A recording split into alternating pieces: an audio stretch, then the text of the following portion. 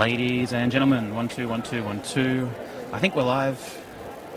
Not really sure. My name's Tim, and in case you can hear us, we're in Mount Gambier.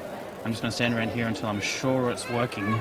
Then we'll talk you through what's going on. Yeah, you can hear me. Hi, my name's Tim from Brass Band. We are here in Mount Gambier. We're here for the world's greatest brass band entertainment contest happening anywhere. This weekend, it's the Mount Gambier Blue Laker Festival, and it starts off with a whole lot of marching, a marathon of marching, I think technically is what we're calling it.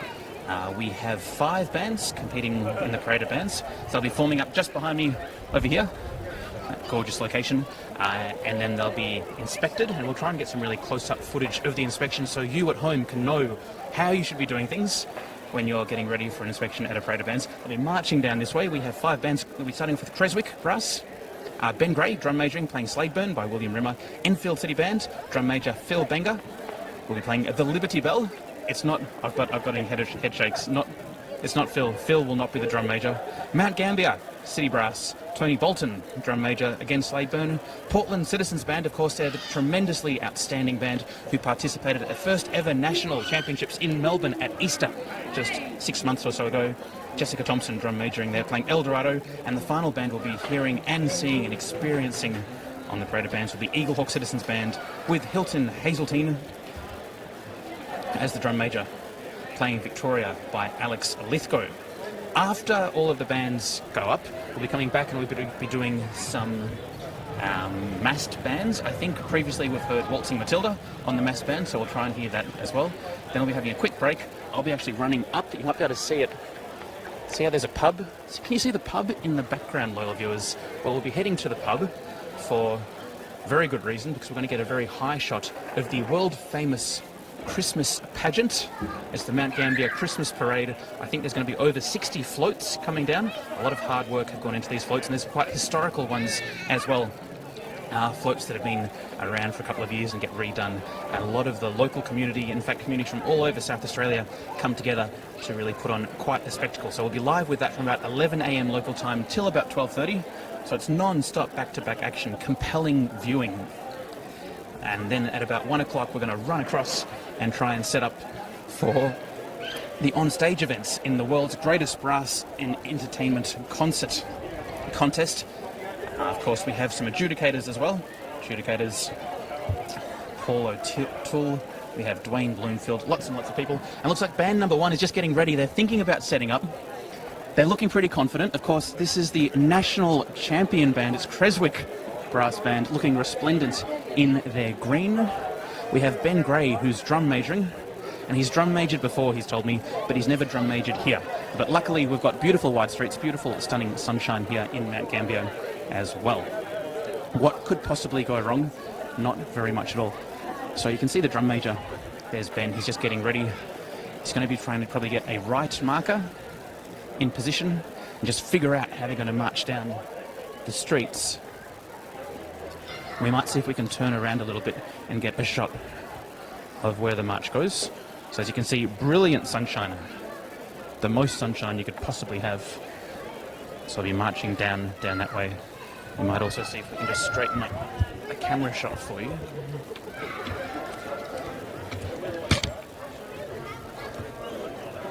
There you go. Is that a little bit better, loyal viewers? So, once again, we are live coming to you on the internet from Mount Gambier for the parade of champions, the Christmas parade of champions. And of course, the big champion will be Santa Claus, I'm told. We're coming out at the end. We have the lovely Veronica on camera. She's going to be trying to pick up the camera and walk around.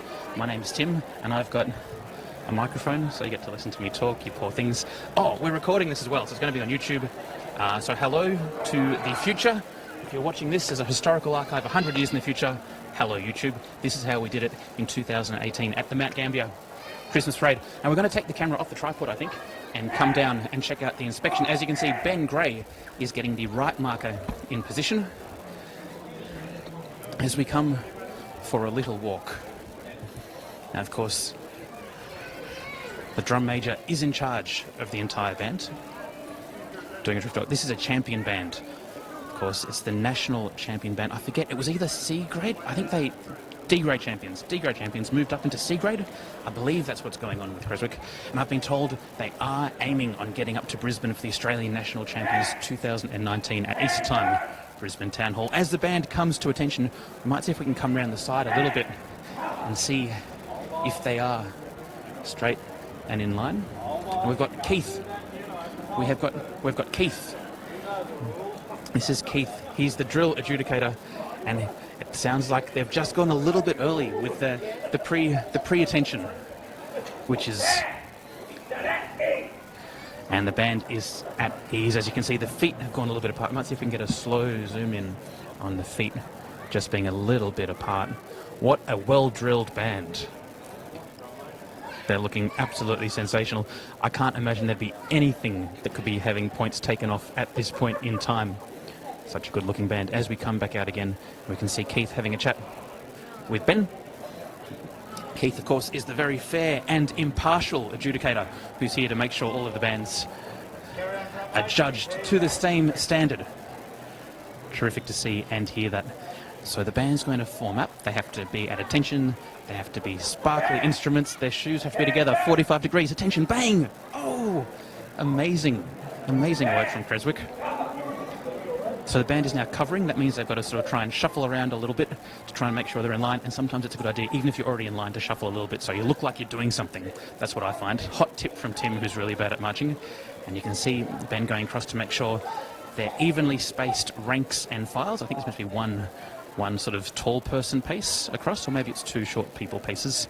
There are actual rules around all of this, of which I know none, but luckily Keith is here who knows lots of rules. I'm sure lots of our loyal viewers out there on the internet know what's going on as well.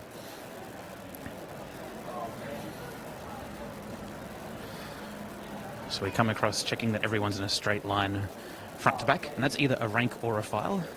Very hard for me to remember which is which. And those ranks or files, it looks like the drum major is happy with that for good reason as well, I would say. So the band has been told to put their eyes right, which is looking sensational. I'm just going to come across here and start a cricket game in the background. Loyal viewers, you just carry on there. Oh, and if you're watching, we're live on the internet in a lot of different places. So there's lots of ways you can be watching this today. If you are watching on Facebook, hello and welcome. It's great to have you here. But a reminder that Facebook quality won't be as good as the quality you'll see on YouTube.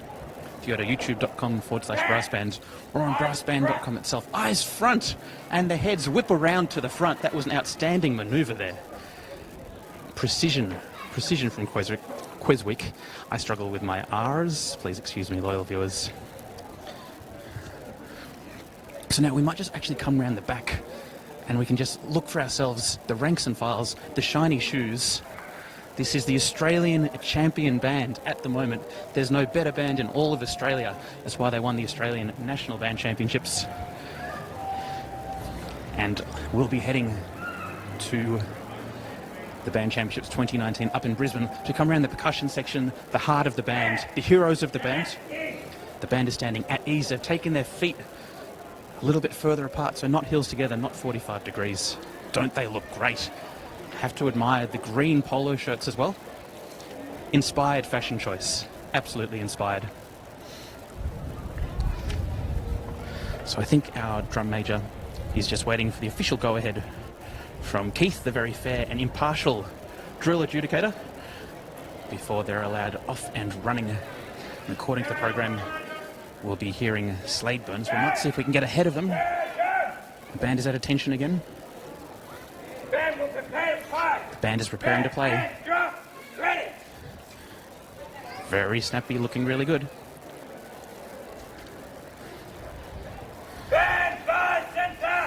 By the centre.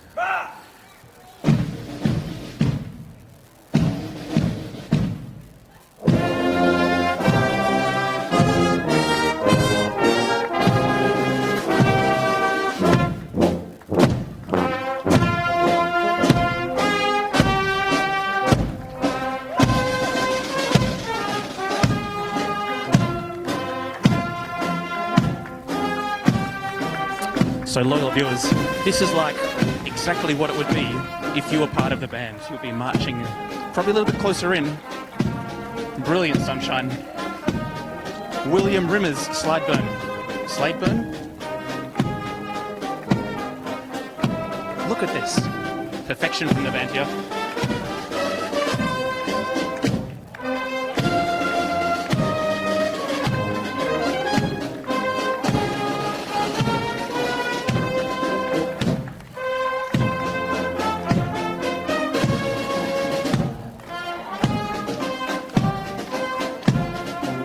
Stop following him there. Tremendous sound from the bass section.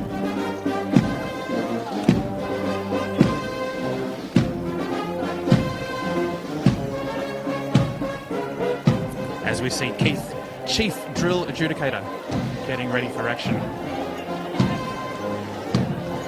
They sound really, really good. I hope you can hear that.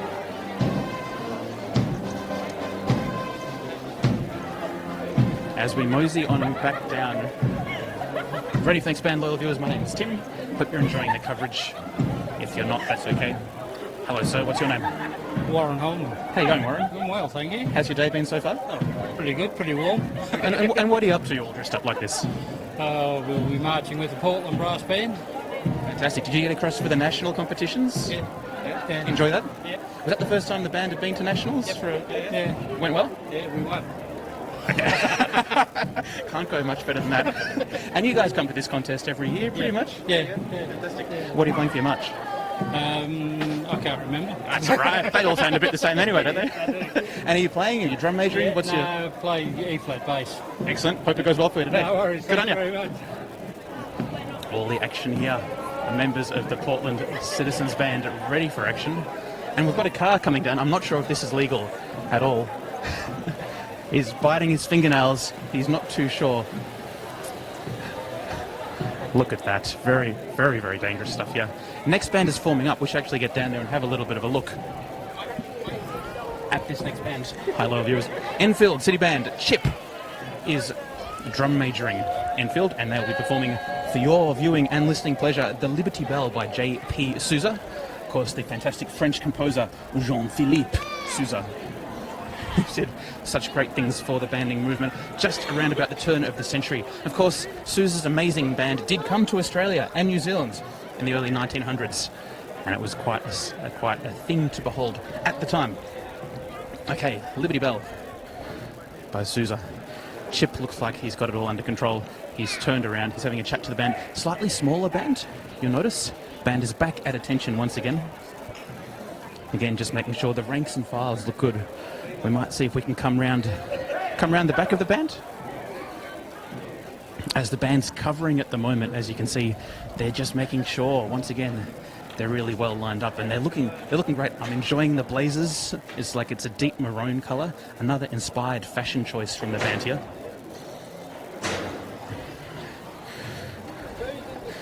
Also really like the headwear from this particular band. Great to see a Sun Smart band ready for action. As we have a look at Chip, well, he's just making sure the ranks or files, whichever ones they are lined up to his satisfaction.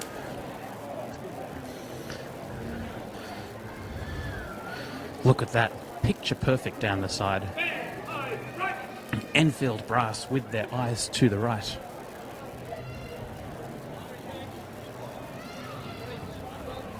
And a big hello to Chip's mum. I believe we have the mother of Chip watching on the live stream. It's such a pleasure to have you with us, whether you're watching on Facebook or Brass Band or YouTube.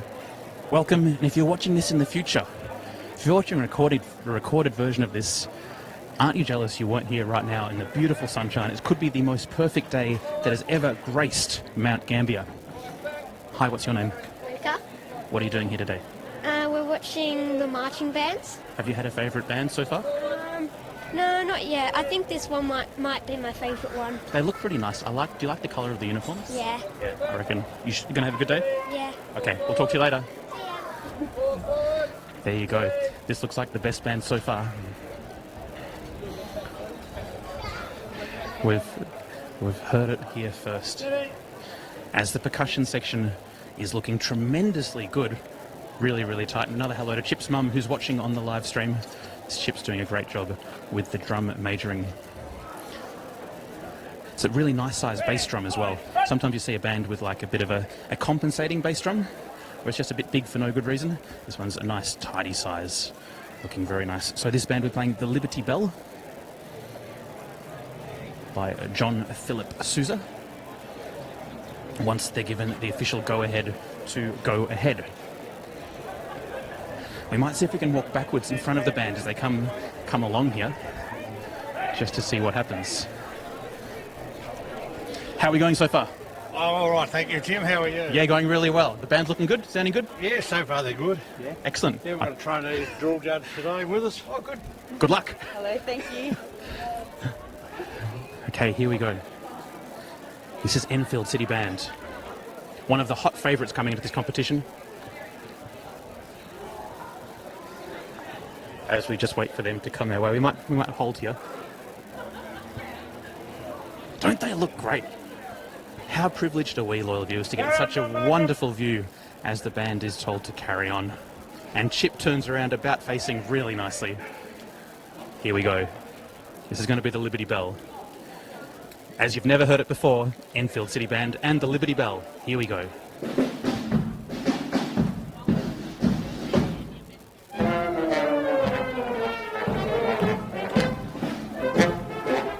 Excellent mace flourishing, it must be said.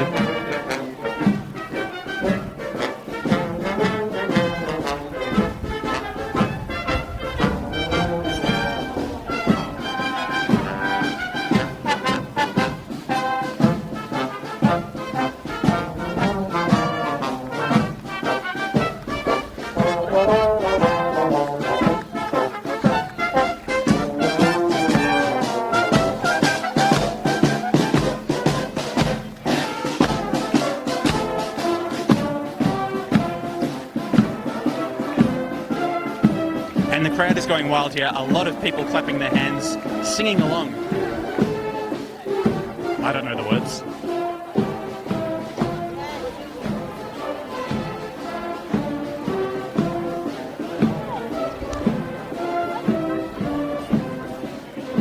As you can see, thousands of people lining the streets of Mount Gambier here for the competition today. Hello, what's your name? Alicia. Are you having a nice day? Yes. That's good. What are you looking forward to most? Playing. Great choice. Thanks for chatting. Everyone's looking forward to playing here today at the Mount Gambier Blue Lake Bands Festival. And we're just going to have a little bit of a look over here. Maybe just to see some noughts and crosses going on. Messages to the future.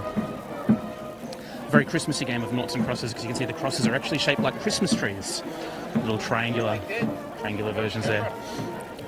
World famous here in Mount Gambier for the Christmas parade, the parade of bands, and the Blue Lake Bands Festival happening very, very soon. We have another band coming up. We have 3 more bands, in fact. Next band up, Mount Gambier City. Tony Bolton will be drum majoring them, so I'm told. And they'll be playing one you've heard before, loyal viewers, this morning, Sladeburn. My name's Tim from Brass Band. Veronica is on camera. We're coming to you live on Facebook, YouTube, and a website. If Facebook drops out or you see this recording later on, you should probably go and check out the YouTube or website recording, because it'll be a little bit better. We'll be live all the way through till around about 6 p.m. or so today, so no excuse not to watch a lot of the footage. Now, come with me, walk with me, loyal viewers. Look at this. It's like virtual reality. You don't need to do any work because Veronica's walking for you. Amazing.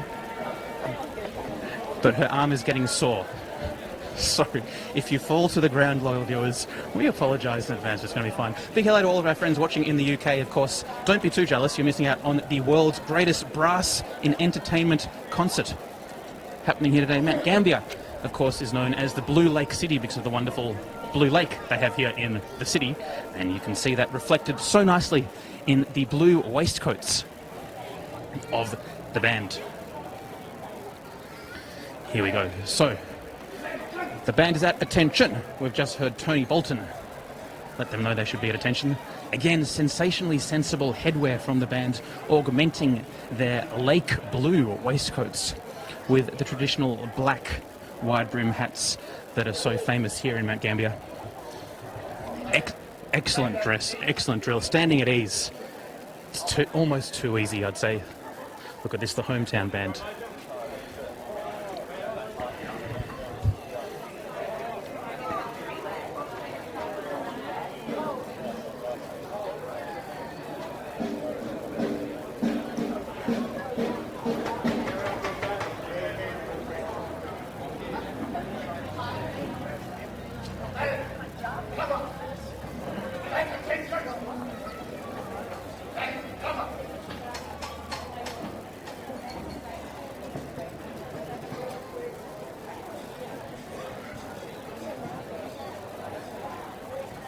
Looking really, really good.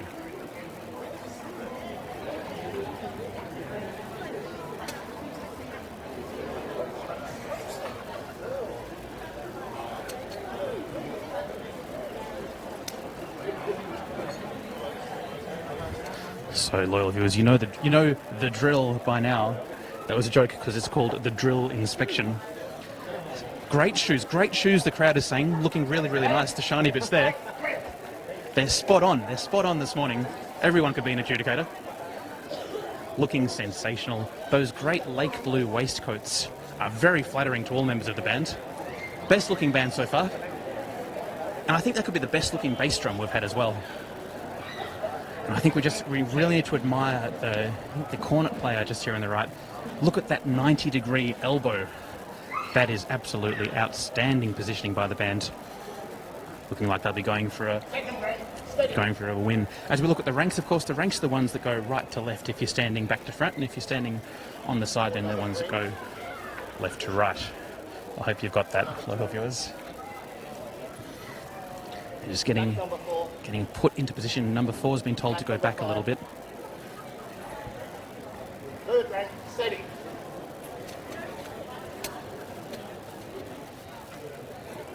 And of course, if you want to switch over, we just have the cricket starting just now with New South Wales taking on Queensland in the Sheffield Shield competition, day 2.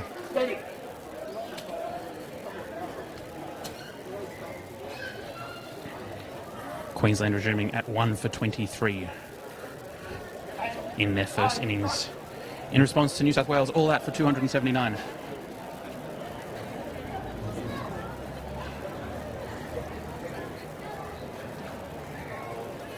What a great looking band. We're excited to hear them play Sladeburn. Another performance of this iconic march coming up here in Mount Gambier, where the sky is always blue and the lake is always bluer. Except when it's grey sometimes, apparently. But it's not grey around this time of year.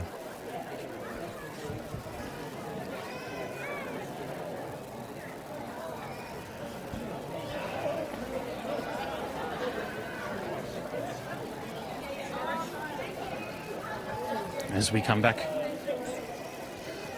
as the adjudicators get into position, and as the camera gets into position for you as well, loyal viewers, we'll just make sure everything's working okay on the internet for you.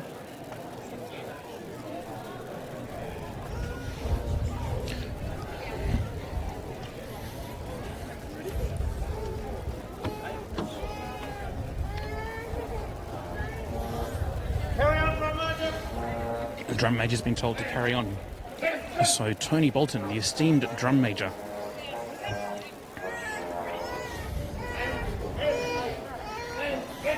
Ladies and gentlemen, the band is ready. And the mace is up, and here we go, Mount Gambier and Sladeburn. Wow, they sound amazing. Is Sladeburn your favourite march ever? It is definitely my favourite march ever. But what march are you playing today? Victoria. Second favourite? After Ravenswood. Ravenswood, another great march, but this is Sladeburn with Mount Gambier. Sounding really nice.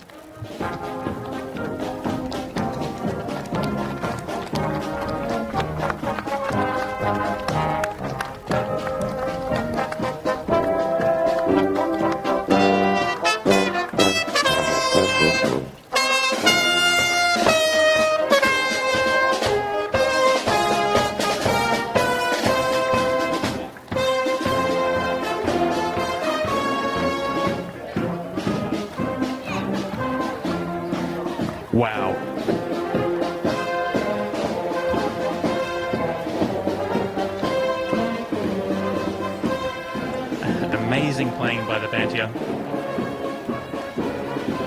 Great volume. I think one of the hardest things in the entire world is to play tuba while marching without falling over. And I say big congratulations to all the tuba players who have today marched, as not one of them has fallen over, and there's been no collisions. I remember a couple of years ago, maybe even last year, there was actually a collision with a drill adjudicator and a tuba bell.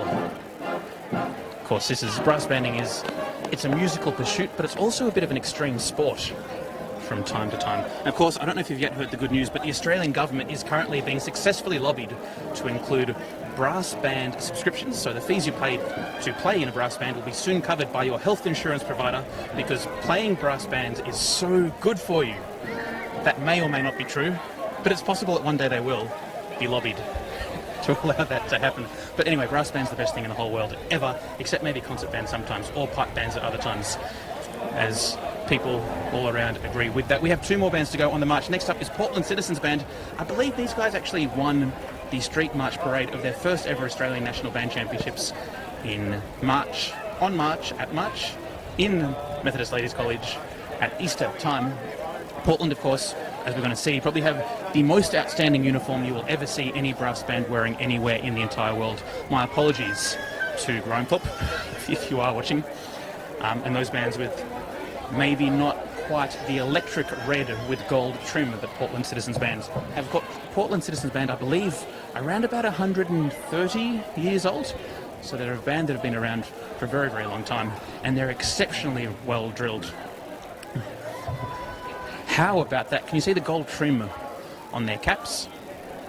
Drum major with the striped trousers. Of course, drum major is the world famous Jessica Thompson, highly respected drum major who continues to lead her band from strength to strength, having success at national and state level.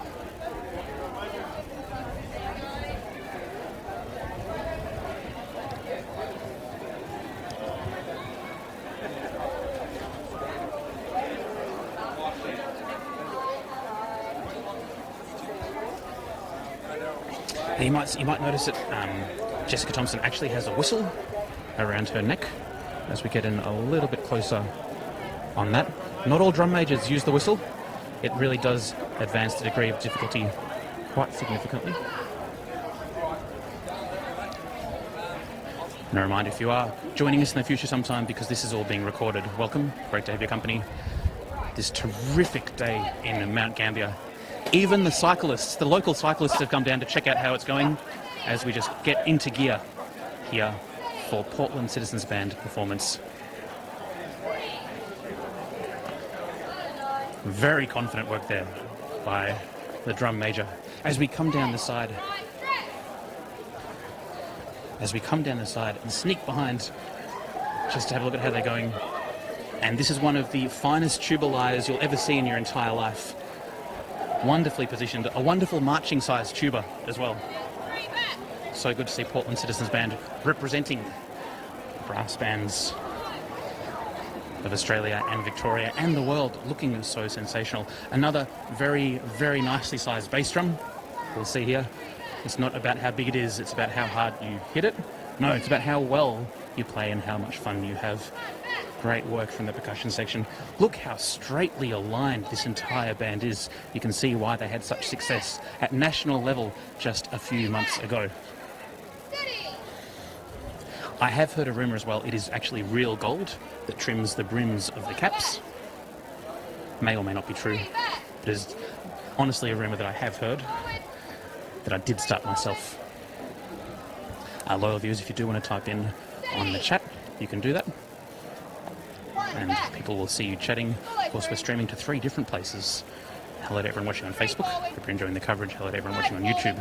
Coverage is even better there. And hello, Team Brass Band on the website. I do hope everything is working. Of course it is. It's going to be great all day.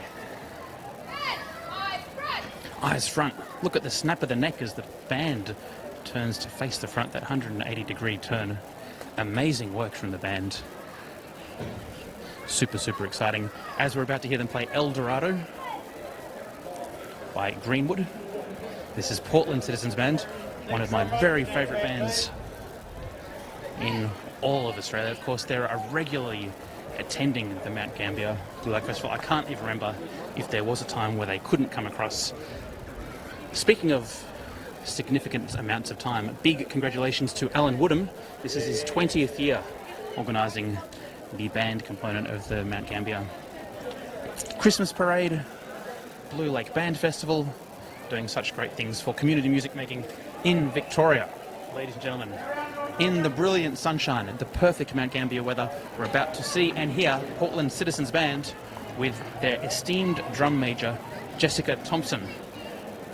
Here we go. Onwards to victory.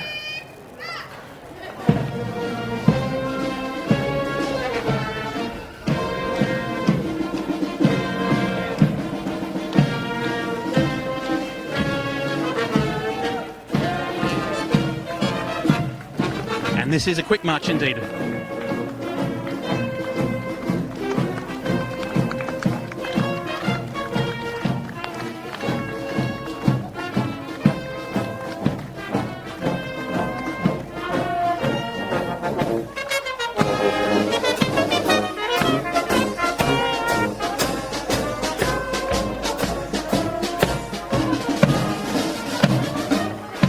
And congratulations to Portland.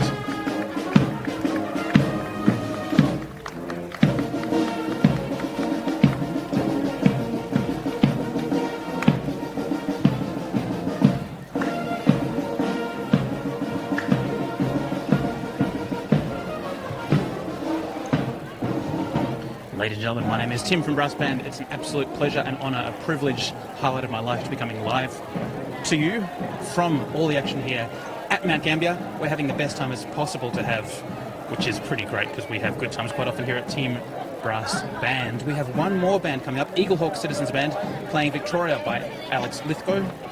Of course, the world-famous UK/New Zealand/Tasmanian composer Hilton Hazeltine is listed as the drum major of Eaglehawk Citizens Band. We'll have to wait and see if that will indeed be the case. We've had a couple of surprise changes to the program so far today. Now, just a reminder, after this final band march, we will be relocating to the pub. You heard it here first, where that's not the pub we'll be relocating to, but it does look a little bit like that. It's actually the one that you can't see behind the trees down there. We're just relocating to the balcony of the pub, getting in position for the Christmas parade, which will be getting underway at 11 a.m. local time. It's currently not 11 a.m. local time. It's 9:46 a.m. local time. Oh, it looks like the right marker, the tuba player, has fallen in. And that doesn't mean they've fallen over, it means they've fallen in, which is actually a really, really good thing, because the rest of the band can now form up around them. As we come down to look at Eaglehawk, they've got a very bold choice in headwear. I think the lighter coloured wide brim caps, terrific to see that. And looks like we also have a rotary tuba. A rotary tuba on the march can be quite a challenge, but it looks like this band is up to it. So once again, this is the final band taking part in the parade of bands. Following this, we'll have some massed bands and relocating to the top balcony. Keep on watching for more. Hit subscribe for more great content. You know you want to, loyal viewers. Look at that. What an imposing figure the drum major strikes. This is Eaglehawk Brass Band from Victoria. Very well shaded from their wide-brimmed hats. Let's just get a bit of a close-up on this tuba. Great to see a rotary tuba on the march. Absolute highlight for all concerned. Looks like we've got a mirrorphone on the march. Wow. Really hard to play a rotary tuba on the march, for me. So it's really hard to get a strap that'll hold it up, and my arms aren't quite strong enough to hold it without the strap. So, it's going to be exciting. As the drum major is told to carry on.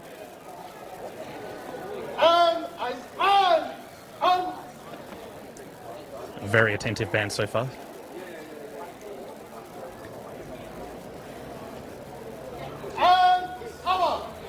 Band cover. That's when I usually do my shuffle movement, because I'm usually in the wrong position. But you should never shuffle if you're in the front row, because then everyone behind you has to shuffle.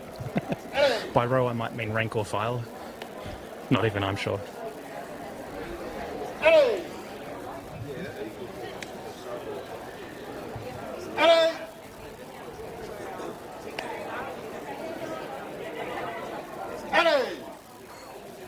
And it looks like Eaglehawk have some of the younger musicians that we've seen so far this morning. Some of the younger musicians we've seen this morning. Amazing precision from the band. Could this be the winning band at the Parade of Bands? I think they might be in with a real shot. Very snappy movements, very well drilled, amazingly dressed. Looking quite sporty, I must say, in the polo shirts, which is good because there's a lot of marching ahead of them. Great work as the young drummer on the right-hand side as you're facing the band just gets back into position. So well directed by the drum major here. Steady. Follow it through, everybody. Rest back. Steady. Steady. Slightly forward. Steady. Matt, slightly back. Steady.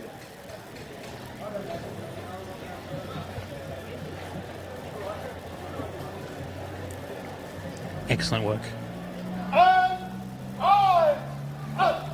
Eyes front.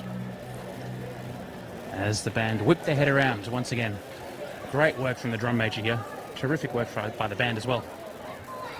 Of course, Eaglehawk Citizens Band, one of the most prestigious bands from around the Bendigo region in Victoria.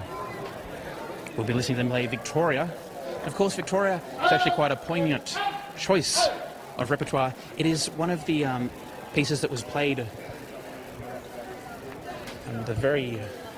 at the signing of Armistice Day, I believe, when one of the bands walked into the final French villages to be occupied by the Germans. I believe the military band with them at the time, actually played Victoria by Lisco. So very historic, and it's really interesting to think on the historic links and traditional links that many brass bands provide back to a different era. Hello to people watching this live stream hundreds of years in the future. Linking up with you guys right now.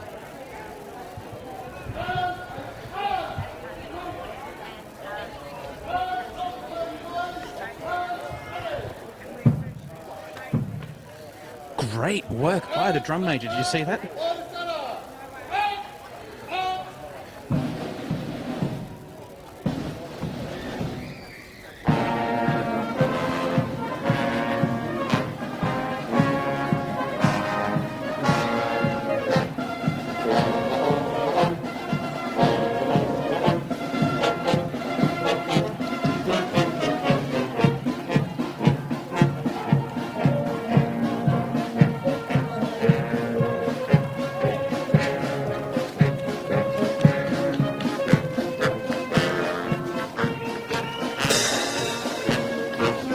That was quite a cymbal crash there.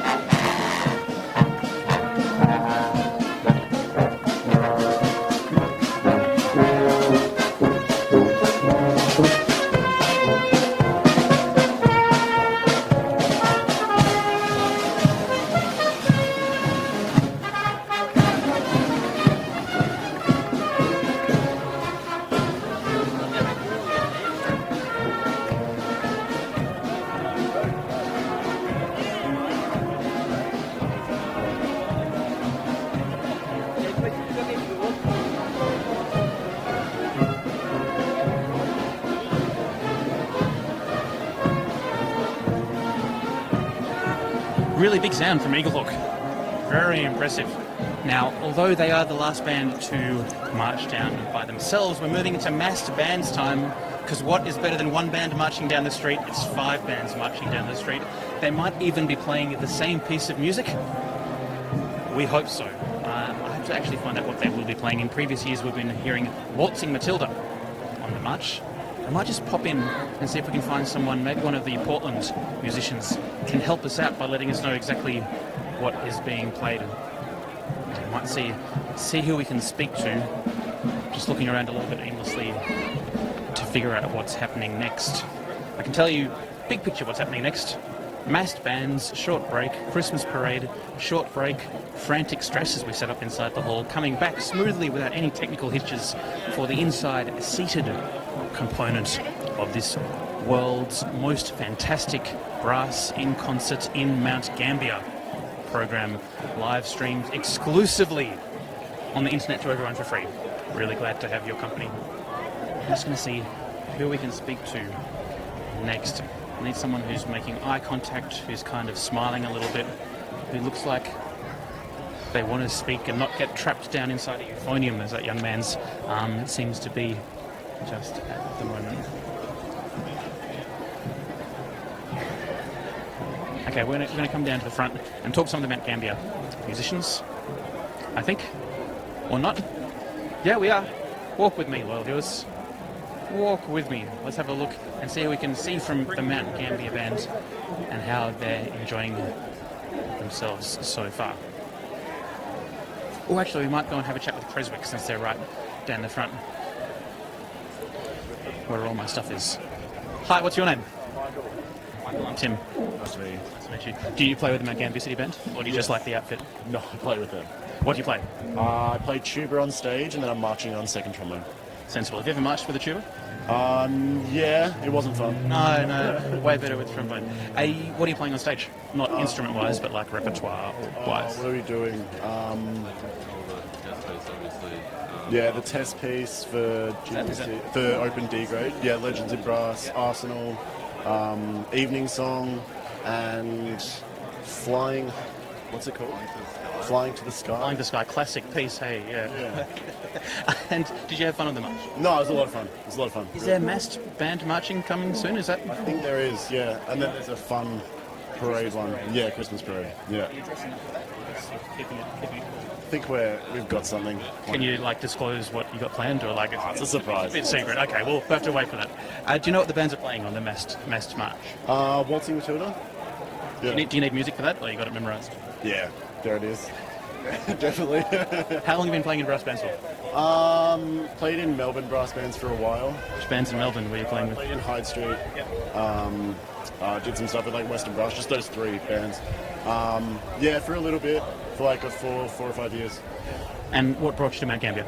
I go to the uni here, James Morrison Academy of Thingy Thing? and then this one got me into playing in this brass band. I love the waistcoats, I reckon. Yeah, They really work. They're pretty smart. How's it go at the academy? Is it fun? Yeah, it's really, really fun. It's a really good course, great faculty. Yeah. How do people audition who want to get in, who are watching on the internet right now? What's the process? You can go online to like James Morrison's Academy of Music, and there should be an apply now, and then you'll go through UniSA and apply. James Morrison tours around and hosts auditions in various states and stuff, so yeah. And do you have any performances for the uni coming up, or are you done for the year, end of semester? Is that We've nearly done our exams, but this Thursday we've got the end of year concert where all the bands play, their pieces and stuff. And yeah. So you finished exams? I got 2 more. Will you pass them? Yeah. Yeah. Okay. Good to hear. Good to hear. Well, thanks very much for having a chat. Have fun the rest of the day. There you go. Now we know everything there is to know about Mount Gambier. Very, very well spoken there. The pressure's off now. We can relax a little bit. We're just waiting for the mass bands to play Waltzing Matilda. And of course, if you are on the internet somewhere, and of course you are, because you're not here unless you're Veronica, we're going to just walk across to our tripod where we can have a little relax. Maybe on the way we might have a chat with Dwayne Bloomfield as well as Keith, 2 of our adjudicators here. I think we might not be allowed to talk with them while they're in the middle of adjudicating. Could be against the rules. Could be against the rules. We've got to protect the mystery as to who it is who's going to win as we come down to the tripod so poor Veronica can rest her achy, breaky arms. She's quite athletic, Veronica is actually. Yesterday she was showing off some of her more gymnastic skills on some playground equipment. And we'll see if we can't post a little video of the outcome of that later on. Here we are, as we just make sure nothing's going to fall off the tripod by doing the thingy thing. So, Veronica's giving us the thumbs up. We're just going to wait around a little bit now. A reminder, you can flick across to cricket.com.au to catch the Queensland Bulls taking on the New South Wales Blues in day 2 of the Sheffield Shield match, which is currently live. And a little bit later on, we'll be also, you can flick across to the Equestrian, the Adelaide 3-day Equestrian event coming to you live from Adelaide Parkland. So lots of things happening on the internet for you to watch today. But of course, you're here watching the brass bands because brass bands are way better than horses. And cricket? Maybe. Not a bit of sandpaper to be seen, although we do have some highly polished instruments. I'm not sure what time the massed bands are going. I think there's slightly fewer bands this year on the parade band, only 5. I think last year there might have been 8 or 9 but we do have some very young musicians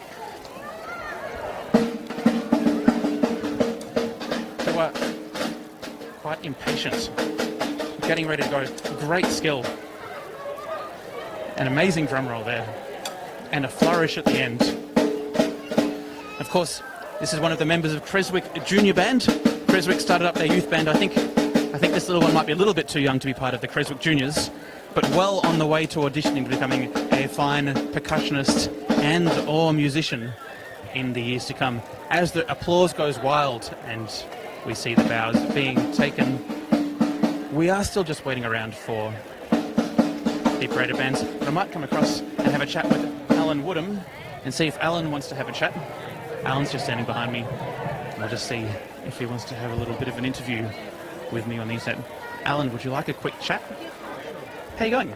I'm going very well, thank you. Congratulations on 20 years of outstanding band organising here in Mount Gambier. Thank you very much. How do you make the weather so good every year? I like to think I've got contacts, but we just, we just seem to get this weekend. Always seems to go well. It's perfect. What's been one of the highlights over the past 20 years of putting all this together? Oh, that's difficult to say. We've had some ups and downs. We've had some great times and a few disappointments as well. But I think it all started in 2001. Really, that was when we had this huge event, and I just sort of did it as I went along, made it up as I went along, and it's worked out. But it's brilliant, and for anyone who hasn't been to this competition, it's such a really nice community feeling. Everyone's sort of here together, just making great music and enjoying themselves. That's right. Well, we try to keep it informal, and that was a balance, because I spent a lot of time with the NVCA, and that was regimented, and we have the screens with the adjudicators and all the rest of it. So I thought, let's do something different in Mount Gambier and make it a bit informal and relaxed, and people, and they just love it. The bands love it, the public love it, and it just seems to work. So it's a winning thing. It's perfect. And the Christmas parade that's happening shortly, how many years has that been going? That's been 59th year this year. Next year we're going to hopefully do a bit of a different celebration, and I'll use the band slightly differently, and we'll see what happens. But I've had a discussion with the council, and they've sort of we've got a new city council coming in, but I've spoken to the people, administrators, and yeah, they've offered their support. So they'd have to for such a fantastic event. I mean, obviously they're offering their support. I'd say that this particular festival will be the envy of many councils right around Australia, just to have this many people coming to enjoy what Mount Gambier has to offer.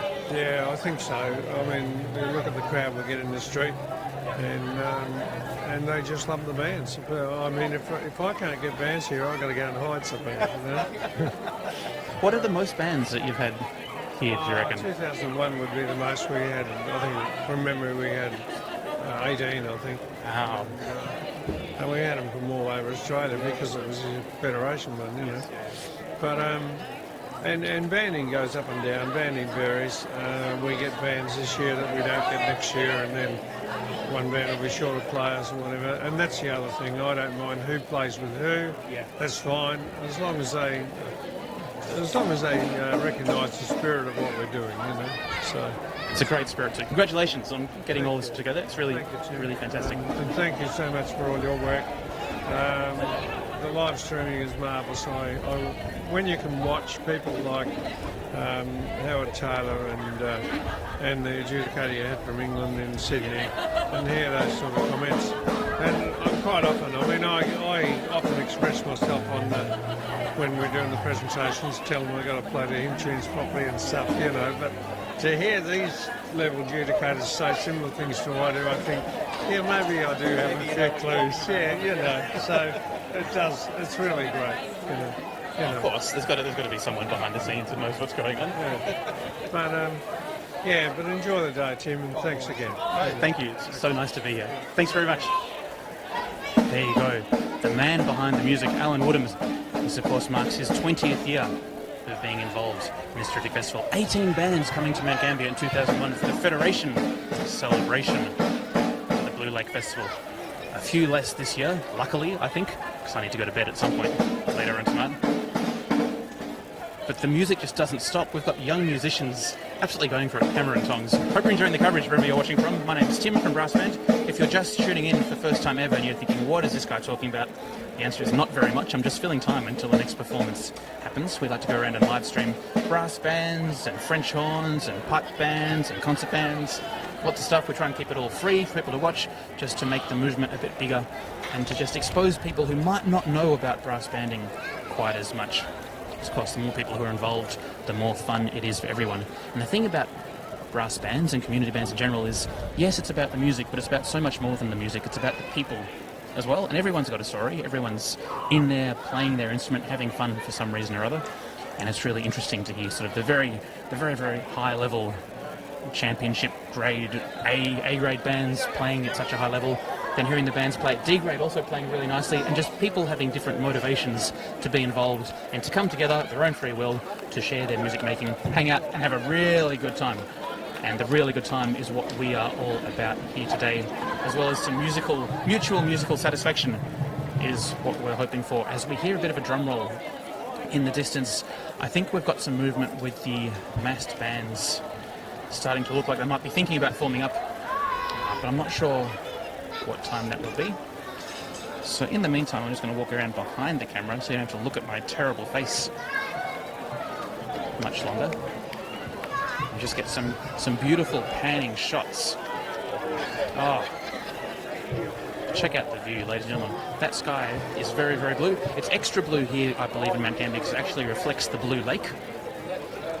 So there's a really blue lake which is then reflected back into the sky and not the other way around.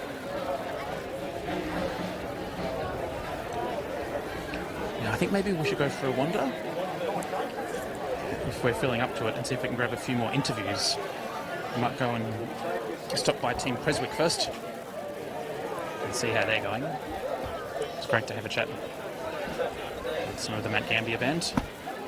We're also part of the James Morrison Academy of Music for people who want to play music real good, which isn't actually what they're called, but it's great to have it there. We might just turn around really quickly to get a shot of the Christmas tree. There's a Christmas tree. Wow. Okay, anyway, as we were saying, I love Christmas. I also love Christmas carols. Too bad if you don't. You might be singing them as we go throughout the day. So we're going to come into Team Creswick and see if anyone wants to have a chat in Team Creswick. We might see if we can talk with the drum major of the Creswick. So, hi Ben, how you going? Good, thank you. How'd you go on the parade then? Yeah, it went really good, yeah. You were happy with the band? Yep, I was happy. You don't need to discipline anyone afterwards and tell them what to do? No, there'll be no disciplining today, hopefully. As long as they stay behaved, yeah? Yes, yeah. So what are you playing on stage later on? Do you remember what you're playing on stage? Yep, so we do have a hymn, Levenham, something like that. Levenham? Yes, Levenham, yeah. Yeah, I'm not quite sure of the pronunciation yet. There's music for a festival. Oh, awesome. I love that one. Yep, Champions March. Yep. And Pirates of the Caribbean. Pirates of the Caribbean. What a program. That's sensational.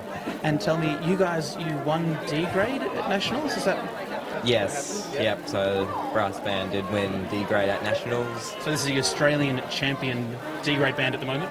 Yes. There's no better D grade band in the entire country, according to a panel of 3 adjudicators? Pretty much, yeah. It must be true. It must be true. And are you guys heading up to Brisbane for Nationals next year? Is that the plan, or still waiting to find out? That is the plan. Yep. So hopefully everything works out and we'll be up there for Nationals next year. And are you still in D grade, or are you up in C grade now? We're up in C grade now, yeah. Because you just sounded too good for D grade, I guess, is what that panel of 3 world-famous adjudicators thought, yeah? Yeah, pretty much. Excellent. And this massed band that's going to happen soon, how does that work with drum majors? Do you know what... Are you at the front of all 5 bands, or is someone else doing that? Yep, so it's going to be divided up into 2 groups. Okay. We're going to be in the second group. So what's going to happen is there's going to be one drum major out the front with how many other drum majors there are falling in behind them. So I don't think that first drum major will be me. They're probably going to get a more experienced person to... But you did such a good job. Like, if you were at the front, I'd feel very confident. Yeah. Well, it's my first year of doing it, so I don't really... It doesn't show. It looks like you know exactly what you're doing.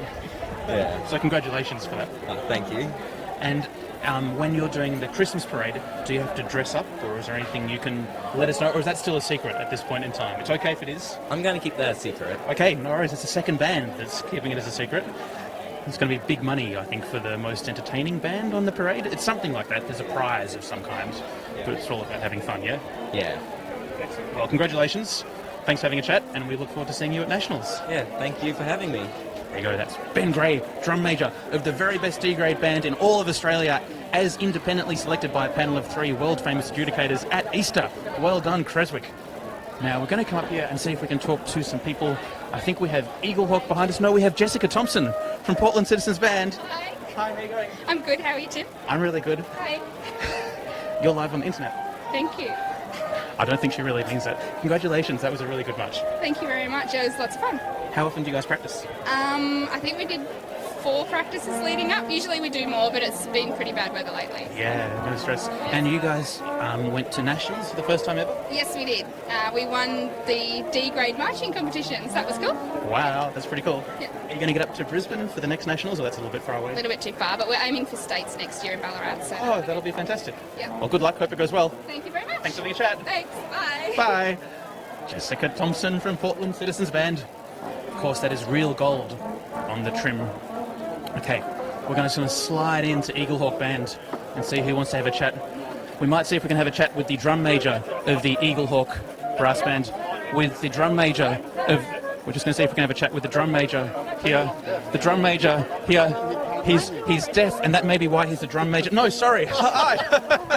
How you going, Hilton? That's coming from a tuba player. Terrible, isn't it? Yeah, really well. How'd you go in the march there? You happy?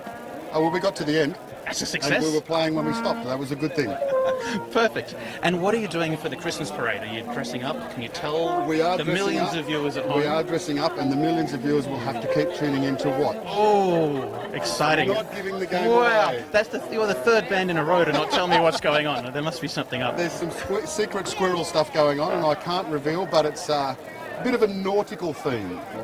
A nautical theme. What could possibly go wrong? Nothing at all. Nothing at all. We're either going to sink or swim, aren't we? And what are you playing on stage later on this afternoon? Do you remember that? We're doing Broken Sword by Kevin Hooben Yep. as our major work. Right. We'll be doing a hymn tune called Manchester. We're doing Victoria as our stage march. Yep. And a lovely euphonium duet called Man My Shadow. Oh, fantastic. That'll be good. And what's coming up for Eaglehawk in the next little bit? Do you have some carols performances? Where can all your fans come and see you We've next got time? Canterbury Carols at Eaglehawk on the 9th of December, starting at around 7:30, I think. 7 o'clock. 7 o'clock. At Canterbury Park at Of Eaglehawk. course, but since we're in South Australia, that time zone difference is why you said Yes, 7:30. that's correct. Very Yes, small. I was allowing Yeah. for the time zone. Yes. And then we've got not much on until the Dahlia and Arts Festival in January, Right. and then preparing for Nationals in Brisbane. Heading up to Nationals? We are indeed looking very forward to it, and it'll be good fun. Yeah, we look forward to seeing you and hearing you there. Excellent, thank you. Thanks for having a chat. Good luck worries. on the nautical parade. Nautical thing, yes. We're looking You'll forward to enjoy see. Oh, I hope so. I always do. Thanks, Tim. Thank you. Okay, we're doing well. We've heard from 3 of the 5 bands. We just need to go and find a few more people. There's Mount Gambier. We've had a chat with Mount Gambier. Maybe we're going to have a chat with a few more Portland peeps. Portland peeps. I'm being pointed in a direction over here. I think we have a band that's already in uniform. Walk with me, loyal viewers. We're going to find out exactly what's going on here.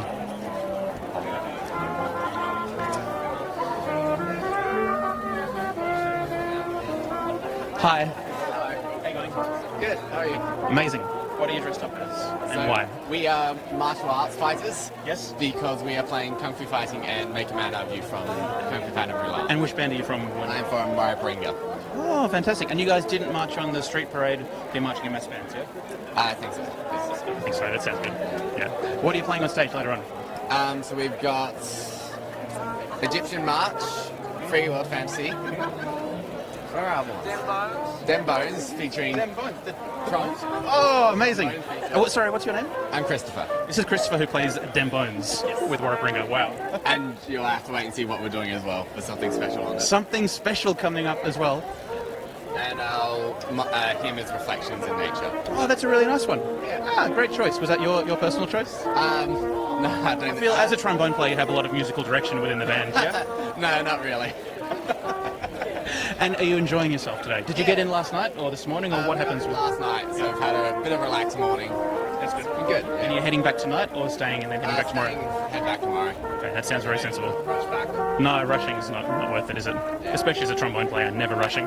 Thanks for having a chat. Hope it goes well. Thank you. It's Christopher from Warraparinga playing Dem Bones. I'm just going to have a see if we can have a chat with BJ over here. How you going? Hello. Hi Tim, how are you? I'm the best ever. How are you? Yeah, good, thanks. What are you up to? What's next for you? Next for me is the Christmas parade. I'm just taking it easy for the mass march because I don't want to outdo myself. That's true, you've got to really pick your time to peak. Yeah. Where will you be peaking this afternoon? Around about what time can we expect that? I'll be peaking probably around 6:30. Yes. When I get the beers out of my fridge and I start drinking them. That will be my peak performance. We will try and get a camera up there to cover that as well.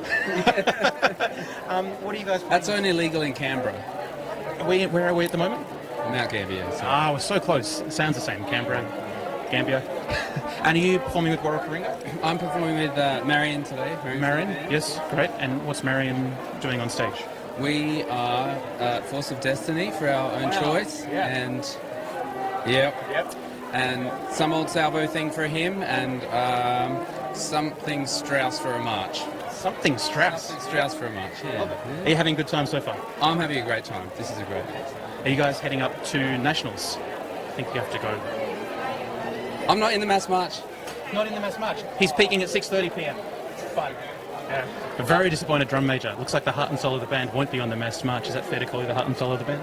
Yes, and I'm really good at disappointing, so, you know. Well, we can't wait to find out more about that a little bit later on. Thanks very much for having a chat. You're welcome. Have a great day. Always do. Ladies and gentlemen, loyal viewers, the action is non-stop here. We're just going to have a chat and see when this gentleman got his hair permed. Excuse me, sir, how did you get that hair done like that? I stood still for the wrong time, and someone gave me a wig. Do you have any regrets? No, none. I wouldn't either. It looks sensational. There you go. Non-stop action here at the Mount Gambier Christmas Parade. We're going to have a chat with Mr. Rotary Tuba of the Portland Citizens Band.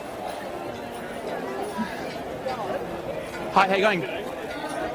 I love your lyre. That's ingenious. Thank you. My tuba doesn't have a lyre holder, so I had to MacGyver it a little bit. That's fantastic. So I just grabbed a small tablet holder off eBay, and I've cable tied it on. Yeah. The word genius has been bandied about a little bit today. I can understand why. Yeah. And if I'm to believe Facebook quizzes, actually I am a genius, but yeah.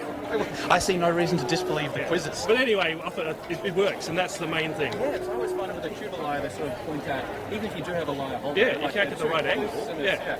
For those who can read music, of course, it would be. That's right. For me personally, it doesn't really make much difference. Yeah. I'd like it just about a little bit further out because, yes, the eyesight's not as good as it used to be when I was younger. Is this a Wessex tuba, is it's it? a Wessex Nagy, well, I'm not sure if that's how you pronounce it, and it's great. I really like it. That's good. It looks very pretty. I'm actually a trombone player, so I'm not an expert, but yeah. I don't know if anyone wants to be an expert tuba player. That sounds... But it's fun to play. It's fun to play, and it feels really good. Yeah, that's really good. And well endorsed. Highly endorsed. And you, of course, are part of the Portland Citizens Band, and there's been a rumour going around that's a real gold on the trim of the caps. Can you confirm that? I can't confirm or deny whether or not it is actually, in fact, real gold. It could be real fake gold, perhaps. Wow, that's amazing. Good luck. Are you waltzing Matilda? I am waltzing Matilda. I've never played this, but it seems to be identical to the bass trombone part anyway. So what could possibly go wrong? Thanks for having a chat. Thank you. Good luck. Love the lyre. Ta. There you go. Genius. We need to go and find Matilda, who will be, of course, waltzing with the front of the band. We're waiting for Matilda. Let's go and have a little bit of a look as the band start forming up, as we keep an eye out for Matilda, wherever she may be. Is this Chip behind me? Just wondering if we can have a chat with Chip, the drum major of Enfield Brass. Hey Chip, how you going? Good day, how you going? My name's Tim. I know. Oh, that's a worry. I think your mum might have been watching on the live stream. Oh, I sincerely hope so, yeah. Were you happy with how the band went? Yeah, I was happy how the band went. You probably noticed that Phil was there, but I'm the deputy, stand-in drum major, I suppose. Oh, the real one must be amazing because you did a really great job. Best in Australia. Best in Australia. World class.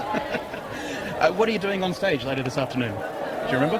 What music? Yeah, what music? Oh, earlier we're playing that one. We're playing the Liberty Bell for the march, and the contest piece that we're playing Saddleworth Overture. Oh, wonderful. One of my favourites. As long as it's one of your favourites, that's fine. And do you guys have some carols coming up later in December, or when can people come and see your band perform next? We've got Christmas carols and pageants all over the place. A couple of carols we've got. When they are, I've got no idea. Because I concentrate on today first. And One problem at a time. Well, good work on the march, and look forward to seeing the mass bands go by. Have fun. Always do. Thanks, Chip. Okay, ladies and gentlemen, I think we have a marshal. We've got some bubbles. It's okay, it missed me. We're just going to come down maybe and have a little bit of look at Marion and Warraparinga as they're setting up. They're going to be doing a little bit of kung fu fighting, is what I've heard from one of Dem Bones we had a little bit of a chat with just before. Looking quite casual so far, but eager to go. Of course, they didn't actually march on the main parade of bands, so they've got some energy to burn, which is good because the mass bands march all the way up, back the other way behind where the camera is. Then they come back as part of the Christmas parade, and the Christmas parade goes for about 10 kilometres. It feels like if you're carrying a tuba, it's probably actually a little bit over a kilometre, but we look forward to that very much. There'll be a number of floats. I think there's upwards of 73 floats in this year's Christmas pageant. I made that number up, but it's a very high number anyway, so maybe I'm right. We'll have to find out a little bit later on. We'll come down and see if anyone knows what's going on. I don't think you can see me right now, loyal viewers, and that's probably for the best. Okay, we're going to be going straight into the melody of Waltzing Matilda, is what we've been told by the person in charge. Straight into the melody. 17, double bar line. Bar 17. Of course, the melody is at 17, the double bar line. We all know exactly what's going on. And ladies and gentlemen, at home, if you do feel like playing along and or singing along, please do so. And a big thank you to everyone who is typing in on the chat.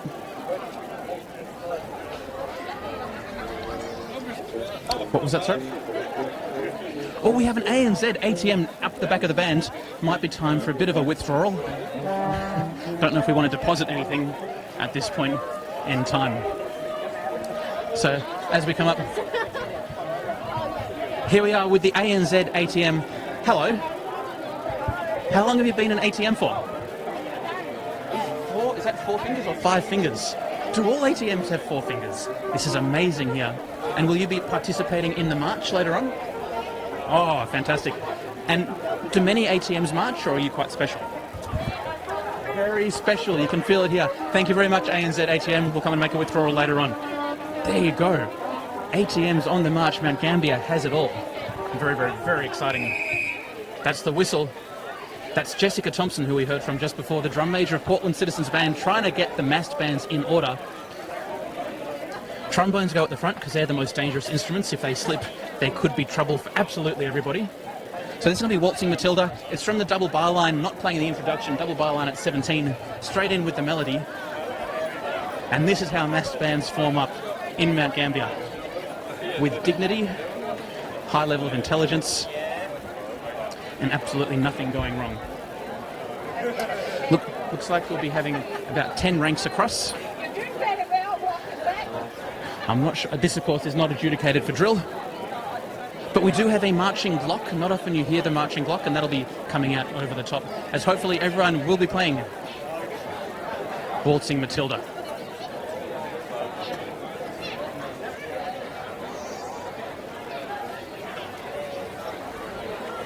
As we see the drum majors, I'm not sure who's going to have ultimate authority here. I think we have spoken with all of these 4 drum majors so far today. Looks like Jessica is the one who's stamping her authority down at the moment. What could possibly go wrong? Not very much, I think. We might see if we actually march along with the band. We can be singing as we go. We'll see. The technology might fail us at some point in time. But of course, the music won't be. Big hello to everyone watching on the internet. If you're watching on Facebook, good on you. You're going to get better quality on YouTube, youtube.com/brassband, and of course on the brassband.com website. As our camera girl extraordinaire, Veronica, who was doing some gymnastics in a park last night and was sort of self-medicating with some chiropractic adjustments. Just putting the camera down for a little bit of a rest at the moment.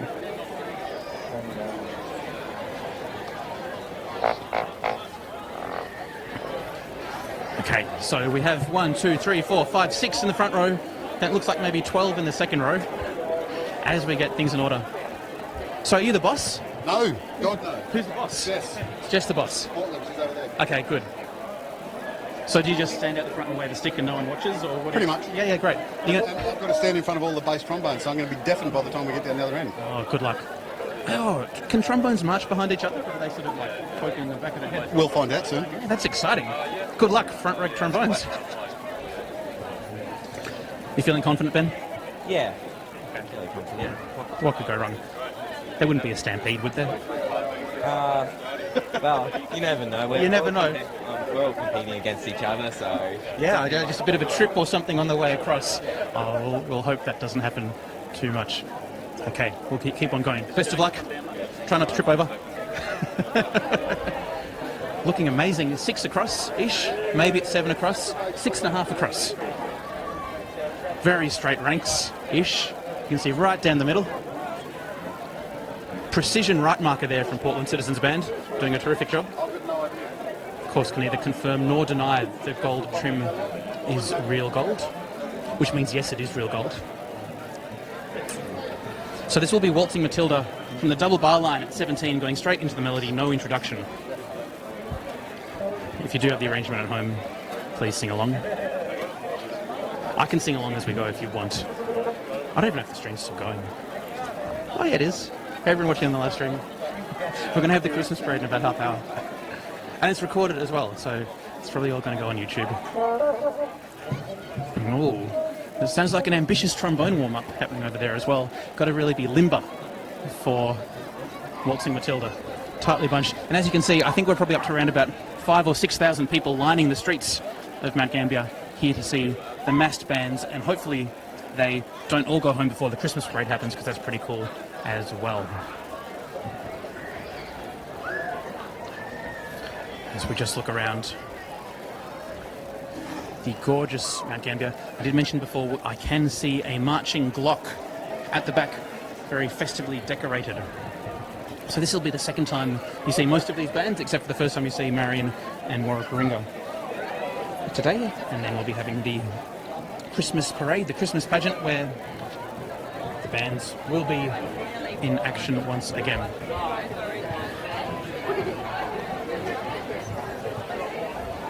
So quite exciting reminder, we are also currently live with day 2 of the Sheffield Shield.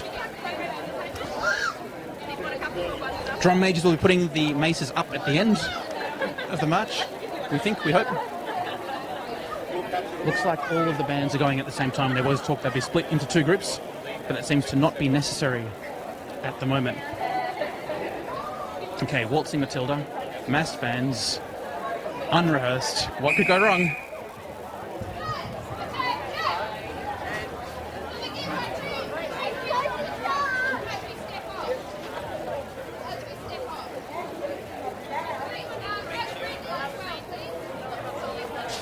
As written. I thought it was going straight in with the melody.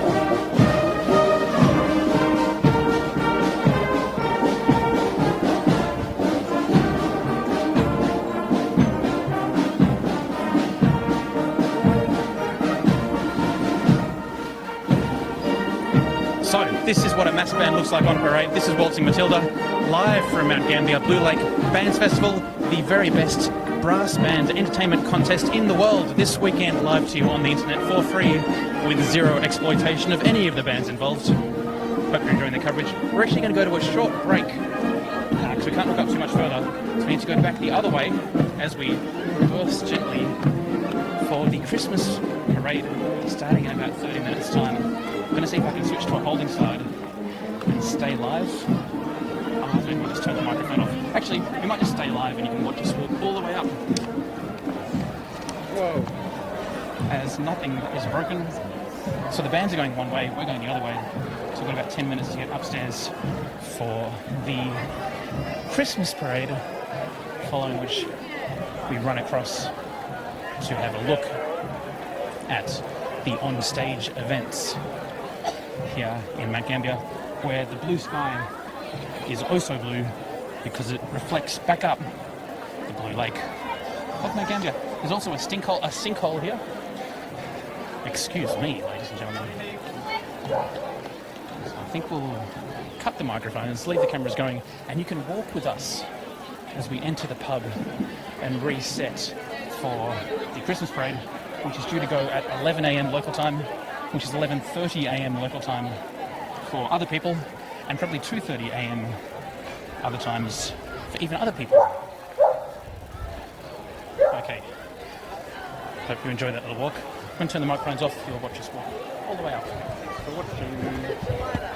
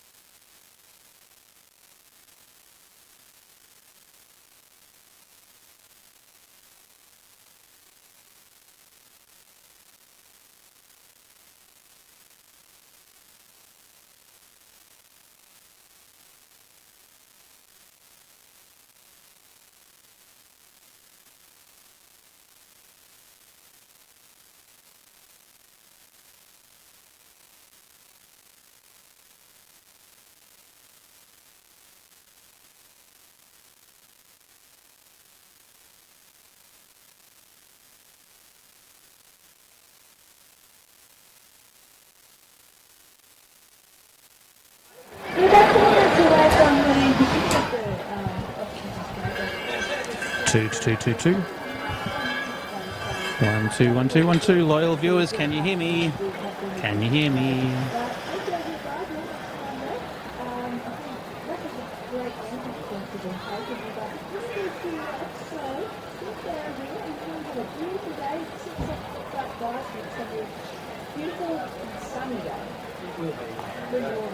Well done to everybody that has put in the effort to be a part of this year's Christmas parade. Looking forward to bringing that to you next year. We are indeed, and before we go through the Christmas parade, there's a couple of songs and Christmas parade together. So let us go through. Okay, ladies and gentlemen, on the live stream, we'll be underway very, very shortly with what you've all been waiting for. All this time, your entire life has been leading up to this point. It is the Christmas parade, live from Mount Gambier, the world's biggest and bestest Christmas pageant. I'm joined today in commentary by Jason. Jason, how are you going? Terrific, mate. Thank you very much for having me here today. It's an absolutely beautiful day in the city of Mount Gambier, a top day for this parade, and looks like the town has come out, and even probably a lot of people from out of town have come out for this absolutely fantastic event, kind of heralding Christmas and the Christmas season in the city of Mount Gambier. So, as a local, Jason, can you tell me, how do you get the weather to be this perfect every year for the parade? Okay, so you haven't done this too many times then. This is an anomaly, I believe is the term we'll use today, but it is an absolutely brilliant day, and it never had any doubt that Mount Gambier would really turn on the weather for the Christmas parade, because it does it for all the big events. Exceptional. Now, I believe we have something like 55 floats coming down. Big mix of the local community displaying themselves and their Christmas spirit in a bunch of floats, and some floats I think that sort of get reused and recycled every year, a little bit updated. I know that Adelaide have their Christmas pageant. I know that they're trying very hard to get it up to the standard of Mount Gambier. Do you have any tips for those people over in Adelaide trying to organise that? How can they get that magical feeling that exists here in the city of Mount Gambier Christmas parade? Well, it's actually funny you mention it. I was in Adelaide last weekend, and you can call it a research trip if you like, but just happened to be at Highmarsh Square as their parade went through there. And what I found, the big difference between these regional, I'll call Mount Gambier a regional parade compared to the city parade, is this is a very commercial-centric parade. Mount Gambier still holds strong that community essence of the parade, and that's a really special thing. You know, you do see in the big parades now that a lot of corporate people have got on board, and that's great to see the life of the parade continue on, and you do need those corporate sponsors, but there are certain ways of doing it. I think the Mount Gambier Christmas Parade and the council have really done a great job in ensuring of keeping that balance of the community is managing this parade, and with the support in the background of the corporate people of this town, which is really great. It's great to be involved in such a sensational community focused event, and great to see so many of the local community out and about, and as you were saying before, a lot of people from further afield than what you call the local community all joining together to make something very special here at Christmas time. Now, a quick note for people watching the live stream, wherever you might be watching it, we're live in Facebook, and that'll look very pretty, but it'll look even better on the YouTube and the Brass Band website links. And what you can do, if you want to get all fancy, is get it plugged into your TV, and you can kick back at home, have it up on your surround sound system, your home cinema system. It'll be just like being here, only maybe slightly better, because we'll get to zoom in and see the faces of the people on the floats as they go past in what will be probably some of the defining moments of their life so far. So we wait with bated breath to see what's going to happen next. I believe the parade starts right on 11 o'clock. It does, yeah, it does from Commercial Street East, and makes its way down to Vansittart Park, and it'll probably be about 45 minutes in total of the parade. If you stay in one place, you'll see the parade within the hour. Were you ever part of a parade when you were younger?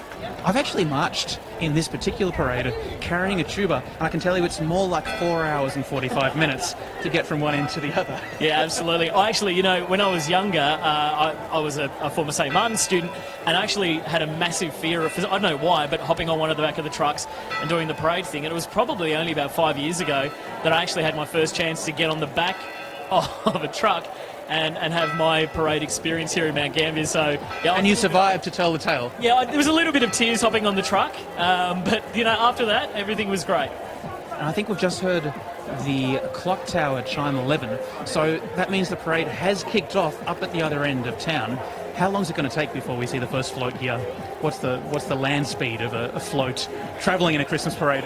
Well, whatever the first gear of one of these Kenworth trucks is. But I would imagine that we'll probably see the first lot of floats within the next 5 to 10 minutes, and it will kick off this amazing NF McDonald and Sons parade for 2018. And you can probably see already on the section there of the streets that there's plenty of chalk, plenty of drawing going on there, and it's looking absolutely terrific. The town's lit up, and the town hall itself looks terrific this year. They've placed the Christmas tree right front and centre, and it looks absolutely beautiful at Town Hall. If you're coming past at night time, those wreaths along the Town Hall are all lit up. The Christmas tree is lit up. The stars are looking great. It really is an absolute spectacle at the moment. And the council needs to be credited for making it look like an absolute gem this time of year. So we should say a big hello and welcome to everyone who's tuned in right on 11 a.m. for the NF McDonald and Son Mount Gambier Christmas Parade for 2018. I've heard many rumours of people saying this will be the best one yet, which is very, very exciting.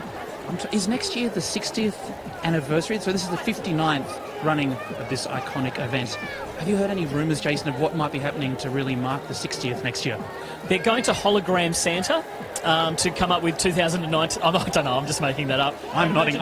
I can imagine a lot of people going, oh, you can't do that. No, they might not be doing that, but I'm sure they got something big for the 60th anniversary. The reason, like I said before, these things go on for so long in this community is because of the sponsors, and probably while we're waiting, it's a great opportunity to thank those sponsors that make these sorts of events in Mount Gambier possible, including, of course, the major naming sponsor, NF McDonald and Sons, Win Television, City of Mount Gambier, Mount Gambier Christmas Parade Advisory Group, also Mount Gambier Rotary Club West Incorporated, MJ Dance. They're the ones that will be holding those numbers in front of each of the. That is probably holding those numbers would be one of the trickiest jobs, I would say. You don't want to stuff that up. It's the whole sequence of the parade. You get out of sequence, and people could be going down Grey Street. They could be ending up down. There's actually quite a bit of pressure, quite a lot riding on holding those numbers. So a big thank you to everyone helping out with that portion of the parade. Yeah, thank you. Also, the first Mount Gambier Scout Group, they've been handing out chalk and also some flyers this morning. The Youth Advisory Group, SAPOL and SES, which have done a great job and do a great job each and every day. Bannermitre 10, McDonald Park Primary School, and of course the wonderful volunteers too.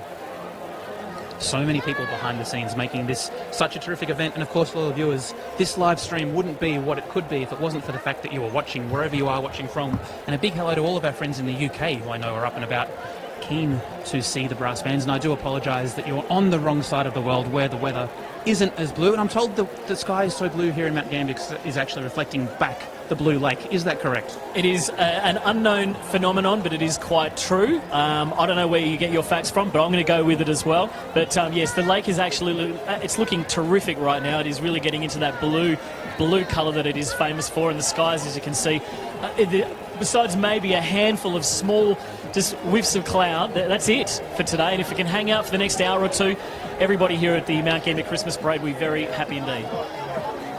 I'm happy already. I've got to be honest. We just wait for this first float to come down. Do we have any information about who's first? It'll kick off with the Mount Gambier City Band. The Mount Gambier City Band are one of the first bands. I think there's about half a dozen bands this year. You could probably fill me in on those details. But the Mount Gambier City Band proudly are one of the first to pass through the main corn here at Mount Gambier for the Christmas parade, and I think they've had a bit of a warm-up earlier this morning. They have. They're one of probably Australia's most iconic brass bands in Mount Gambier, I think it's fair to say, and they participated already this morning with an inspection and a drill, so they were actually getting judged on how well they can march. So pretty serious warm-up for what we're about to see today. And of course they then moved into having a bit of a massed bands performance with all the rest of the bands. And I think you're right, there were about 6, maybe 7 bands there. But we're looking forward for the Mount Gambier City Band, band number 1. We've just come to about 11:05. So what does that mean? What does that mean? Are they going a little bit slow at the start? There could be high drama at the start. What could go wrong at the start of a parade? Let's not dwell on that. No, let's not worry too much. Actually, you have had a chance to look at some of the bands from earlier today. Who have you seen as a standout performance and one to really keep an eye on for this Christmas parade? Well, I think we have to do a shout-out to 2 particular bands. The Portland Citizens Band, they've been in existence for well over 100 years, and they went to their first ever national contest this year, and they actually won the marching section there. So when we see the Portland Citizens Band come out, they'll be wearing red jackets with lovely gold trim on their caps, or they might be dressed up. Who knows? Who knows? But they were definitely a standout band recently and highly skilled with their marching. No, it's good, and it's great to see that there's, the bands bring a lot of people from out of town, from, Victoria and across Australia to Mount Gambier, and it's great to see them coming here, and hopefully they get to spend a bit of time in Mount Gambier and enjoy this beautiful weather, which is, believe it or not, actually quite rare.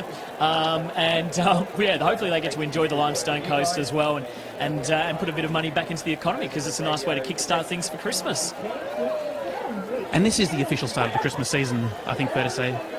It is for Mount Gambier. I think from when I was young, this was the deal at our house, at least anyway. And I don't know, I'm sure there's people that would disagree with this for their own beliefs or whatever. But we would normally at home, we would come home, watch the Christmas, or come to Mount Gambier, watch the Christmas parade, and we'd go home. We would then go and get the Christmas tree and put it up so that tonight we would be shining our first Christmas lights at our house. So that was kind of the way we kicked off Christmas, and that was a special way. We still do it at our house right now. And I know this is a bit of a personal question. You might not want to share this with all the millions of people watching this or who will be watching this as a recording in the future. What is your personal favourite Christmas carol? I would probably say actually it's not a Christmas carol, but it's So This Is Christmas, which is the John Lennon classic, which is such a beautiful song, and absolutely love that one. If I was going to go with a traditional one, I'd probably go with maybe something like Hark the Herald Angels Sing. But there's some really lovely songs out there. And I was actually just preparing for this morning's parade, just so that with some vocal warm-ups. Is that? Yeah, I was doing that, and also a cup of coffee at one of the local cafes here, and was having a listen to the songs there. The cafes and the stores now are going to be kicking off with all those Christmas tracks, and I'm sure there's going to be some Mariah Carey and Michael Bublé in the top 10 charts once again as we gear up to Christmas. They'll suddenly be reaping in all those benefits of the Christmas season. So many benefits come along with Christmas, and one particular benefit that I can hear in the distance now is the Mount Gambier City Band. I can hear something going toot, toot, toot, which could be a trombone or it could be a police car. Well, I think so, yeah. The police car is getting things started here at the parade, and yes, that means that we're literally just seconds away now from the Christmas parade passing us by for 2018. And a fantastic spectacle it's going to be for the next 45 minutes to an hour or so here in Mount Gambier. And like we said, the weather could not be better for this absolutely fantastic community event here in Mount Gambier. But Mount Gambier Christmas Parade underway. And our first one, the NF McDonald's sign passing through, and you can see the Win TV sign and float number 1 there, the Mount Gambier City Band. The Mount Gambier City Band, of course, don't usually dress like this when they're performing. I think I can see what looks like, is that a shark coming out of maybe a sousaphone bell? Very, very creative there from the musicians of the Mount Gambier City Band. Band number 1 kicking off this Christmas parade in style. And of course, an arresting performance, as the police sirens will attest to. Looks like float number 2 is just metered behind. Yeah, float number 2, the City of Mount Gambier leads the parade with the Nutcracker float, and with the new 2018 sign, those amazing display there. 59 years for 2018. That's how many years the Mount Gambier Christmas Parade has been with us, and the Nutcracker float is an absolute fantastic spectacle. We can't wait for next year with the big 6-0. But absolutely brilliant to see, and you can see that the float number 3 there. We wish you a Merry Christmas. I've got Baby Shark going on. Great, that's going to be stuck in our head for the rest of the day. But float number 3 is McDonald Park School with the Christmas letters and banners for the bands. The students from McDonald Park School, they've been carrying the Christmas letters and banners for the bands for about 30 years. So it's an absolute amazing tradition that continues on. A really beautiful one. Mac Park celebrating their 50th anniversary in May of next year. The highlight for current and previous students will be the opening of a time capsule that was buried 25 years ago, actually, on the 27th of May 1994. So that's actually 5 years after they started carrying the signs for the first time. What an historic event this is to have these fantastic young people carrying the Merry Christmas signs as part of float number 3. Float number 4 is one I've been really looking forward to, I think basically since I was here last year. And of course, float number 4 is going to be... Well, it's the you were throwing to me, sorry. My timing's impeccable. The 2018 NF McDonald and Sons float is called Timber Toy Town. Now, the float is a celebration to the families and the employees of this very proud family-owned sawmilling company at Christmas time. The children are holding their favourite wooden toys, showing off the amazing gifts that can be made out of wood.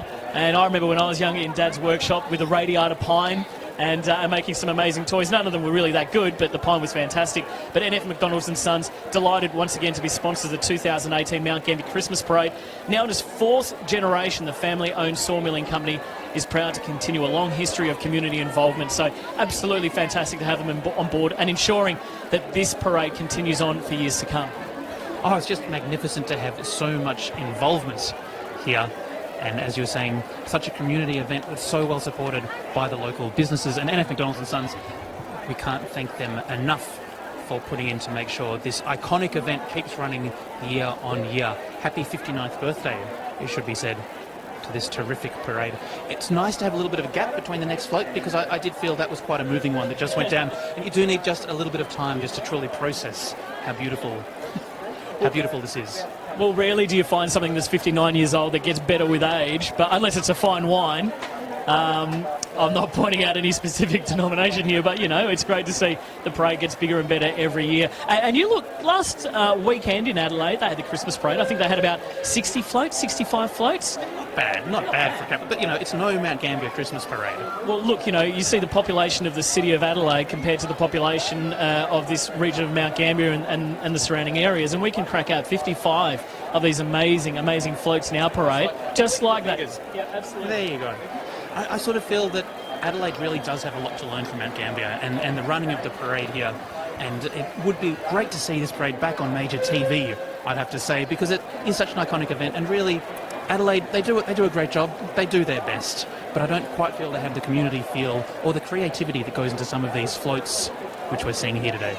I'm glad you pointed that out. I'm a little surprised that this community event is getting the support of community organisations like, you know, the sponsors. And right next to us here on the balcony of the Gambier Hotel sits the team from 5GTR Community Radio, and it's great to see that they're part of this community event.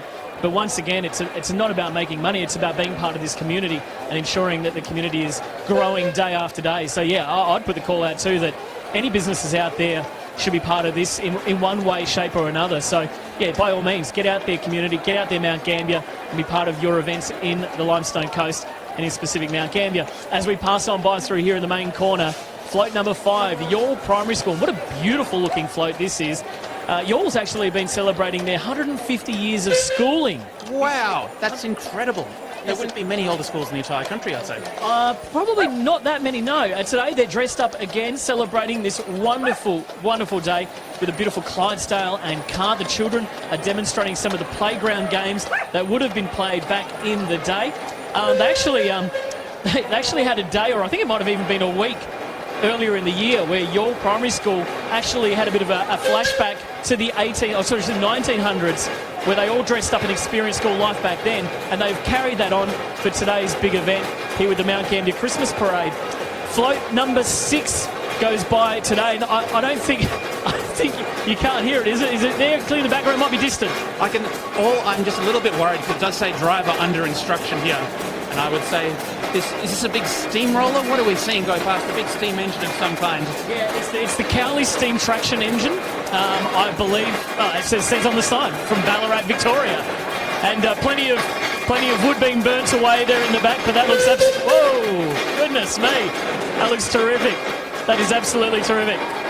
I'm absolutely speechless by that particular float. I don't think we've seen that in previous years. I feel like I would have remembered that one, although I do have a little bit of a short memory. It's amazing to see everyone marching down behind, really getting into the spirit of this event. And that steam engine is quite noisy. I hope you're getting that at home through your surround sound system as you're watching on your big screen TV in high definition, viewers from all over the world. 2018 Mount Gambier Christmas Parade. I believe float number 7 is coming up now. This looks to be the first of our big trucks. Yeah, well, actually, this is float number 6, the St. Martin's Kindergarten, the kindy for St. Martin's, and they're celebrating on that very first Christmas. So looking back at the very first Christmas, whether it be the first Christmas with their belief of Jesus, and also probably for these little kids, their very first Christmas maybe only about 3 or 4 years ago. That's the amount of Christmases they've celebrated, but the kids are looking absolutely fantastic. They're looking like beautiful angels, and I can see some shepherds and some cows there as well. And look, you can see Jesus in the manger with the star guiding the 3 wise men to come and see Jesus born on that amazing day. So a fantastic presentation, and yes, like you said, It's our first of our big truck floats here today, and on the side it says Jesus is the reason for the St Martin's Kindergarten float in the 2018 NF McDonald and Sons Christmas Parade. I feel like onesies, the invention of onesies maybe 5 years ago, has really revolutionised dress-ups in these Christmas parades. And I have to say, one of my new life goals is to dress up as a cow on the back of a float for a parade sometime in the near future. A big shout out to everyone who's gone to such lengths to put together such a fantastic spectacle. Amazing viewing here. Might I just say, Tim, aim higher with your life goals. Float number 7 today, it's Moorac School, their primary and preschool. They've, of course, in Moorac, farming is such an important and integral part of the Moorac community. So Father Christmas knows how hard the farmers work. So he thought he would stop by and check on all the animals. There are chickens, sheep, cows, horses, and yes, maybe even a sneaky Father Christmas if you can find him having a bit of a lay down in the hay. But he must have fallen asleep there while getting all those toys ready. So well done to Moorac Primary and Preschool, looking terrific. Oh my goodness, float number 8 is coming down here, and this looks absolutely delicious. Well, don't be fooled. Is that a wicked witch that I'm seeing there? Is this Hansel and Gretel? What is going on?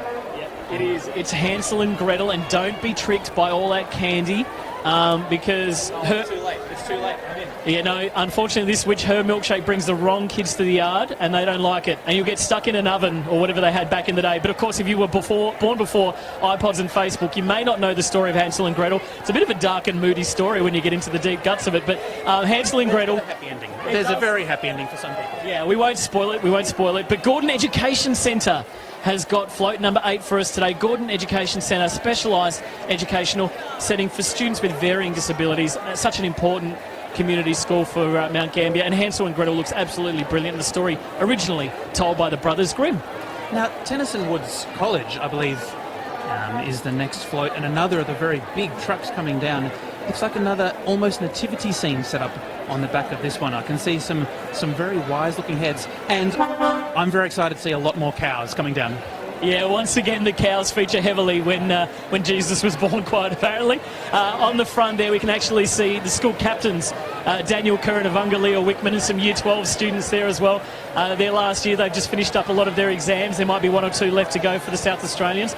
But Tennyson Woods College, their fate is staying true to the Catholic heritage by presenting an evocative display of the birth of Christ, which proclaims the true meaning of Christmas. I've got a special connection to Tennyson Woods College, my current place of employment, so the kids are looking fantastic.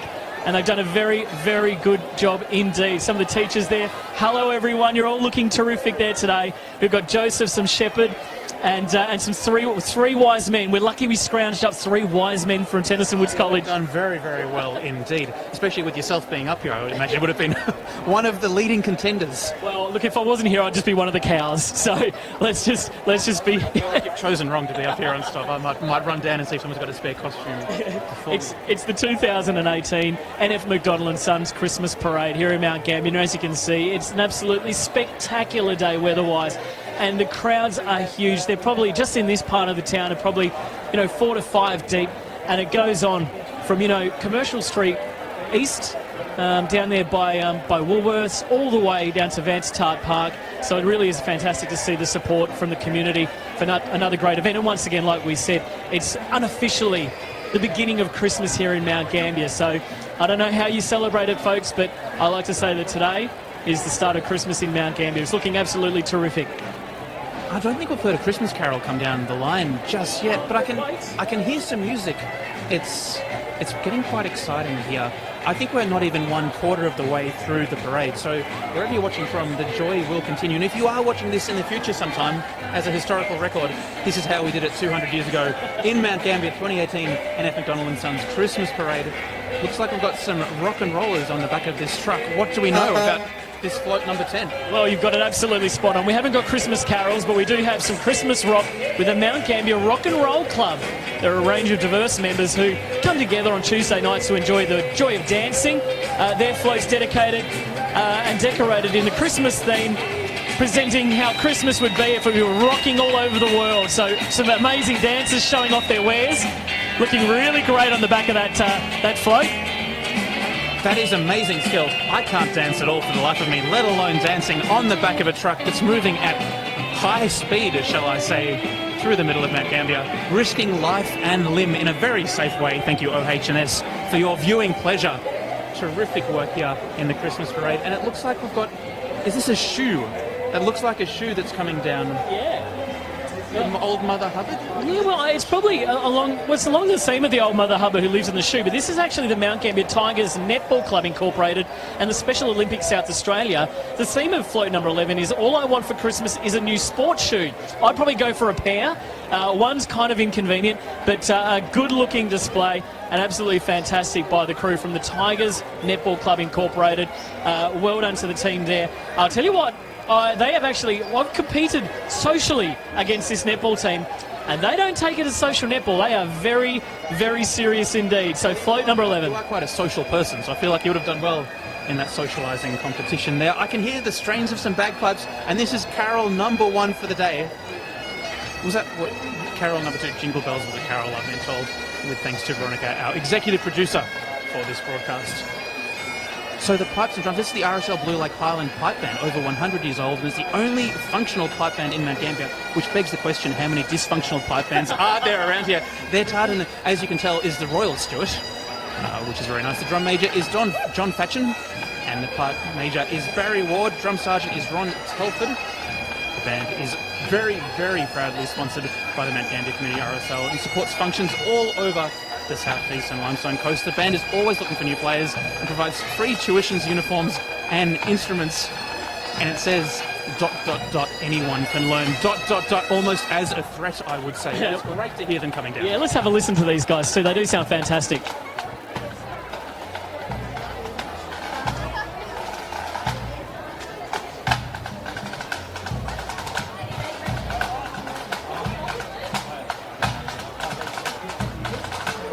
Stunning drum break here.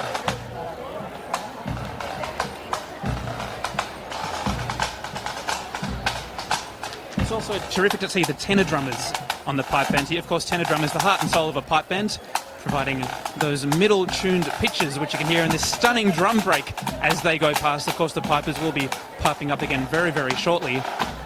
But looks like we have a bit of a nautical theme up next on float number 13. We do. Well, I could only count 6 drummers there, but that's okay. Dad joke for the first one for the day. Float number 13 today. It's Acuna Kindergarten, and what a fantastic float this is too. Isn't this so good?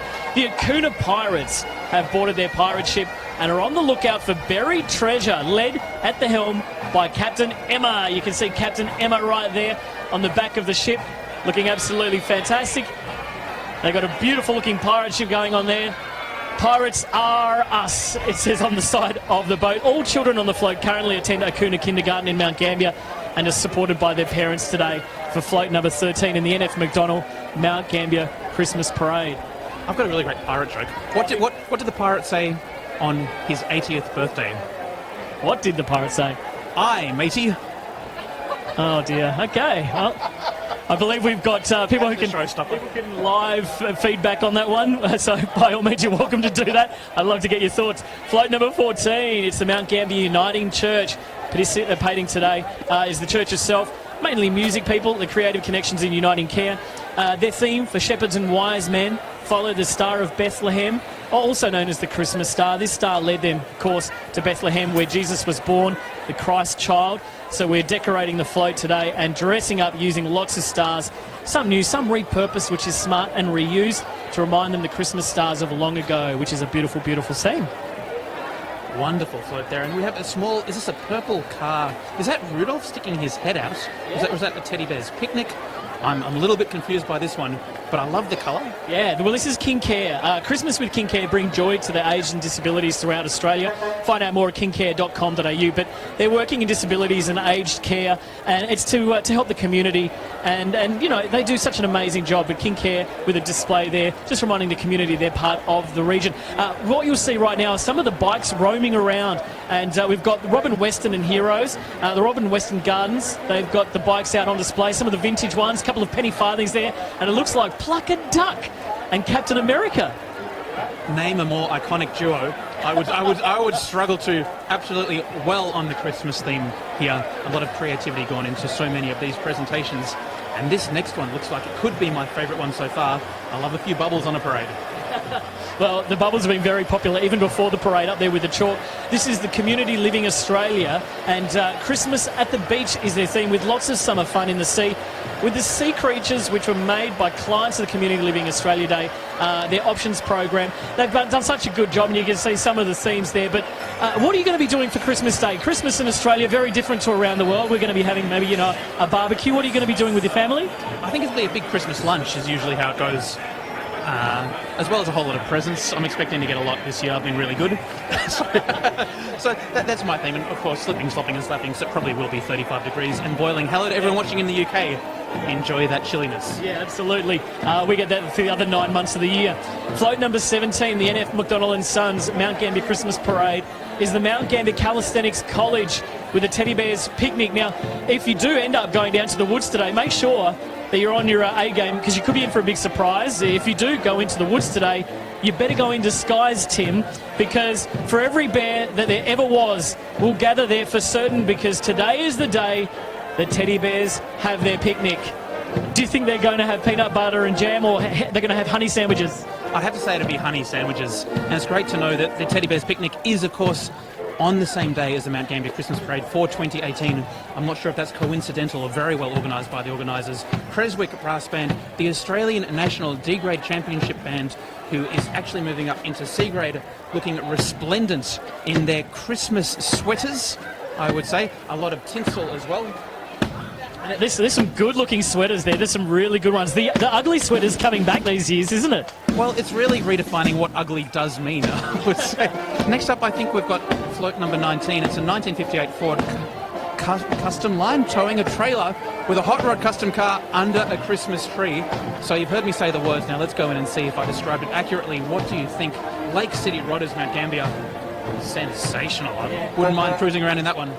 Yeah, these guys do such a great job, and we've had great weather for recent show and shines and car shows here in Mount Gambier. And this is an absolute beautiful looking display. An absolute gem from the Lake City Rod and Custom Club. They're a club here in Mount Gambier of car enthusiasts, and what they do is they promote the safe modification and driving of hot rods, street rods, custom classics, defined by the Australian Street Rod Federation, which they're affiliated with. So they're very, very well respected across Australia with the work they're doing on keeping the history of automotives in Australia alive. And the Mount Gambier Family Truck Show is, of course, another sensational event here in the local community. But check out that Christmas stocking right on top there. That's quite greedily sized, I would say. If Santa managed to fill it up, you would have quite a decent haul.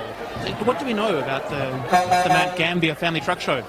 Well, these guys it's a fairly new, I think it's only a few years old, the Mount Gambier Family Truck Show, and it's to raise money for the community and for support of AC Care. I just want to touch on the fact of how good is this truck looking. This looks absolutely amazing. I think is it a Peterbilt? It is a Peterbilt truck, but that looks absolutely gorgeous today. It is sparkling, but it looks great. And the Mount Gambier Family Truck Show, it's a non-for-profit community fundraising group, and they do such great work in the community. You can find them on Facebook and learn more about them. And the one big thing is this truck looks good, but what follows the truck is a monster truck, and it is an absolute rip of truck as well. I feel like they're going to be on eye level with us when they come back, when they come past, because these are some serious wheels on this machine. Wow. Imagine if that was your daily drive. Imagine you'd need shares in a petrol station, because this thing would be going through so much fuel. It might have an empty tank before we get to the end of Commercial Street. It might indeed, but just imagine just getting straight over the traffic in front of you without a care in the world. I think this is my favourite float so far. Is this Buster, I think? Yeah, I think so. It's the unofficial and probably non-legit Scooby-Doo truck, but it's called Buster, and it looks absolutely huge, doesn't it? I'm not sure. I think you can see how big it is and really get a depiction of how big it is on screen right now. But those tyres are massive, and they are putting on an absolute spectacle for the kids on the back of it as well. There's plenty of happy little kids on the back of Buster the ride. So he's looking terrific. I wonder if they'll fire it up a little bit for us. They might have to be a little bit careful here in the main street with the kids running around. I've got a new Christmas dream, and that would actually be to be dressed up as a cow in the back of this monster truck. right now? Well, in a former life, and I won't gloat too much to you, Tim, but I actually have had the fortune of driving one of those things, and they're pretty crazy things to drive. Float number 21 in the NF McDonald & Sons Mount Gambier Christmas Parade is the 141 direct fire attack vehicle. Now, this vehicle, and along with a lot of vehicles like it around the region, is going to keep our Christmas trees safe this fire season. 141, of course, is forest grower and timber processing company here on the Limestone Coast. And, of course, the work that these guys do over the Christmas season and ensure that that we're safe and our forests that surround all our regions are staying nice and safe as well is such an important service to our community. And Christmas trees are so important to the community at Christmas time. Great to have a Christmas tree protection unit in place. It's a very organised Christmas here in Mount Gambier. They've probably got their own investments they're protecting as well, I'm sure, in all those pine trees around the region. Float number 22 in the Christmas parade this year is the Southeast Automobile Club, SEAC. It's a club for racing enthusiasts. If you've got a car and you want to go for a bit of a race, you can pretty much take it. Just find out more about how you can have a go at maybe some of their Carna cross tracks or their motor Carna events and everything else. You can see they're a beautiful one of their dirt buggies on the front of the truck, and then one of their lovely WRX cars as well.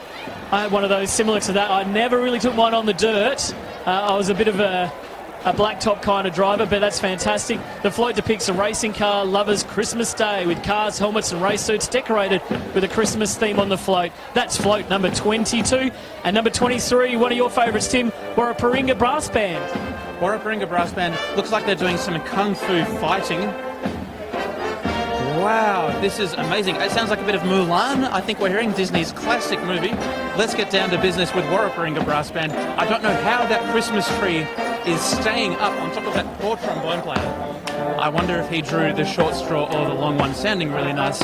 Great to see Warraparinga Brass Band here representing so well and sounding amazing here at the NF McDonald & Son 2018 Mount Gambier Christmas Parade. Sounding terrific. This, Tim, would have to be my personal favourite, and it's because of my connection as a young fella to Mr. Squiggle. Float number 24. The Green Triangle Electronics Bill the Steam Shovel. Now, Green Triangle Electronics celebrating 30 years of business this year, but Bill the Steam Shovel is an iconic character from the children's TV show Mr. Squiggle. You remember Mr. Squiggle? This one is definitely not upside down. That's all I can say to that. It's no blackboard. Kids wouldn't know what a blackboard is these days. There's a lot of chalk about, so there's a lot of very creative squiggles being done. But this is sensational to see Bill, the steamer, coming past, as well as these pencils as well. Of course, Mr. Squiggle themed all the way through. Is it chalkboard there, blackboard there? You have to wonder what they were thinking when they did that. I've got an idea for a TV show. It's a man with nose for a pencil, comes from the moon. His friend is a talking blackboard and also a steam shovel. But anyway, float number 25. It's the Trelaw family and friends. A beautiful display from the Trelaw family. A mini white Christmas with a miniature pony. And they'll be towing a beautiful little trolley there. Pulling the white Christmas tree, snow theme at Christmas time, and the snowman, the Trelaw family looking brilliant. And moving on now to number 26. Well, it was number 26 there, I think. I think it is with the electric blue hair. Oh, it is too, yeah. Like that. Yeah, it's probably, you could probably maybe get it at James Gray. They could probably do something like that and updo. My mum does cut hair, but I don't know if she can do that. Well, I do need a bit of help, and it could be a bit of a specialist job. But fantastic to see that. And we have another one here. This is Jesus Rocks. Indeed. Back of a truck. A lot of nativity themes going through. And great to have this representation of Christmas coming past again. We've got Away in a Manger. We'll see if we can zoom in and see what's going on. Cool. This is from St. Martin's Lutheran College, and they're actually celebrating too, only recently opening up one of their time capsules, and I was very lucky to be part of that event. But Jesus rocks the world, not just the back of the truck. Jesus is the reason for Christmas, and he rocks the world. And Jesus Rocks the World, of course, it's a song popular by people all around the world and made popular at St. Martin's School by the students. They love that one at Christmas time. Now, this is actually float number 26, so it's a bit backwards and forwards here, see? So we've got to keep on top of things. It's a good thing we are so smart, ladies and gentlemen, otherwise you would have no idea what's going on. Fortunately, apparently we do. This is the Mount Gambier Community Mayor's Christmas Appeal. Now, the Mount Gambier Community Christmas Appeal for the Mayor, each year the Christmas appeal plays a critical role in ensuring that a range of vulnerable and isolated people in our city are able to experience the joy of Christmas. Now, last year, the appeal assisted 591 families, 776 adults, and 186 teenagers, and 545 children with Christmas hampers, vouchers, and gifts. So that is such an amazing, amazing job. This is float number 28. The Polar Express. Absolutely, the Polar Express. And by the Girl Guides. The Girl Guides do an absolute great job with the Polar Express today. The Girl Guides, an after-school organisation helping raise the future female leaders. And when you think of Christmas, of course, you do think of the Flintstones. And it looks like Portland Citizens Band is coming down with a bit of a Jurassic theme. And let's just take a moment to listen to this magical music making.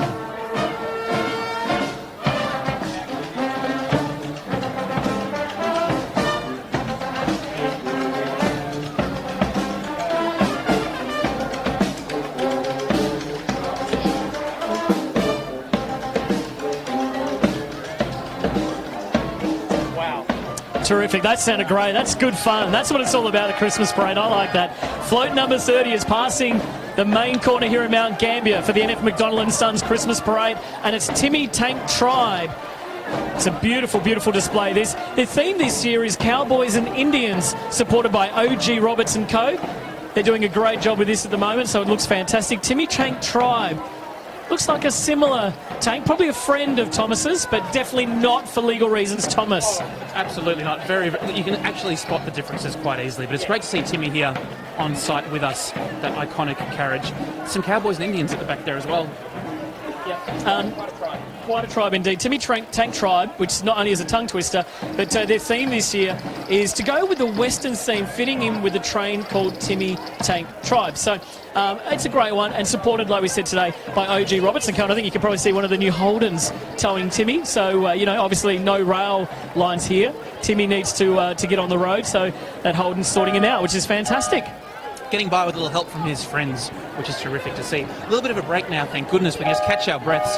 I'm getting quite overcome and emotional with how wonderful this parade has been so far.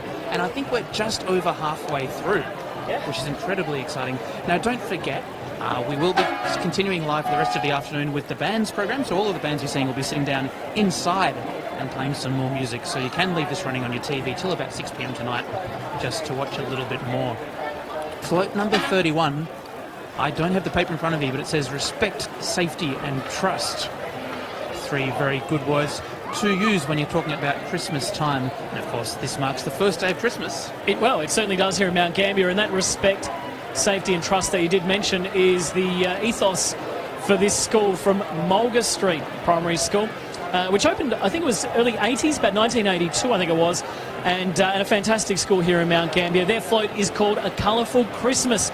Each year Mulga Street Primary School present their concert at the Sir Robert Helpman Theatre, and this year the early years classes followed the theme Colour My World. So this provided the inspiration for their float this year, A Colourful Christmas. Of course, Mulga Street Primary School do such a great job.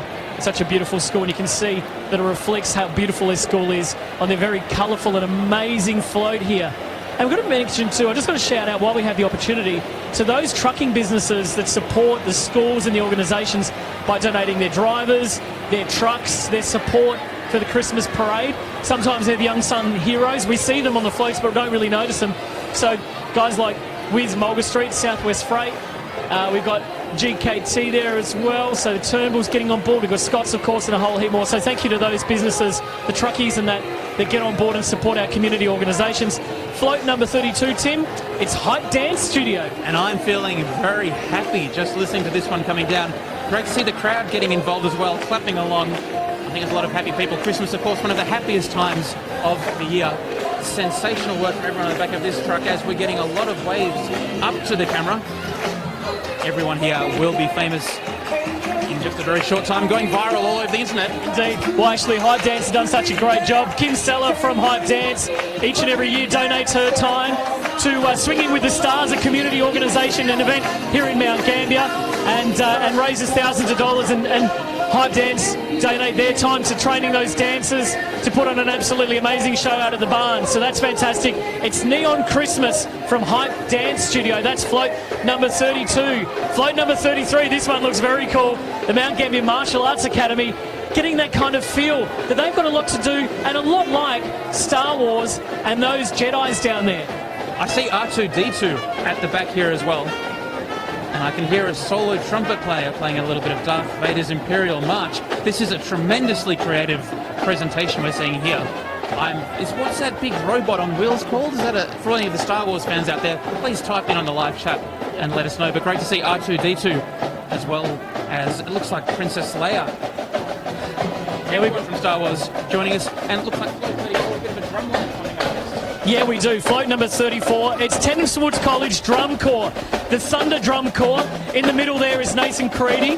He's the man that leads these guys, even though he's in the medal. And these guys are fantastic. They perform at the local basketball, which we hope that continues on in the future. But these guys are terrific and really a spectacle. Night time, those drums actually light up. So no way. How do they do that? It's just a sound system with lights, and every time they hit the drum, it lights up. It's actually amazing fun. You can check it out on their Facebook page if you want to have a look. But the Thunder Drum Corps from Tennyson Woods College, flight number 35. It's the 48 Army Cadet Unit Drill Team. Impressive drill as well. I always find it very tricky marching in time, in step, left, right, arms up. Absolutely sensational with those Christmas hats on top. Very festive, and it looks like they're doing a little bit of a manoeuvre just down here past the post, as you can see. A bit of a hop, skip and a jump. Great to have them presenting themselves here in the 2018 Mount Gambier Very parade. Is this another shark-themed float, Fishy Care? Yeah, this is Fishy Care. Now, Fish Care is an absolutely amazing service which takes care of the community and also the fishers here. They promote the rules for fishing in South Australia to the public. So it's important to realise that in South Australia you don't need a fishing licence, but you need a boat licence. But in Victoria, it's the other way around. You need a fishing licence, but not a boat licence. So it's so hard when we're so close to the border and we like to go fishing down at Nelson. You got to understand the rules and regulations, or you could find yourself losing some cash out of your back pocket. So Fish Care are there to take care of that. Great bunch of volunteers, and their vehicle and Fish Care trail are decorated with a nautical Christmas theme this year. Float number 37 in the NF McDonald & Sons Mount Gambier Christmas Parade. It's Adam's Family. That was very poorly sung by myself. I do apologise for them, but this is sensational.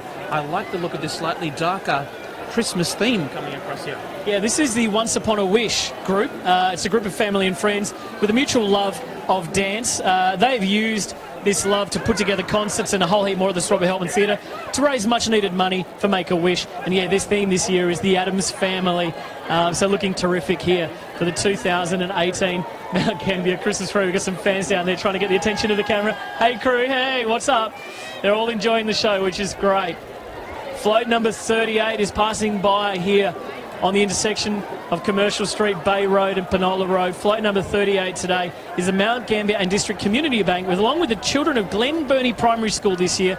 They've chosen the theme of Christmas in Toy Town. Children and staff are dressed in what they would like to see underneath the Christmas tree and believe in the magic of Christmas. What would you like to see under your Christmas tree? December 25. What are you after for Christmas? I'm a bit of a sneaker freak, so a pair of fresh kicks would be very good. If my partner is listening, I will gladly accept a pair of fresh Jordans under there. Some J's would be lovely. Okay, well, I'm sure if they're not watching live, we can go back and re-watch, and that Christmas which will last in perpetuity. So it's great to know. But this is terrific float. Christmas in Toy Town. I can see it looks like a baby Shrek. I can see some gifts down there looking absolutely outstanding, very colourful, fantastic. And wouldn't those toys look amazing under your tree at Christmas time with some Jordans as well? Yeah, absolutely. Now, Float 39 today is from the Southeast Animal Welfare League, the SEAWL. This is an amazing and close to my heart because they're all about pets and the safety and the care of pets in Mount Gambier, promoting the choice of adopting a pet from a rescue organisation rather than buying from pet shops, backyard breeders or puppy farms. Go and have a chat to the team of the Southeast Animal Welfare League about finding one of those furry family members for Christmas. But remember, a pet is for life, not just for Christmas, as they always say. It's important that you have a family discussion and see if there's room in your family for a furry family member. And I think most families will find that a furry family member will fit right in. As we come across to the next float coming down, it's Enfield City Brass. We have Chip, the drum major, and of course Chip's mother is watching on the live stream. A big hello to you. Hope you're enjoying the coverage here, the 2018 NF McDonald & Sons Mount Gambier Christmas Parade.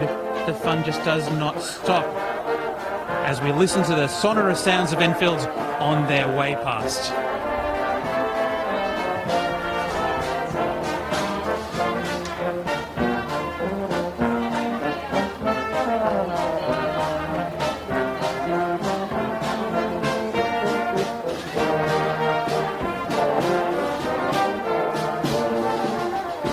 Float number 41 is coming our way. It's the Gambier City Leos Club, and a fantastic organisation. Today pulling a sleigh loaded with extra Christmas gifts and parcels, which Santa just can't fit in his sleigh. It's the importance of the Leos, making sure that all these gifts are getting to their family. The young Leos who will be walking with the sleigh are Santa's little helpers, who have been busy over the last few weeks wrapping all those parcels that have to be delivered on Christmas Eve. I'm not seeing a single lump of coal either, so it's great to hear and see so much great participation from everyone here. Lots of presents coming through. The young Leos, not the lung Leos, of course, will be making sure presents get to where they need to be. As Float 42, of course, 42 is the meaning of life, the meaning of Christmas here. I'm seeing a little, I'm unexpectedly seeing... This is, can I explain this to you? This is one of my favourite stories from a parade event here. It's called Bernie and Friends, Float 42. This is the email we got. As a little girl, I always wanted to be one of the children dressed up on a float in the Christmas parade, waving to everyone as they went by. They say you're never too old to dream, so today, with 7 of my friends, unbeknown to them until today, they are filling my childhood dream and participating in the Mount Gambier Christmas Parade. So hi-ho, it's down Commercial Street we go. So that is Bernie Glynn has brought 7 of her friends in unknowingly until today to be part of the parade. That is amazing and something I think we should be seeing more of in years to come. Pranking your friends with a surprise Christmas parade. What better way is there to do it? As we see the South Australian Metropolitan Fire Service coming down. And you might be able to hear those sirens just a little bit. They've got 2 fire appliances here promoting fire safety in Mount Gambier. And I'm feeling very safe already. Now, you can see that they've got their mascot, who is D for the dog, which I believe abbreviated is meant to be D for dog. So very smart. I'm almost laughing at that one. That's cool. D for dog, promoting fire safety with students and kids these days. And he travels all around schools in the region, just reminding the kids the importance of being fire smart and being smart around fires as well. Here in Australia, fortunately, you know, we don't really need to get the heaters going or the fireplaces going. So, but it's important too just to be smart. When we've got trees in the house, we don't want to have candles or some dodgy lights hanging off them. As they say in the classics, safety first, Christmas second. We have the Apollo Soccer Club coming down. Looking great in their uniforms, the blue and white striped, iconic throughout the region, of course, and they're promoting the Aldi Mini Roos on the back as well. Tell us a little bit about the Apollo Football Club and the Mini Roos. Well, these guys, the Apollo Footy Club was established in 1971, located Webb Street, Mount Gambier. The Mini Roos is an introduction to soccer program. It's aged to kids between the ages of 4 and 10, both boys and girls, more than welcome, and they'll do a fantastic job. They've had some amazing young stars come through Apollo, including, you may remember and recall the name Jenna McCormick, who was a young Apollo, is now playing in Brisbane for the Brisbane Roar. So she's playing soccer over in Brisbane and making a career of it. So well done to Apollo there. And I'll also say, tip of the hat to Apollo for even having a truck that matched their blue and white colours. That is attention to detail. I don't know when they found the time to get that truck repainted, but well worth the effort. As the next float comes down, it's another heavy haulage option. It's the Uplift project, I believe, and I can see some Christmas tree. Is that a telescope on the back of the truck there? What is going on? Well, the deal here is this is with AC Care. It's the recycled runway. So what they're saying is you can go down to AC Care, you can go and check out some of the clothes, use those old clothes, make them new clothes. And especially Christmas time, you can party, look great. And you don't have to blow the budget. And the thing is too, people have to realise that the textile waste, old clothing, is actually the largest contributor to landfill in 2018. There's so much unused, unwanted clothing, so we've got to get out there and reuse it. And that's why I've only got 1 pair of socks. Myself doing my bit for the community, as we have, is this Eaglehawk brass band? Looks like the next one coming down here. Is that a shark theme I'm seeing with their caps? Do you recognise this tune at home, loyal viewers? Baby Sharks. I've never heard of it. Yeah, no, that's one of those songs for 2018. Let's leave it there. Float number 47 in the NF McDonald and Sons Mount Gambier Christmas Parade is the Ardless School of Dancing. It's the only dance school community that teaches life through dance to champions, beginners and those who just love to move. The School of Dancing is a Scottish Highland dance school that provides dance, body conditioning, general fitness and kids mindset training in the local community. And this year it's the Ardle's Greatest Show theme for their float, embracing the message of the Greatest Showman movie, of course, starring Australia's very own Hugh Jackman. You can see that young man there looking fantastic as the greatest showman on earth on this amazing fate display. Looking really good today. This is one of my favourite ones so far. Great movie, wasn't it? Did you catch that one in cinemas? Yeah. Wow, and what a powerful message as we get the waves to the live stream, waving to you, loyal viewers, wherever you're watching from right around the world. As we wait for one of the highlight floats so far, it's one that we've got a lot of love for. It's float number 48, a big-hearted presentation coming down now. Indeed, it's Millell Primary School, and it's the Millell Blue Lake Bouncers. They're not bounding as much yet, but you can actually say they've got the candy cane skipping rope. They'll be jumping for joy very soon. Here they go. Oh, well, okay, it's kind of cheating. I could have done that. Oh, there we go. That is amazing. How do they do that synchronised? Be quite dangerous if you're too close, but precision skipping skills on display here. Wow. They don't mess around. This is the Christmas parade. This is the A team of skipping, the Millell Primary School, and they volunteer to make up the Jump Rope for Heart demonstration team here in the southeast. The team selected from upper primary classes, and this year made up of the 14 skippers from year 5, 6 and 7. You know, they practice twice a week under the school's SSO Jill Gilmore. So well done to Jill and those students from year 5, 6 and 7, looking great, and in time looking absolutely terrific from Millell, the Blue Lake Bouncers. I wonder if there's an audition process to get into that group. I don't think there's many people who could do such a great performance on just 2 practices per week. There was, but I skipped it. Anyway, moving. That was exceptional. But there was no fall there. Humpty Dumpty coming down. Looks like all the King's men as well. Well, obviously they're proud because they've been able to put Humpty back together again. This is actually Humpty Dumpty from the Lakes Rotary Club, and also you can see some of the Mount Gambier School as well. The students there doing a fantastic job with Humpty, and he's looking great this year. So I think the theme here is all the King's Horse and all the King's men couldn't put Humpty together again, but Rotary did. Oh, sensational. And we hope he can stay in one piece. It's an excellent float going past there. Now, float number 50, which means we're only a handful away from the final float. Can you believe it? Can you believe it? But float number 50 in the NF McDonald and Sons 2018 Mount Gambier Christmas Parade is Nangwarry Primary School. Love this school. Experience the magic of holidays at Legoland. I was a massive fan of Lego when I was a kid. How about you? Did you love Lego when you were a kid? I still do. Yeah, me too. I love Lego Technic. It's fine. It stretches the brain. It keeps me busy for hours. And I hate it when I step on a piece that I've left on the floor. But this is looking terrific, and they're looking great. And the kids have got those massive Lego blocks today too. Fantastic. And those Lego movies, of course, I think caused a little bit of a renaissance for the Lego lovers across the land. And great to see that represented here on a float. The only bad thing about this is we're getting towards the end of the parade.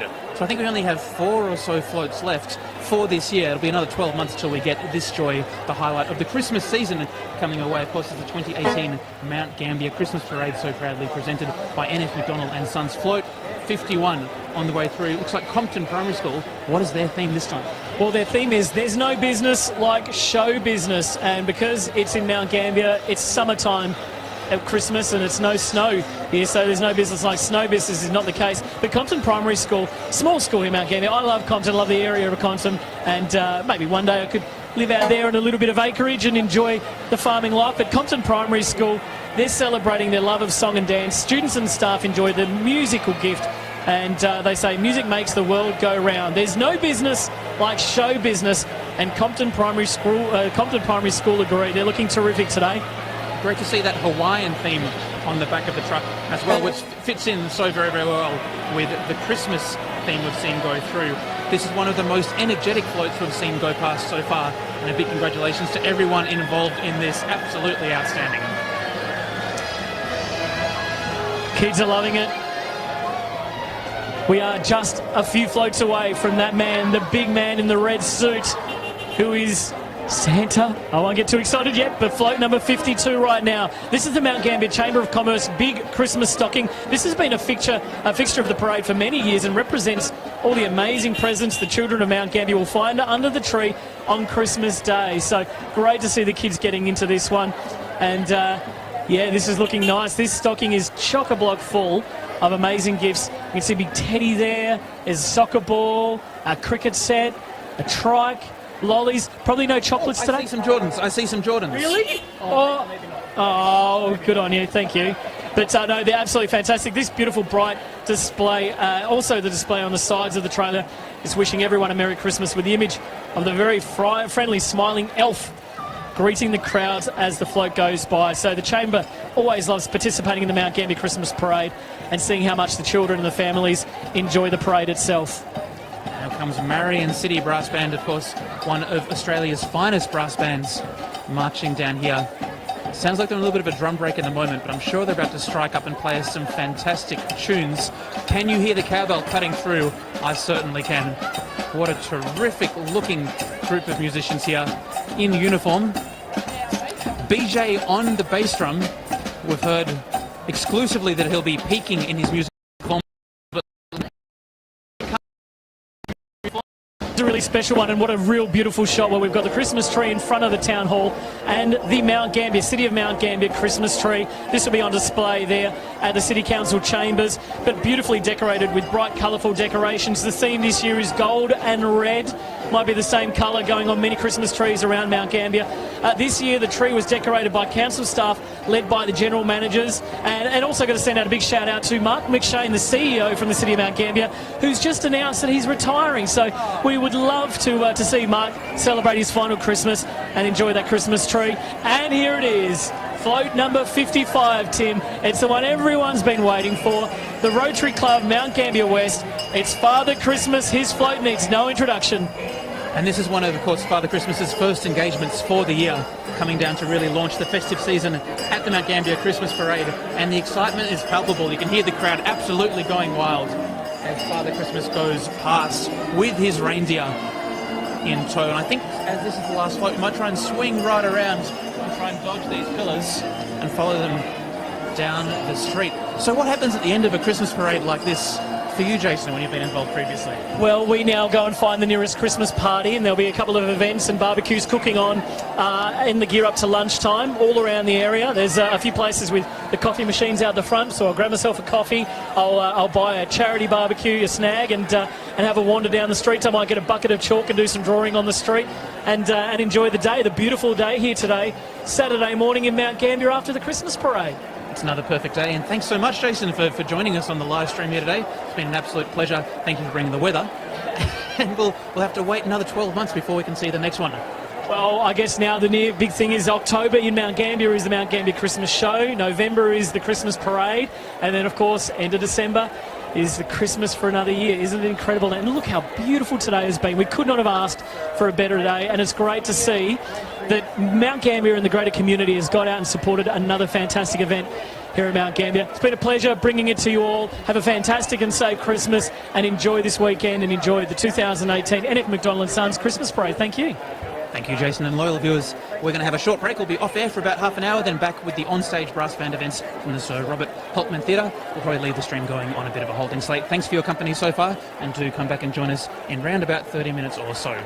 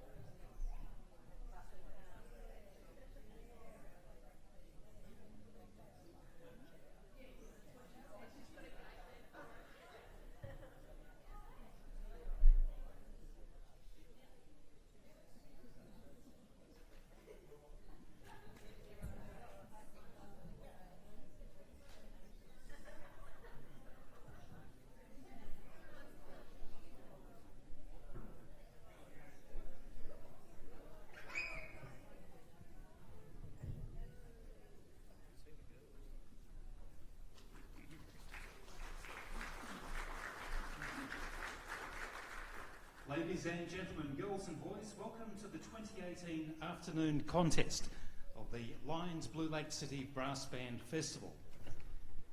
Did you enjoy the Christmas parade? A lot of fun.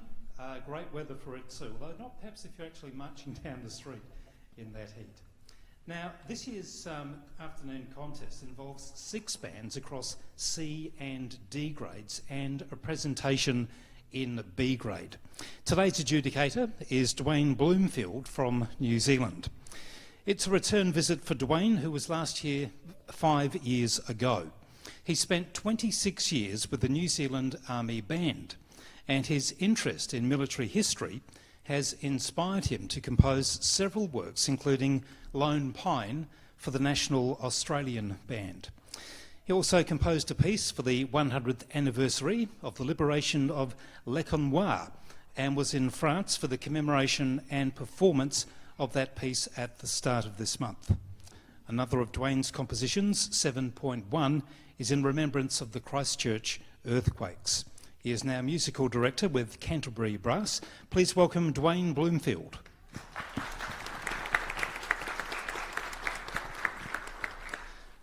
So today's bands are competing for shields, cash and trophies, as well as the Lions Band of the Year award worth $2,000 to further the winning band's efforts to serve their community. And there's a $1,000 award for the Musical Director of the Year in recognition of outstanding service and inspiring band members to serve their community and make music. And of course, community service, a very big part of brass banding. So let's get on with making music. We start with C grade. Please welcome the Creswick Brass Band, conducted by Katrina Bird.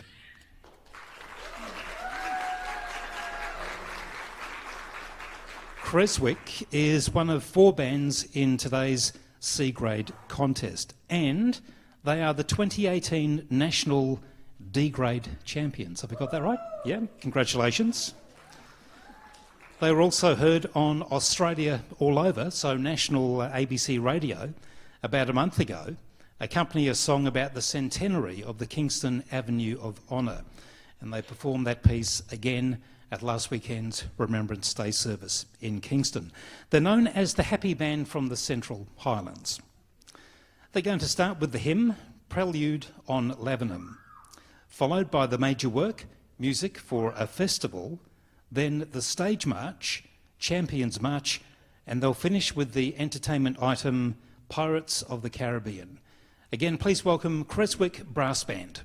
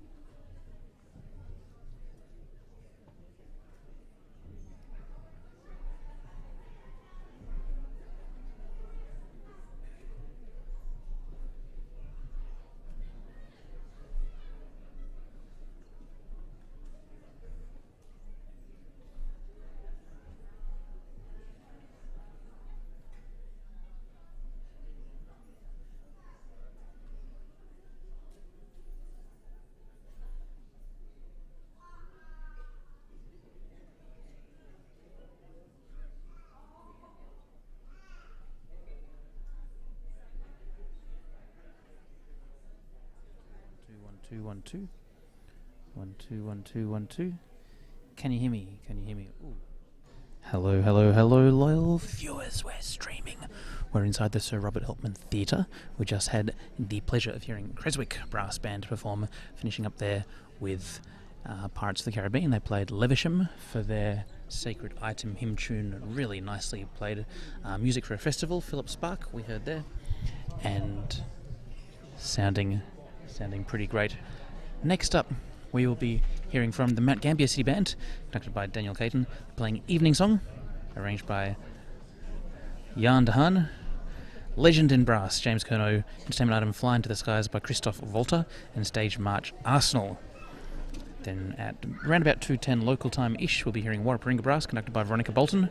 Reflections in Nature, for their hymn major work Free World Fantasy. Entertainment item Dem Bones. We heard a lot about Dem Bones earlier today with members of their trombone section, so we look forward to that very, very much. And their stage march will be the Egyptian March by Johann Strauss. I didn't know Strauss went to Egypt. Things you learn. Veronica Can't Hear Me. Enfield Brass will be at 2:50, their hymn The Light of the World. Major work Saddleworth Festival Overture. Entertainment item Feelin' Good. And stage march The Liberty Bell by Sousa. Then we're moving into Portland Citizens Band, conducted by Emma Thompson. She does it all. They'll be playing hymn The Day Thou Gavest, the Journal of Phileas Fogg for the major work. Entertainment item I Will Follow Him, and stage march El Dorado, which is also what they played as their street march. Sounded really good. Eaglehawk Citizens Band at 4:10, playing their hymn Manchester. Major work Broken Sword. Entertainment item Me and My Shadow, March Victoria. Then B grade. Only one band in B grade this time around. We're looking forward to hearing from Marion City Band. Veronica Bolton making a return to the podium, performing Mid All the Traffic. La Forza del Destino by Verdi, The Force of Destiny. That'll be their major work. Entertainment item, I will follow him. Oh, I will follow him twice. Will Portland do it better than Marion? Will there be dancing? Will there be casino music in the background? And the March to the March Militaire Franchise by St. Saul's. And the band may well present a short interlude following their contest presentation while the adjudication is completed. So,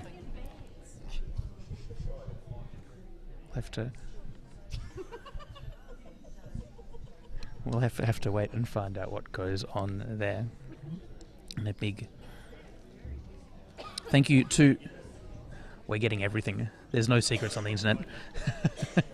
A big thank you to Mrs. Stuart Stansfield, who's the on-stage MC, whose dulcet tones you may well hear around ABC Radio Southeast when you're in the region, but we're lucky enough to have him here doing on-stage comparing, which is pretty fun.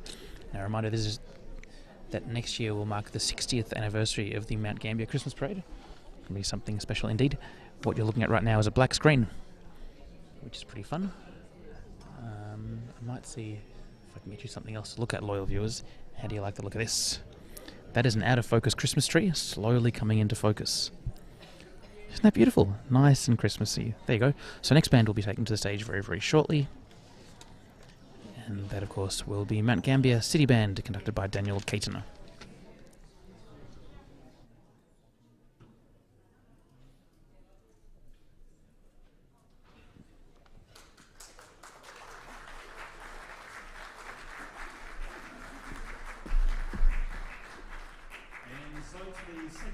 C-grade bands today, the home band for this event, Mount Gambier City Band.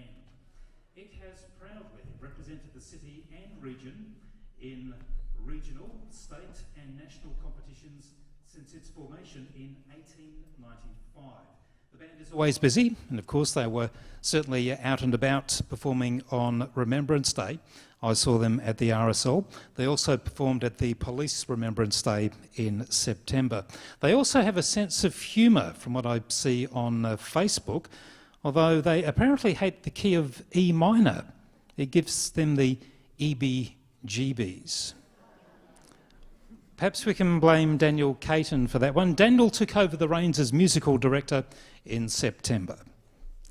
They're going to start today with the stage march Arsenal, followed by the hymn, Evening Song, then the major work, Legend in Brass, and they'll finish with the entertainment item, Fly to the Skies. Please welcome Mount Gambier City Band.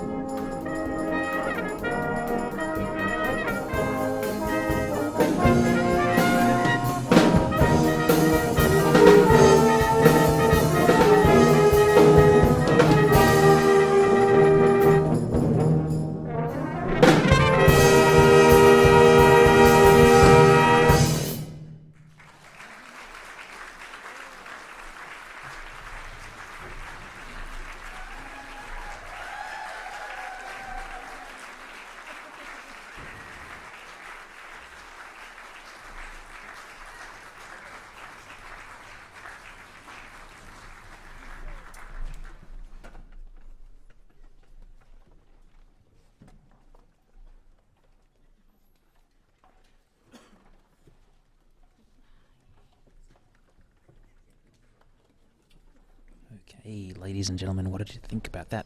It's the home band, the Mount Gambier City Band, sounding sensational. They're the second band we've heard on stage here at the 2018 Mount Gambier Blue Lake Bands Festival. Hope you're enjoying the coverage. And that is, of course, the blackness of the curtain that you see in front of your eyeballs at the moment. Next band up will be Warraparinga Brass, conducted by Veronica Bolton, performing Reflections in Nature by Robert Redhead. Now, I've never seen a photo of Robert Redhead, and Robert, if you're watching, hi, glad you're here. But do you have red hair? Can we find out, does Robert Redhead have a red hair? Is Robert Redhead a ranger in the nicest possible way? Major work from Warraparinga will be Free World Fantasy by Jakob Dehan. Entertainment item Dem Bones, spelt D for dog, E-M, Dem Bones. Traditional. Dem Bones Traditional. So we look forward to that performance of that traditional tune that everyone loves and knows, Dem Bones. And then stage march will be the Egyptian march. I'm told that Robert Redhead's hair is actually white. Robert Whitehead. He might be changing his name too very soon. After we hear from Warraparinga, we'll be moving on to Enfield Brass, conducted by Shane Tarling.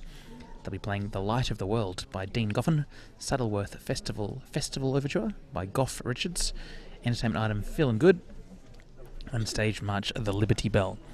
So lots to look forward to. We'll be live streaming all the way through until the conclusion of proceedings, probably somewhere around about 6 p.m.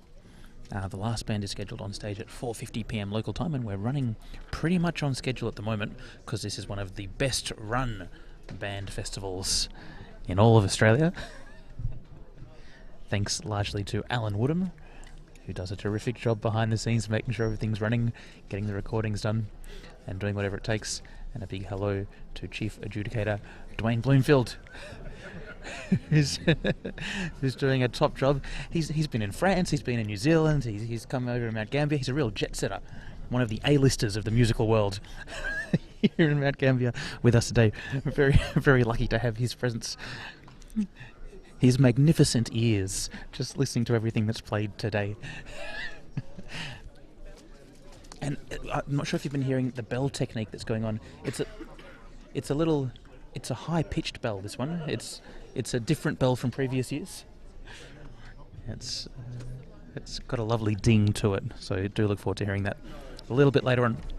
A reminder, this is, I think, as far as I know, this is the last event that Team Brass Band is broadcasting for 2018. And we'll be back.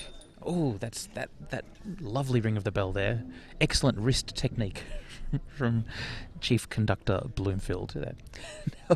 We'll be back next year. We're covering the Australian National Band Championships, the New Zealand concert bands, New Zealand brass bands, New Zealand pipe band championships end of March. It'll be really fun. We're going to Invercargill, so down the bottom of the South Ireland of New Zealand, to cover the New Zealand Pipe Band Championships. What could possibly go wrong? Pipe bands, and the good thing about when you're filming pipe bands is it doesn't really matter where you put the microphones because they sound the same anyway, for better or for worse. But look forward to that around the end of March, then covering the Australian National Band Championships in Brisbane at Easter time, which is in the middle-ish of April. It's really annoying with Easter, they keep on moving it. Something about equinoxes, I think, is how they figure out when Easter is. Luckily they don't move Christmas, which means we can have a Christmas parade only 5 weeks before Christmas itself, the start of the official festive season here from Mount Gambier. So lots to look forward to next year. If you want to sign up to the mailing list, I'll send you an email when I remember to, which is every now and then, intermittently, but hopefully not too spasmodically. and you can follow on Facebook and YouTube and Twitter. Right now, if you want to watch, you can click across to the Adelaide 3-day equestrian event that we're live streaming, which also looks pretty nice, and there's some cricket going on tonight as well. So there's lots of things you can be watching on the internet if you know how, and if you don't know how, you can't hear me anyway, so that's okay. Next band up, Warraparinga Brass. And I'm sure you're appreciating the curtain, loyal viewers. That's just there so we can't see the stage changes. Maybe we'll come out and have a look. So we have a nice Christmas tree in the corner there, bringing the festiveness to you. Oh, we've got live chat running, I think, depending where you're watching. I think we're streaming into YouTube as well, where you can rewind. Ooh, Neville's on the chat, says, not sure what that was all about. Full stop. Neville, I'm not sure what you're talking about either, but I hope you're watching and or enjoying. And if you're not watching, hope you're enjoying doing something else. Of course, we are nearly ready with Warraparinga Brass. And if I whisper, it gets more exciting. It's like it's about to happen. There's a real hush around the auditorium, which is getting close to sold out. As every new person comes in, it gets closer and closer to being sold out. So it's just possible it will be completely sold out by the end of the day. You never know. So if you're watching at home, you want to come in early, just in case. Just in case. I don't want to cause a panic, but the seats are filling up, bit by bit. There's a whole balcony upstairs as well. They might open if you need to. So if you're in the area, come on down and experience this in person. And don't worry too much about the man with the camera. The official paparazzi sitting front and centre, getting great shots of all the bands as they come on stage. So for those playing along at home, we have 6 bands competing in the C grade contest and 1 band in the B grade concert. There isn't... Oh, no, there's D grade. Oh, whoops. I lied. 4 bands in C grade, 2 bands in D grade, 1 band in B grade, and a D grade band and a B grade band are playing the same piece, the same entertainment item. I will follow him. Suddenly it's personal. What if the D grade band plays it better than the B grade band? What if Portland Citizens Band does a better job? And I will follow him, then the B grade band. Do you think Marion City Band... Yeah, same arrangement by Goff Richards. Do you think Marion City Band is feeling pressure? They're the B grade band. Little old D grade band might come along. Ooh, it's going to get exciting towards the end of the day, so I do hope you can stick around.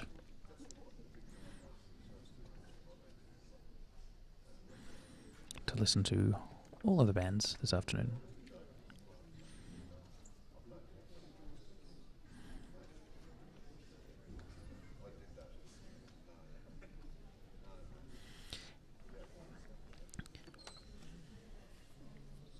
And have you been keeping up with the ABC's latest documentary, Don't Stop the Music? Of course, that's on Sundays, and you can also watch it on iView. It's a pretty cool program to watch with just enough brass bands in it to make it worthwhile.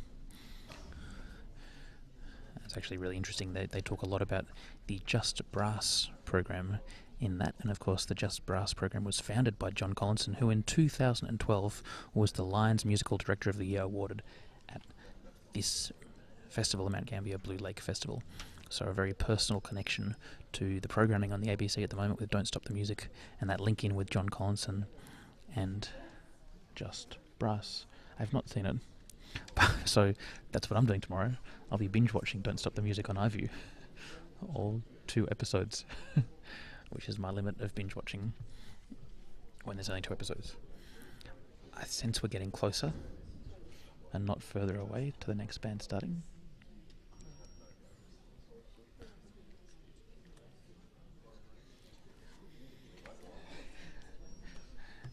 Time is ticking. Yeah, there's a restless air of anticipation. There's little lunch boxes going around with pieces of cucumber, which would be very crunchy, so I won't eat one right now.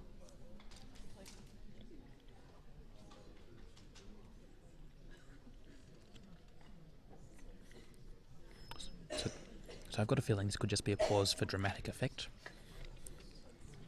from Warraparinga. Just waiting until they come out on stage. Just waiting till they come out on stage, just playing mind games with the adjudicator, really. That's what it's all about. Just putting him off.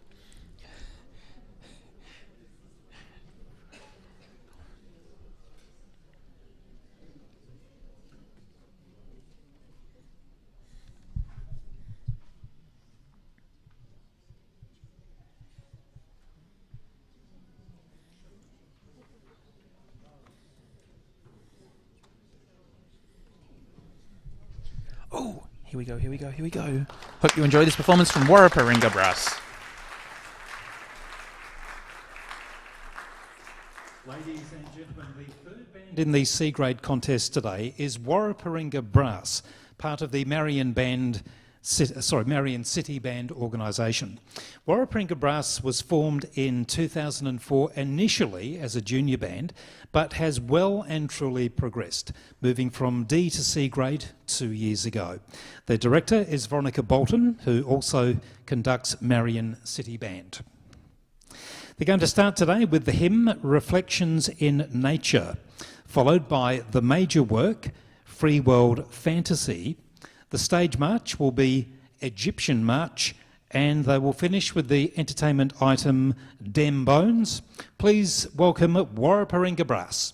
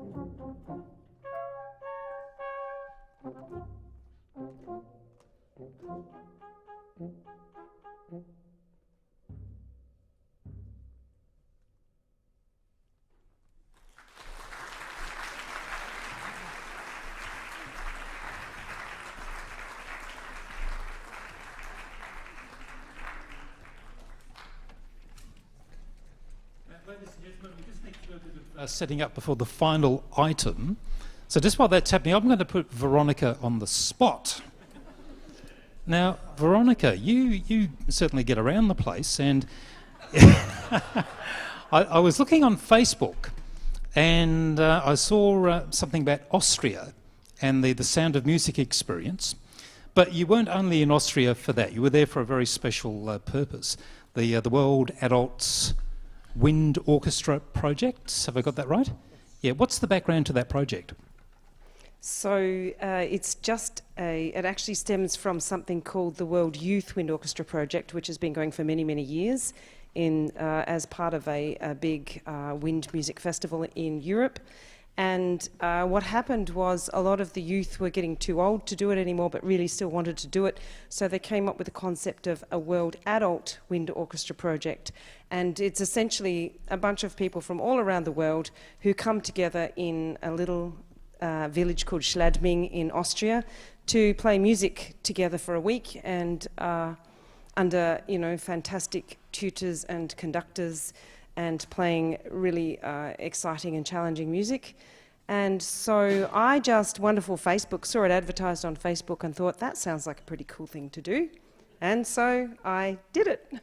Very cool. And there was a bit of a process to work through to actually be selected to be involved? It wasn't a huge project. I just had to send off my resume and experience and sort of tell them that I could actually play something a bit enough, and they were pretty happy with that. I think the whole idea of getting someone from Australia is always novel, so we always come with the novelty. There was three Australians and a lot of Americans and people from Europe and different areas of Asia, but only 3 Australians. So we're, I think, it's like when you are a bassoon player and walk into an orchestra or something, it doesn't really matter if you're not amazing, you're a bassoon player. Well, I was an Australian, so. And your instrument, the French horn? Yes. Tricky? Tricky, yes. You got to work with some world-renowned conductors and composers. Yes, and you're going to ask me who they all were, and I can't remember them. I'm not going to be that cruel. Now, tell me about the Sound of Music experience. I saw you on the tour bus. Really? Are you stalking me? Are we ready? I think, yes. No, the Sound of Music, I think it's a bit of a cliche. I think everybody does it, and it's probably been overdone. But it was really nice to see some of the aspects of that particular movie, like the trees that the children were swinging in, and the glass house that they did, the love scene in, and I am 16 going on 17, and so there was a few different pretty things in it like that. It was just a chance to see some really beautiful countryside as well. Indeed. Time for Dem Bones? I think so. I think so, yeah. Thank you.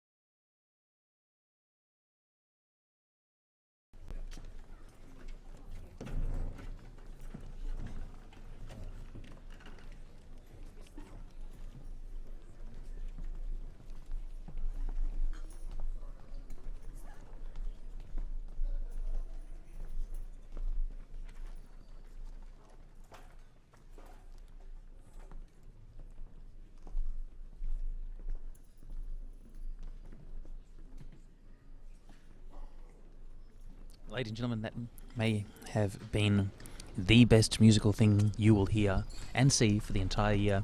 Dem Bones, as performed by the audacious trombone section of the Warraparinga Brass Band, conducted by the sound of music loving Veronica Bolton. We learnt a lot. during that performance. Absolute highlight. Next band up, scheduled at 2:50, so 7 minutes away, we will have the Enfield Brass Band conducted by Shane Tarling. They'll be performing For You, the Light of the World by Dean Goffin, a Saddleworth Festival Overture by Goff Richards, entertainment item Feeling Good. But will there be skeleton costumes? And the stage march, the Liberty Bell. Following that, that will be the final band. So Enfield will be the final band in the C-grade portion of the contest. The hotly contested C-grade 4 bands going for gold there. Portland Citizens Band will be band number 1 in the open D-grade section, followed by Eaglehawk Citizens Band, and then over into the one and only band in B-grade, Marion City Band, and Veronica Bolton coming back to the stage. Marion City Band and Warraparinga are sort of part of the same banding organisation. Marion City Band being slightly higher in the standard most of the time, we think, and they'll be playing middle of traffic, La Forza del Destino. That's my Italian, and that's The Force of Destiny by Verdi.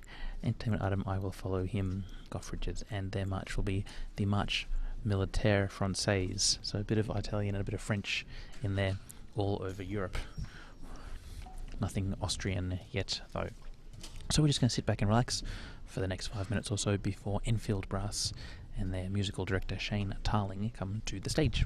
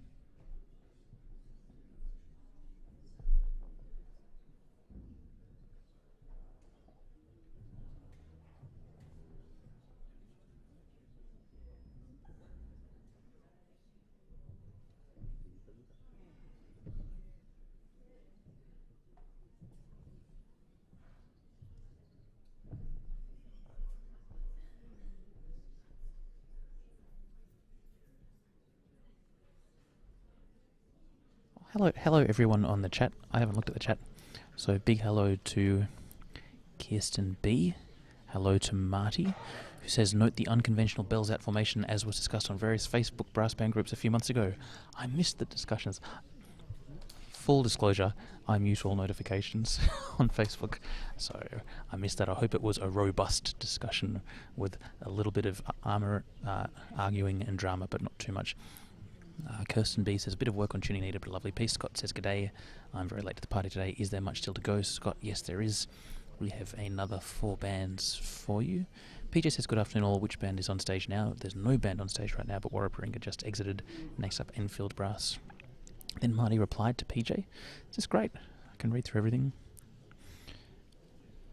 Tamina wants to know, what was the name of the Warraparinga test piece? We're back, loyal viewers. This is Enfield.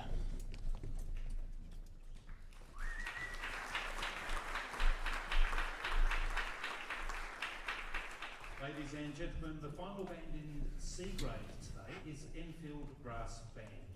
They are regular participants in community events. This band also regularly changes its uniforms, music and attitudes to transform into the Larrikin Klemzig Oompa Band to perform traditional German repertoire at events such as Schützenfest and Oktoberfest. They also offer a youth band and have a strong focus on encouraging the development of young and not so young musicians, not looking at anyone in particular, as a way of participating in the community. Their director is Shane Tarling. Yeah, round of applause. They're going to start today with the march Liberty Bell, followed by the hymn The Light of the World, then the major work, a Saddleworth Festival Overture, and they'll finish with the entertainment item Feeling Good. Please again welcome Enfield Brass.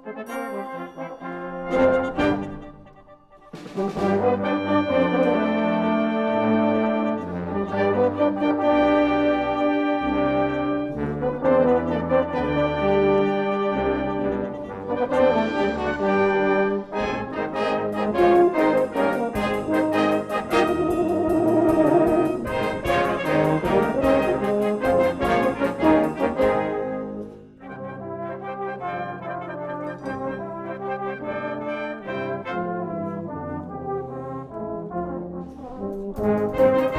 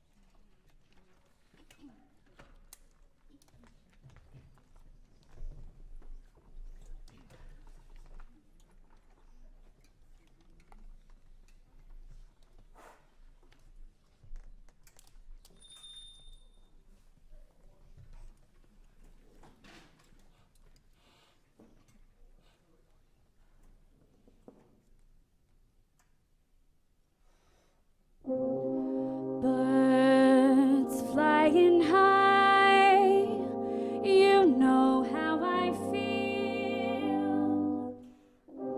Sun in the sky, you know how I feel.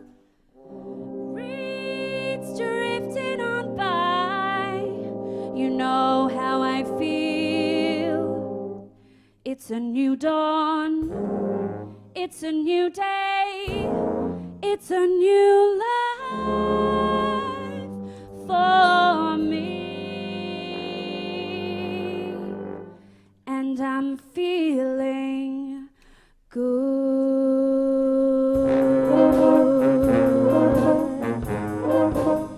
I'm feeling good. Fish in the sea, you know how I feel. River running free, you know how I feel. Blossom in the trees, you know how I feel. It's a new dawn, it's a new day, it's a new life for me, and I'm feeling good.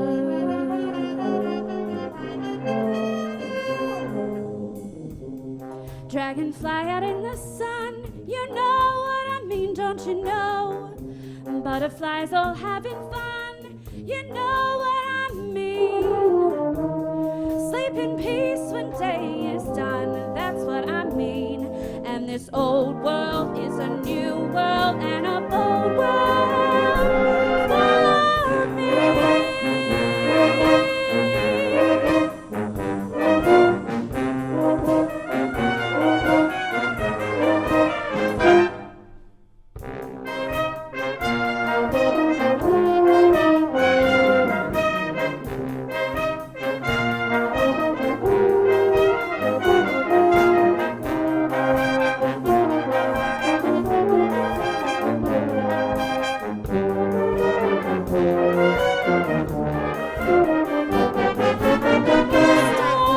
Stars, when you shine, you know what I feel. Scent of the pine, you know how I feel. Oh, freedom is mine. Let you know how I feel. It's a new dawn, it's a new day, it's a new life. It's a new dawn, it's a new day, it's a new life. It's a new dawn, it's a new day, it's a new life for me. And I'm feeling good. I'm feeling good. Feeling good.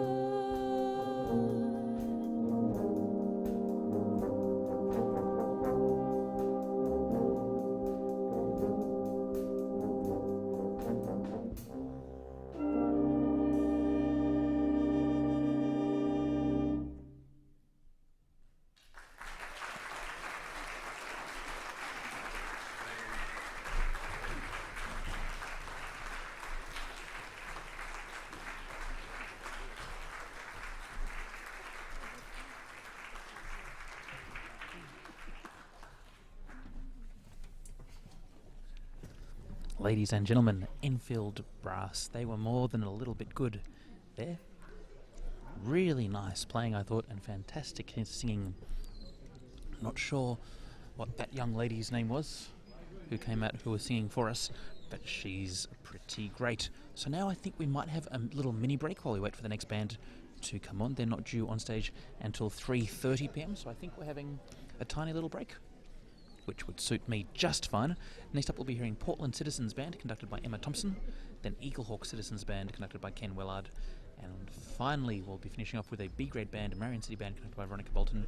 They'll be playing through their 4 works, and fingers crossed they'll be playing a little bit more music after that while we wait for results. Hope you're enjoying the coverage here on brassband.com. I'm sure you are, because it's pretty great. Is it great, loyal viewers? I'm not sure. I think it's pretty good. Let's see if I can get a good shot of something for you to look at while we wait for the break. There's Christmas tree. Here we go. Christmas tree. Okay, we'll be back, I think, in about 15 minutes with the next band.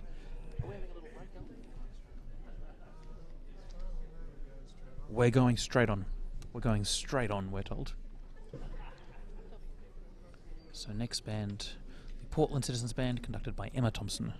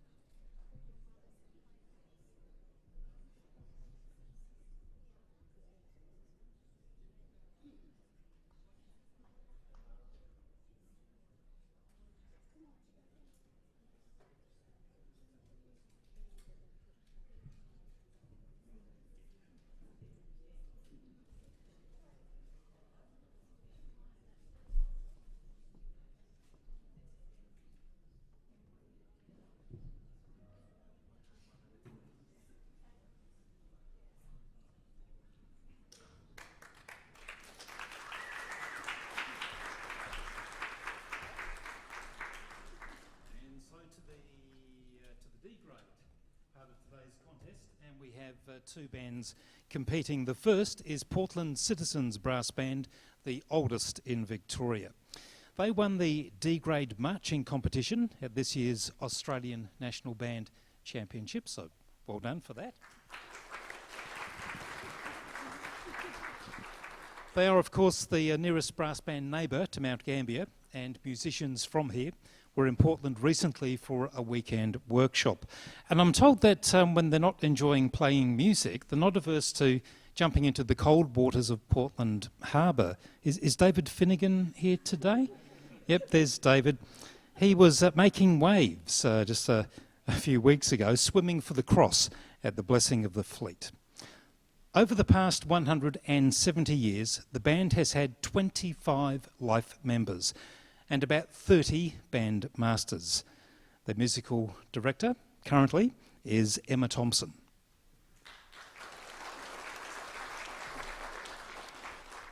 They're going to start today with the stage march El Dorado, followed by the hymn The Day Thou Gavest, followed by the major work, the Journal of Phileas Fogg, and they'll finish with the entertainment item, I Will Follow Him. Please again welcome Portland Citizens Brass Band.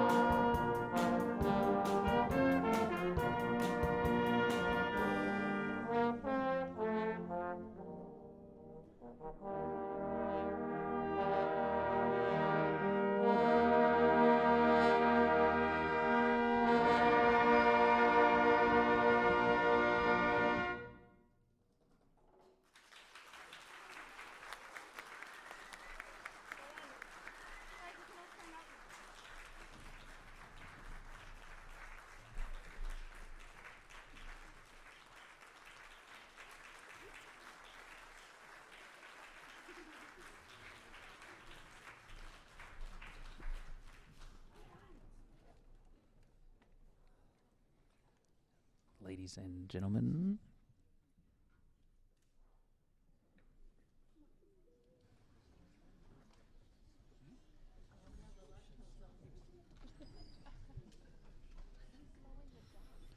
One, two. Ladies and gentlemen, there you go. Hope you enjoyed it. That performance there from the Portland Citizens Band, the Australian D-grade marching champions. They were finishing off there with I Will Follow Him, arranged by Gough Richards. Were you clapping along at home? I was clapping up the back, joining in with that percussion section there. Absolutely sensational job. We have two more bands to go. Next band up will be Eaglehawk Citizens Band, conducted by the one and only Ken Wellard. They'll be playing Manchester for their hymn. Major work Broken Sword by Kevin Hubin.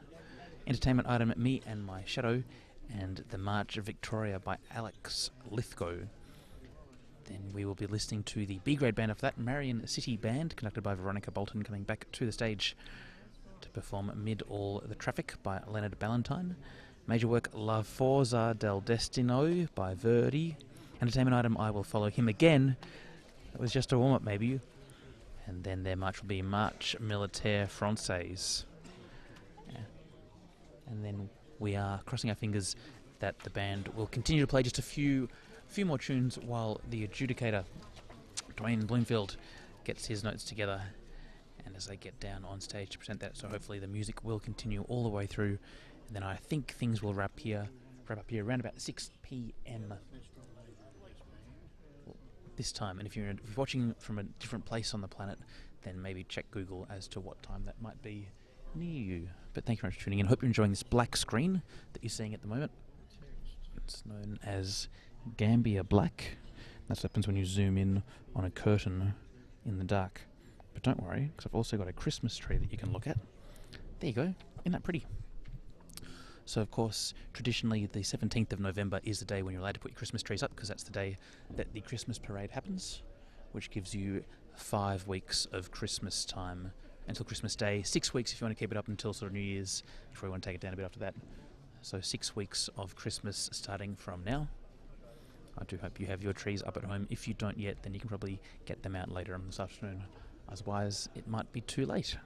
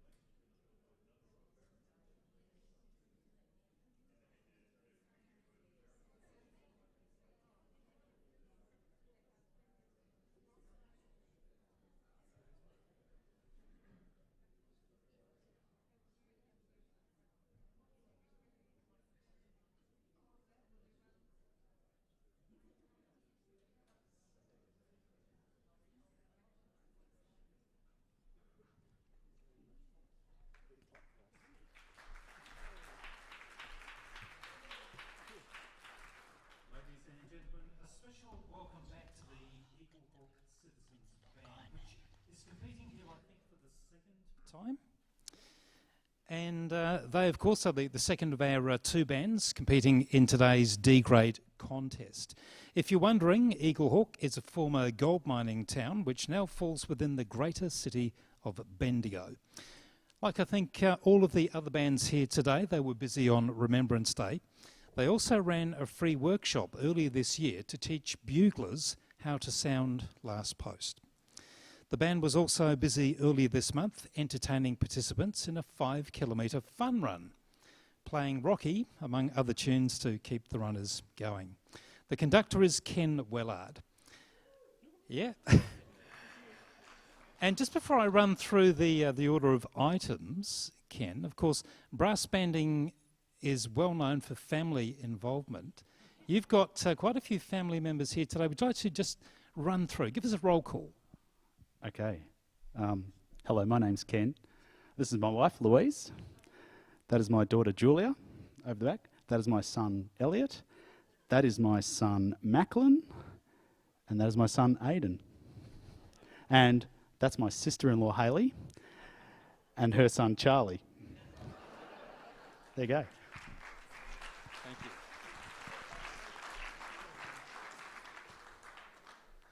Amazing.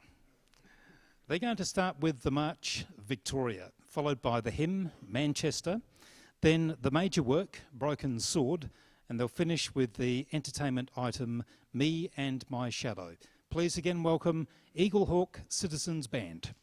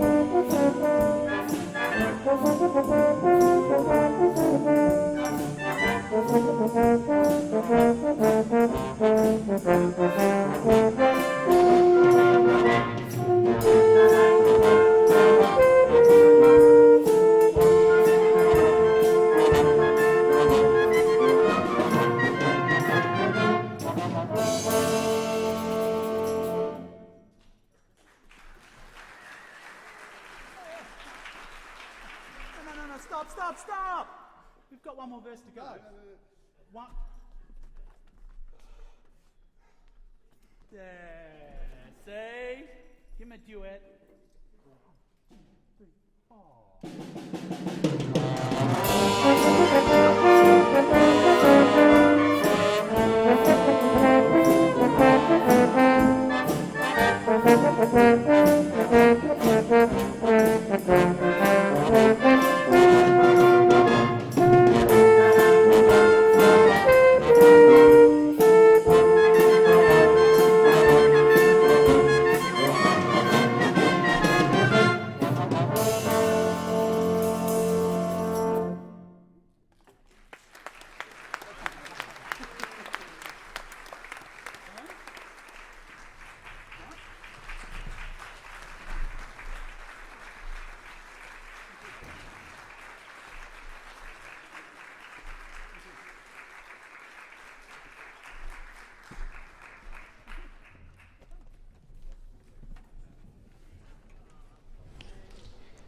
Ladies and gentlemen, outstanding performing there from Eaglehawk Citizens Band.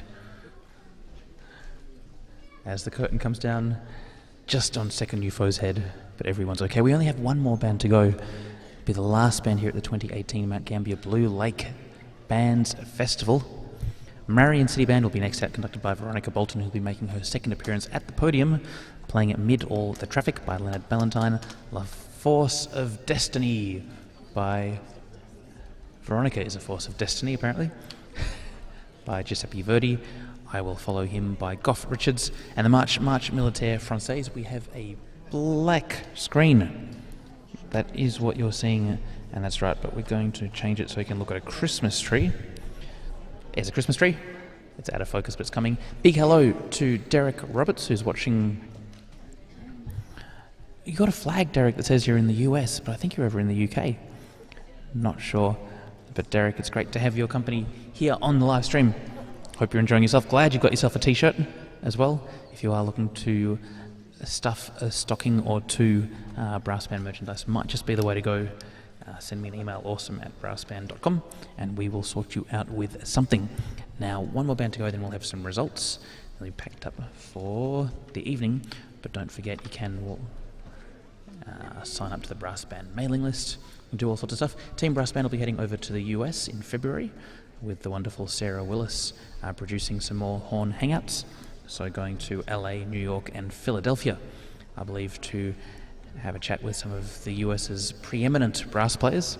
So watch out for that in February. Then in March we'll be covering the New Zealand Pipe Band Championships from Invercargill. It's going to be a lot of fun. Really enjoy the New Zealand Pipe Band Championships. A lot of fun. Then in April we have the Australian National Band Championships. In May I'll have a rest.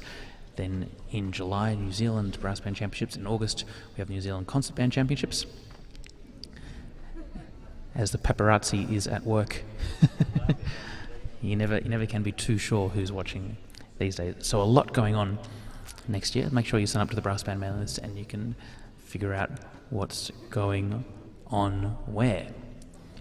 Now, the next band, Marion City Band, is due on at 4:50 p.m. That's currently 5 p.m, so they shouldn't be too far away. Really looking forward to their performance. In the meantime, we might just leave you, loyal viewers, wherever you're watching from, looking at the lovely Christmas tree.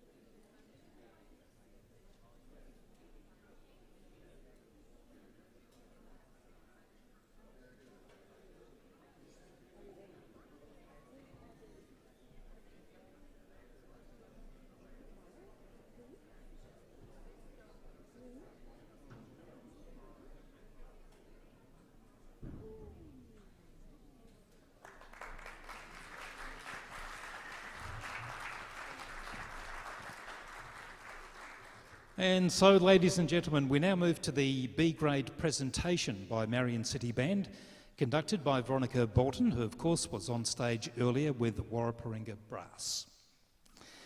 Marion City is a regular visitor to Mount Gambier. They are the 2018 South Australian B-grade champions. And they achieved, round of applause. And they achieved second place in the open brass category at the National Band Championships.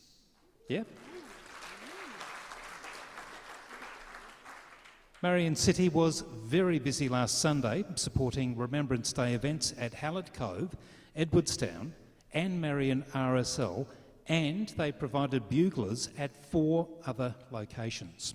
We will remember them. They're going to start their presentation with the hymn, Mid All the Traffic, followed by the major work, La Forza del Destino, then the march, Marche Militaire Français, and they'll finish with the entertainment item, I Will Follow Him. But that's not all. They're going to perform an extra couple of items after their 4 pieces, while the adjudicator, Dwayne Bloomfield, tallies the points, and then we'll come back and find out who today's winners are.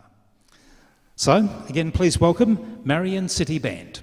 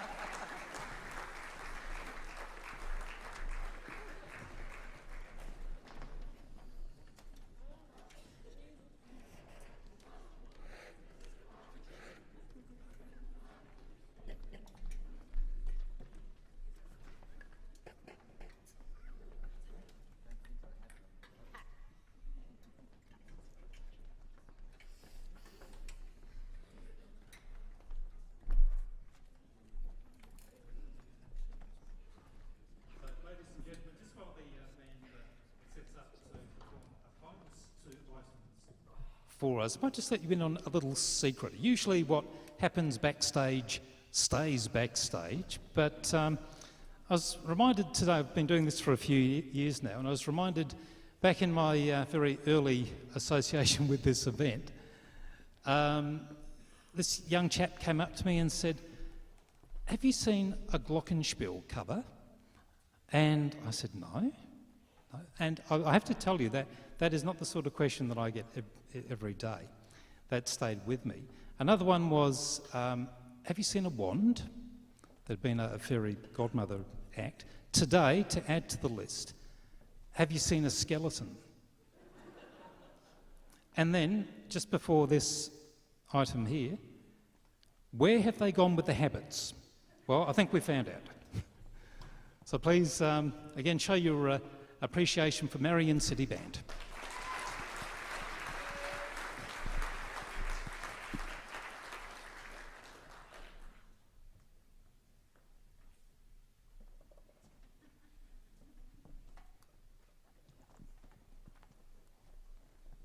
Can I interrogate you again? No. So we're just going to play a couple of pieces whilst the adjudicator is sorting out his scores.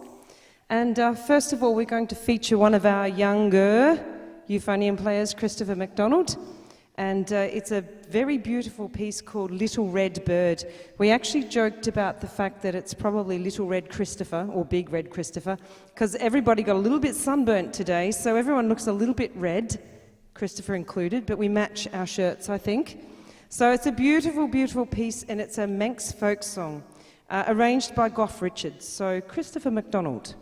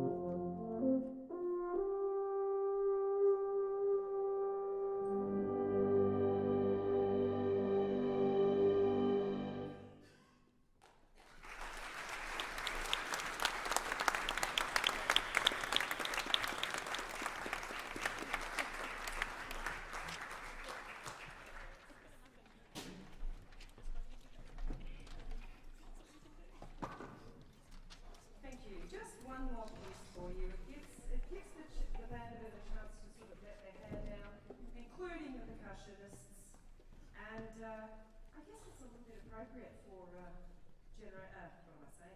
Mount Gambier because of the James Morrison Academy, etc.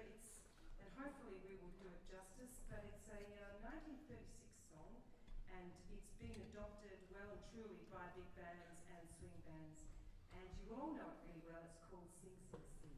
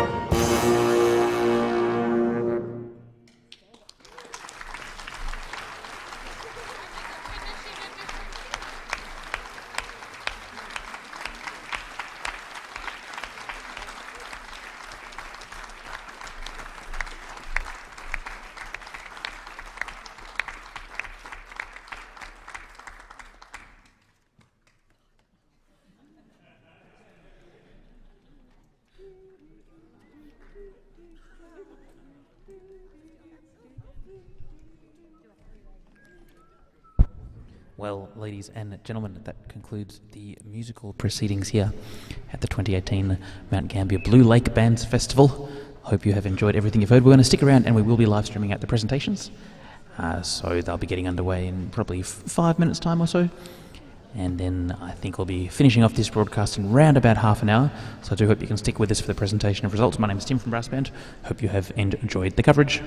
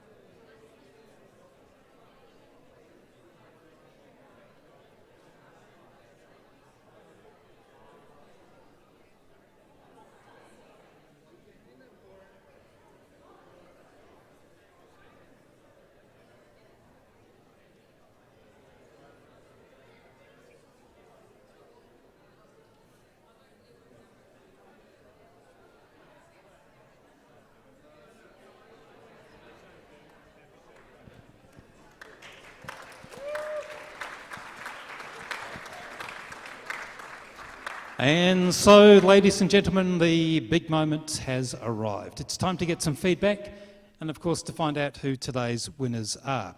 And to lead us through that part of the proceedings, I'd like to welcome Alan Woodham, OAM, who coordinates this event for the Lions Club of Mount Gambier.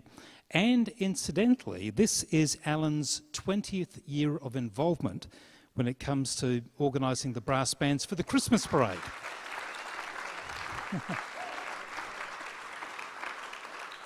And he's going to receive special recognition at the parade presentations later in the month. Please welcome Alan Woodham. Thank you, Stuart. Thank you very much, Stuart. Stuart has been amazing, being our resident commentator to do this and our compere and doing things for us. He's become a band tragic, I think, a little bit. And he promotes us on ABC Radio so well. We really appreciate you, Stuart.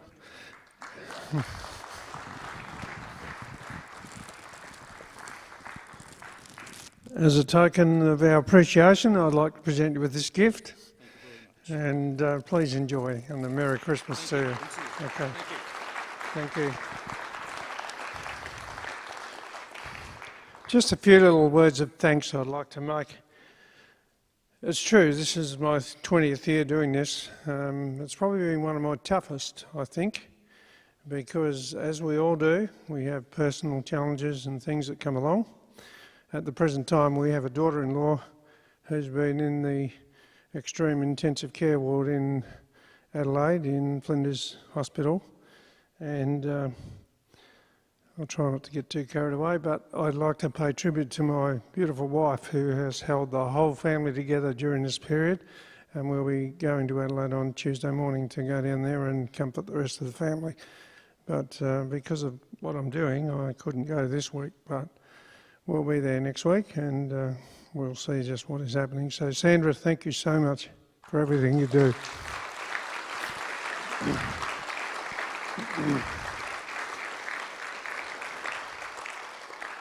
Now, having put all that aside, I'd like to call all of the representatives from each of the bands up to claim their certificate and their folio with all your marching results and so on, and your music recordings in there.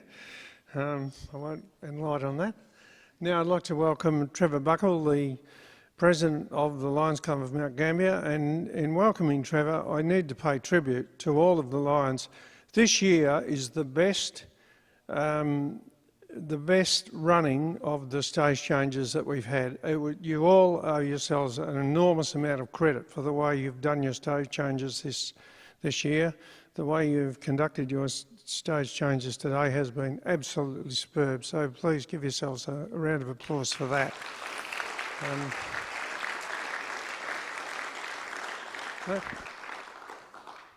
No, I'll hand these out first, then we'll do the marching. All right, so if you can come up and then you can collect your trophies on stage, it makes it much easier. First of all, Marion City, I'll get Trevor to hand these out and then I'll get him to say a few words. Yeah, okay. Someone from Marion City, please.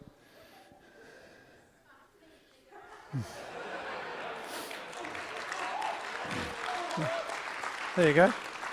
Now, Eagle Hawk band, please. Someone from Eagle Hawk. There we go. There we go.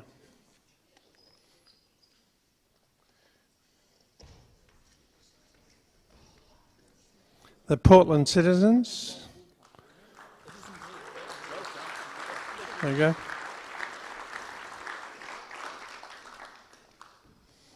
Enfield Brass.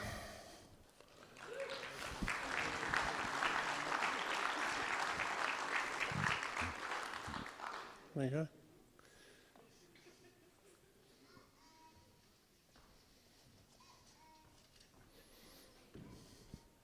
Warraparinga.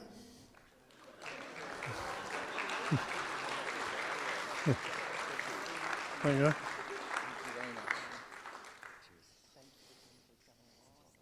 Mount Gambier.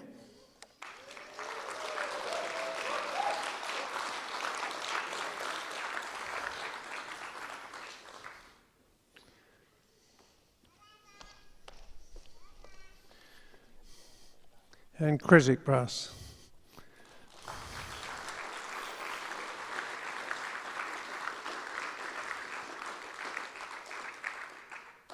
There we go.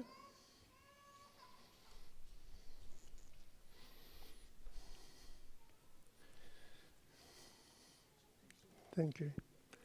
Now I'll invite our President just to address you for a moment.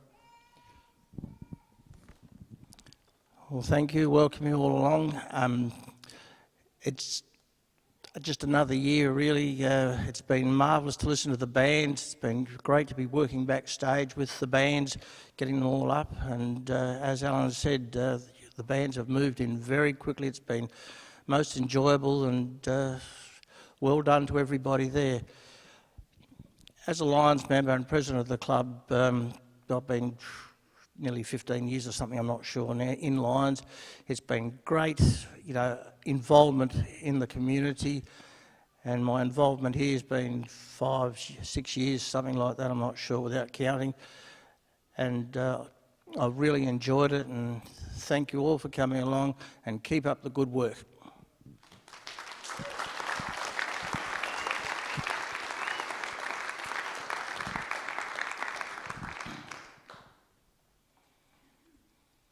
Okay. No, thank you.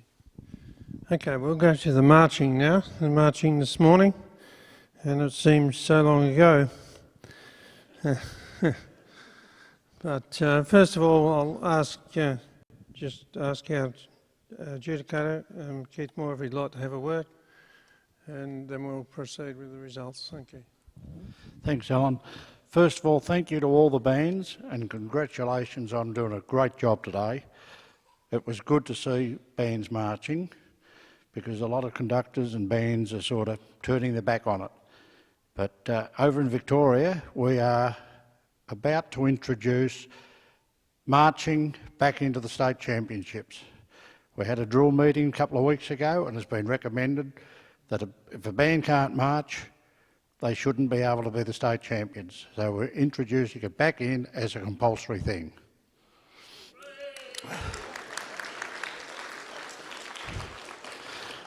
Also, I'd like to thank all the drum majors this morning for allowing us to put a trainee adjudicator through her paces. She did well, but it'll be up to the board to make the final decision, but she did a good job today, so thank you, drum majors, for letting us do that. It was much appreciated. And I think Paul would like to say a couple of words as well. Thank you. Thank you, Keith. I'll give you the microphone.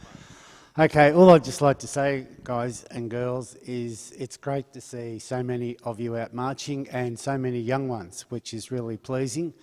And the other thing that is really good to see is there are a few young drum majors coming through, which is absolutely terrific, and it's up to you, guys and girls, to motivate your band to get them out on the street as much as you can so that the public can actually see what a brass band does. So congratulations to all of you.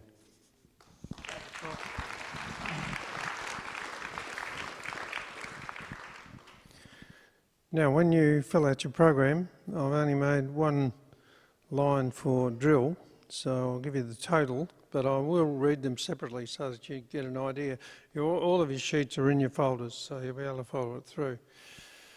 We'll start from the top, Creswick Band, yeah, okay, we'll do it in the order I've got it on the running sheet, but I'll refer to the program as well. Creswick Band for inspection 11. Judge 1, 88, Judge 2, 87, a total of 221. So that'll be your drill mark to put in your program, 221 for the drill and 35 for the music.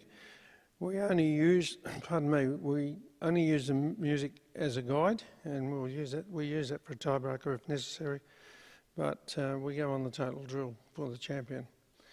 Enfield inspection 10, Judge 1, 88, Judge 2, 87. Music 33. The total for the drill was 218. Mount Gambier, inspection 13, Judge 1 90, Judge 2 86, for a total of 225, and the music was 36. Portland Citizen Inspection 12, Judge 1 85, Judge 2 90, for a total of 229, and music was 42. Eagle Hawk 17, Judge 1 91, Judge 2 88, for a total of 237, and music was 41. So the winning band in the street march was Eagle Hawk.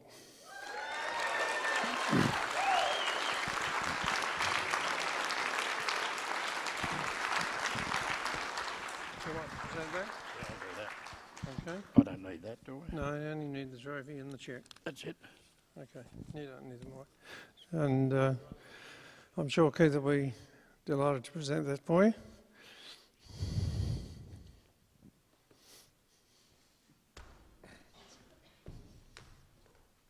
Well done, big fella.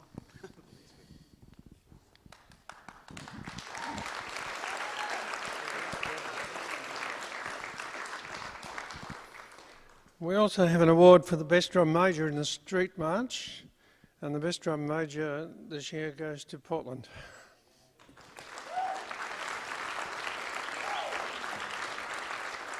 There we go, and Paul O'Chill will present that. Thank you.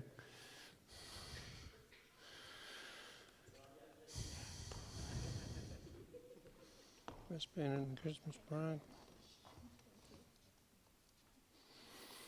Now we have two awards for the Christmas parade. The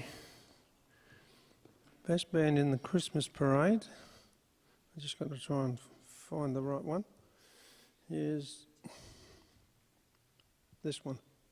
The best band in the Christmas parade, and there are cheques that go for this that are presented by the sponsor of the Christmas parade, and McDonald and Sons. So we don't expect the band to come or send someone to the presentation on the 29th, but if you wish to, that's fine. Otherwise, I'll mail a cheque to you. The best band in the Christmas parade for this year goes, here we are, to Portland again. And I'll get Keith to present that one.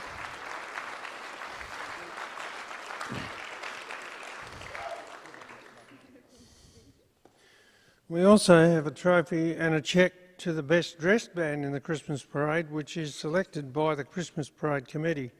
Now, despite a couple of phone calls and some texts and so on, I haven't been able to find out who that is, so I will have to notify you because they've got to communicate with me and they haven't.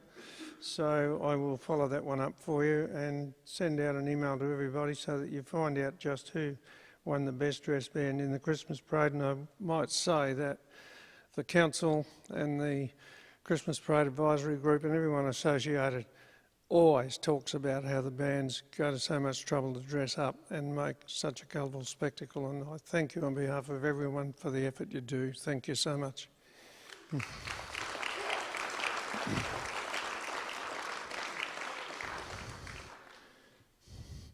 Now I'd like someone from the Thompson family, please, to present these trophies. This is the Frank Thompson Memorial Award, and it goes to the bands in each grade that score the highest points for their stage march. And it's a delight to be doing this. Firstly, for D grade, the winner is Portland. There you go. And there's a cheque that goes with that. Thank you.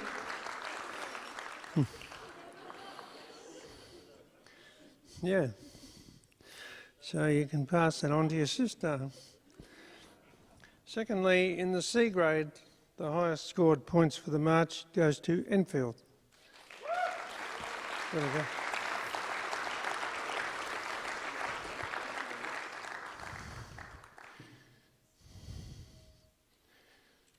Right. And in the B grade, of course, the highest points go to, well, who could guess? Marion, of course. Thank you.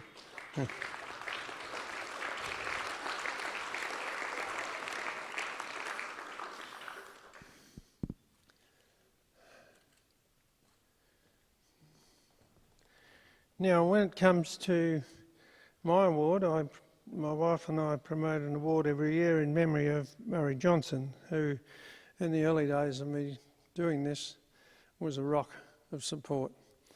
Murray had a family history of people playing in Salvation Army bands, so that gave me an affinity with him. Looking at the hymn tunes, it's interesting. I've made remarks before, so I won't go on, but one of the things that we are so fortunate with today with our bands is the live streaming. And Tim, we thank you so much for the work you do. Please.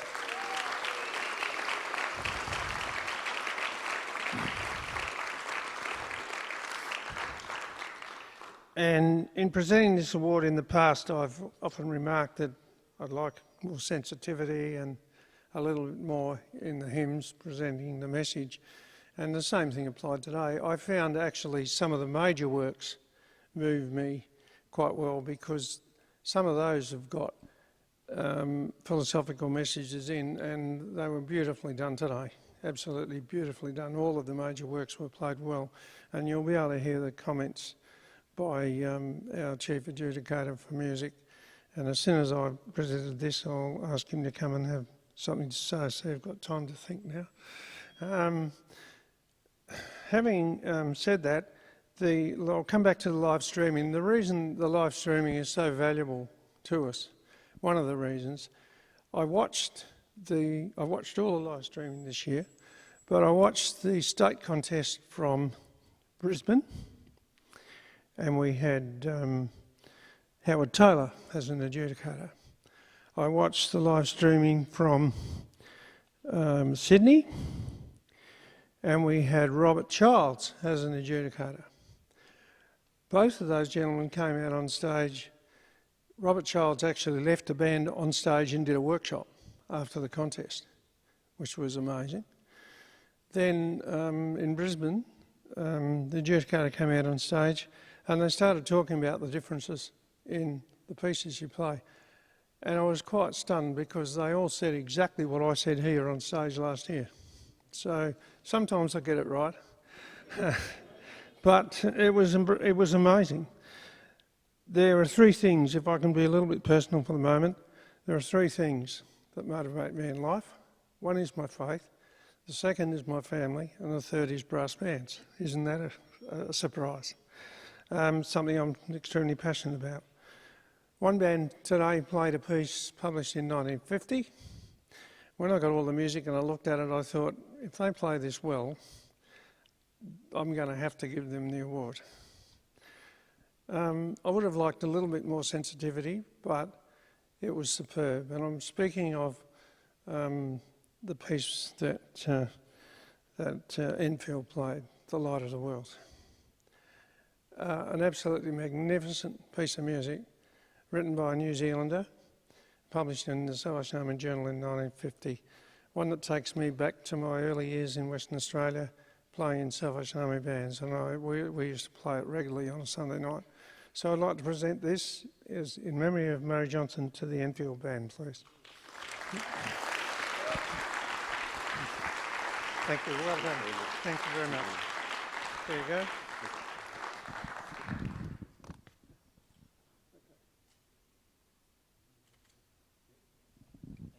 Now, having said all that, I'd like to ask Dwayne to come forward and say a few words. Thank you.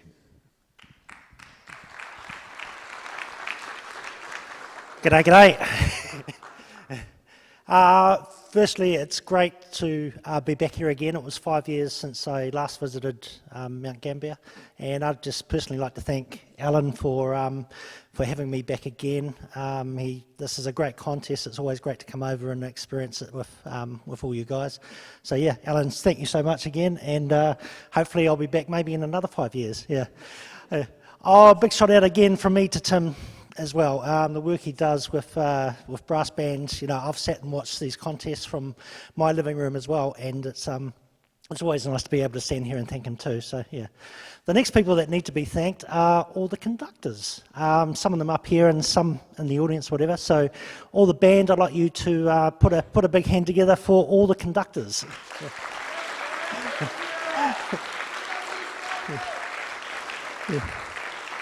Now, some of these will be celebrating tonight and some of them will be commiserating. That's part of contesting. Regardless of what they're going through, please could you all buy them a beer? Yeah. Yeah. Going through the pieces today, the hymn tune, there was some vigorous choices in there that even some of the top A grade bands would choose with a bit of doubt, leaving quite a bit of exposed kind of playing from players too. And I think while it's good sometimes to push a band, you know, to go to that next level, sometimes it doesn't always quite pay off on the day. So yeah, and the hymn tune, it's the first sign that you hear a band in their intonation playing skills, and every judge stays up there as long as I remember says, oh, the intonation was bad and you know we need to work on that, but no one really seems to do anything about it, and we're back here the next year saying the same thing. So I don't know whether it's the conductors are at fault or whether it's the players, but I think players probably need to take a little bit more responsibility. You know, when you're sitting there in the band room and it sounds not maybe so great, you know, it's not the conductor's fault. They can't push the air through your instruments. So please, you know, spend some time on those tuning meters at home and looking at it. You'd be surprised how quickly a difference can make. And it's not something that happens overnight, but you know, as a conductor, when you're standing there and you can look at a player's face and they know something's wrong, and they're actually trying to do something about it, and you can hear a player trying to bend his note in. You can't ask for more than that, you know, certainly in the lower levels. As we get into the higher levels, it's kind of like a discipline that needs to be more looked at. But please, in those lower grades, it does make a huge difference between where your placings are. And I think certainly in the C grade today, I think overall the results were mixed all over the place. But I think in the end, the band that did have the best sound probably come out on top at the end. When you're sitting there judging and you've got some intonation going on, it's very hard to kind of focus on the other aspects of what's going on. But I think if you can sit there and actually enjoy the sound and it's going through and it's sounding really nice, it means you can start listening to what else is going on in the band rather than sitting there kind of grinning and things like that.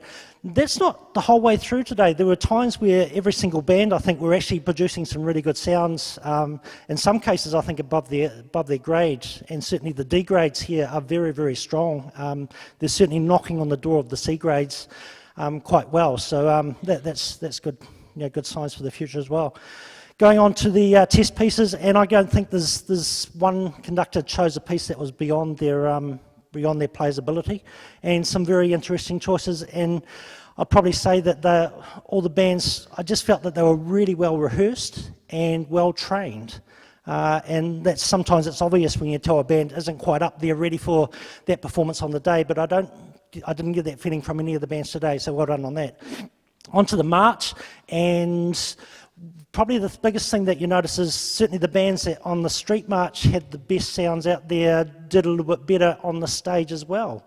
And that was quite surprising. I think it's a discipline as well. If you can produce a good sound while you're marching down a street, you should be able to play a pretty good march when you're sitting here still. So that comes in evident. The most noticeable thing was you're playing a march, and when it's nice and big and ballsy and it's double 40 and it's fine, everyone's kind of, you know, producing big sounds. When it gets into the quieter passages, some of those, you're still playing a march, and there was a few times where they actually started sounding like a nice little hymn going in the background, which you know, sounded lovely, but you are still playing a march, so it still needs to have rhythm and pulse going through those nice little melodies and counter melodies and so forth underneath.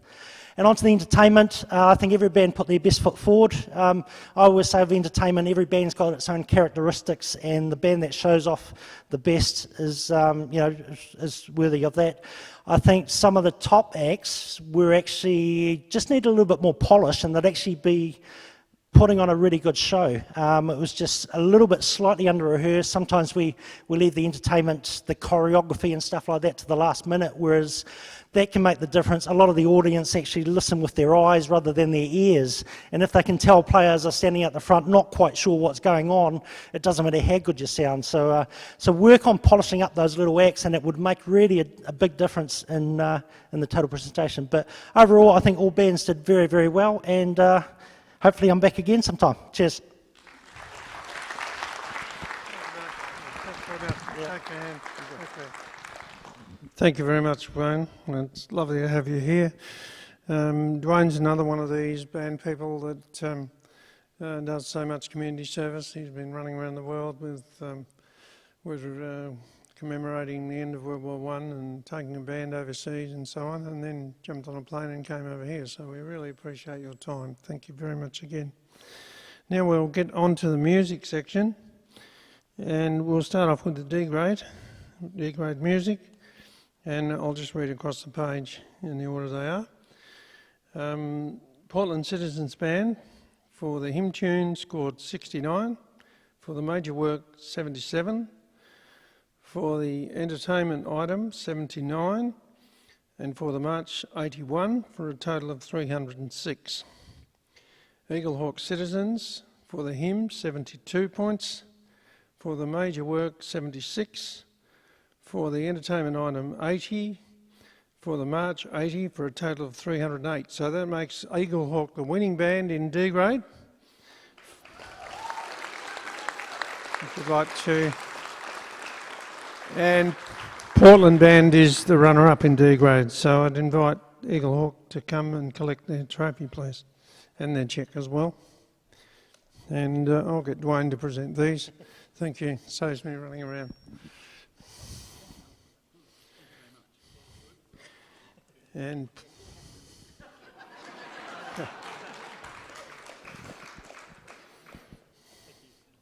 And Portland Band get a trophy and a cheque as well. Thank you.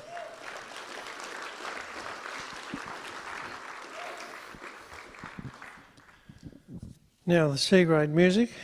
Firstly, we start with Creswick.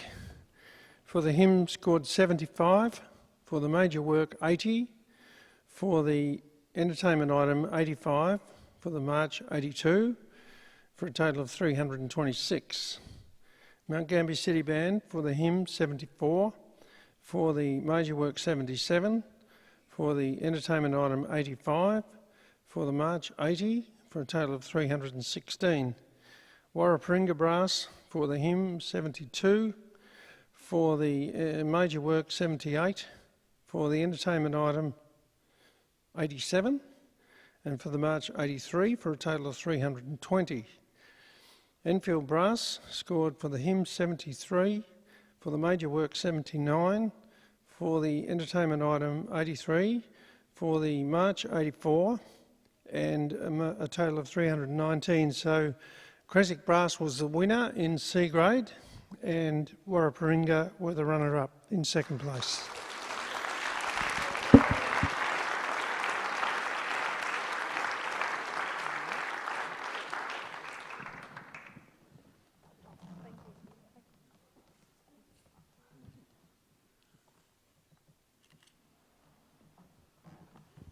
And Warraparinga Brass.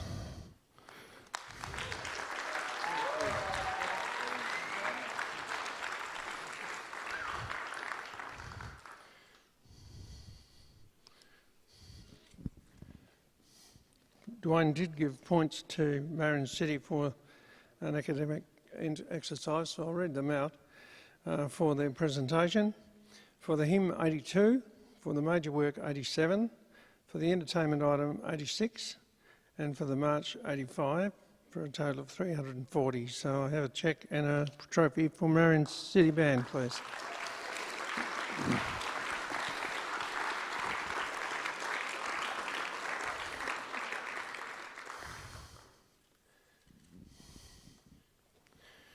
Now we come to our final two awards for the year, and these are presented by the Lions Club of Mount Gambier. We have the Band of the Year and the Musical Director of the Year. Interestingly enough, as was said, 20 years doing this, this is the 13th year that the Mount Gambier Lions Club have been involved. And I took a few statistics out of financials. The finance to run this contest is provided by the City of Mount Gambier, the Christmas Parade Advisory Group, and the Lions Club of Mount Gambier. Since the Lions Club of Mount Gambier have been doing this, we've distributed just over $65,000 to the bands that have attended. I think that's a pretty good effort. That's pretty good. Well done. Now I'd like to ask Mr. Eric Rawana, please, to come out and present these two trophies. He's asked me not to make him speak, so I won't do that. Eric is one of the surviving founding members of the Lions Club of Mount Gambier, and that's some feat as well. He's also an OAM, and he's also been a mentor to me. So he's encouraged me and pushed me especially in 2001 when I first got a bit of notoriety. We've travelled together right through, and it's been an amazing journey. So thank you, Eric, for everything you've done. So let's start with the Musical Director of the Year, and I'll give this to Eric to present. And the Musical Director of the Year for 2018 goes to Mr. Ken Wellard.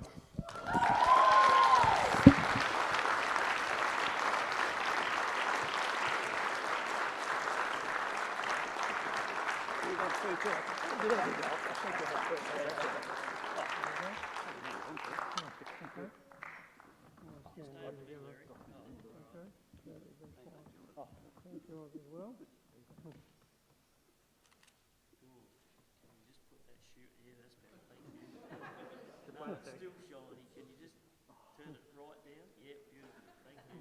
Doesn't look half awkward. Thank you. Okay. Thank you very much.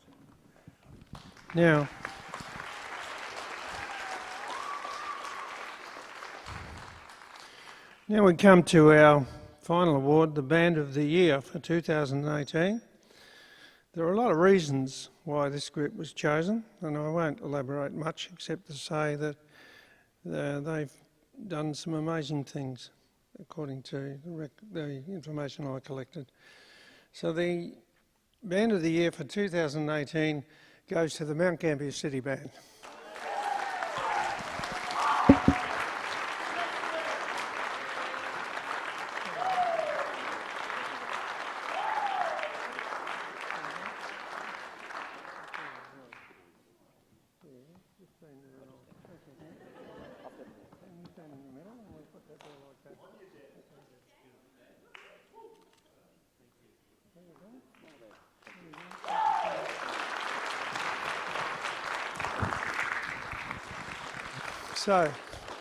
So then we come to the conclusion of the day. I trust you've enjoyed it and had a good time. Next year will be the 60th anniversary of the Christmas parade. I've already spoken to executives at the City Council. We're going to do something special next year. I hope a lot of you will be here, and I'll be in touch with all of the bands that I normally write to early in February, and we'll put together something for next year, which I'll keep to myself just at the moment. But thank you, everybody, so much for coming. The bands are so appreciated, and it's been my pleasure to work with you again. So thank you very much. God bless you. Have a safe trip home. Thank you.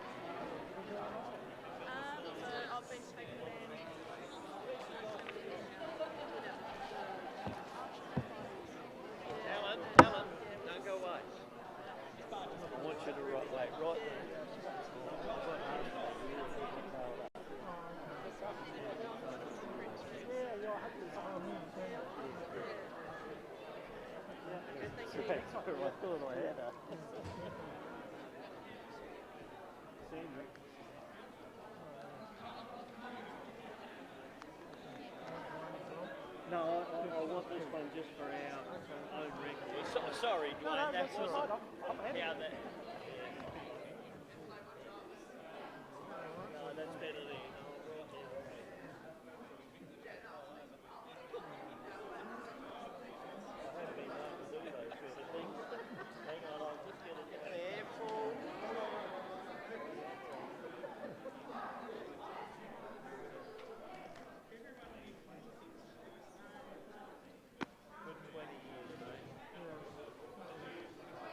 What's this one? That's the one I can't present because I don't know who won it. Oh. Yeah. I thought you forgot someone. Where's Mr. Bloomfield gone? Oh, that's great. Oh, there, Linda, though. Congratulations and well done, Alan. Yeah, absolutely. You do a marvellous job. You do a marvellous job.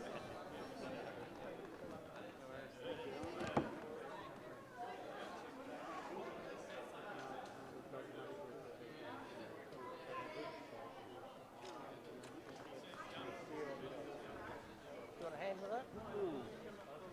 Special way. Oh, I know that.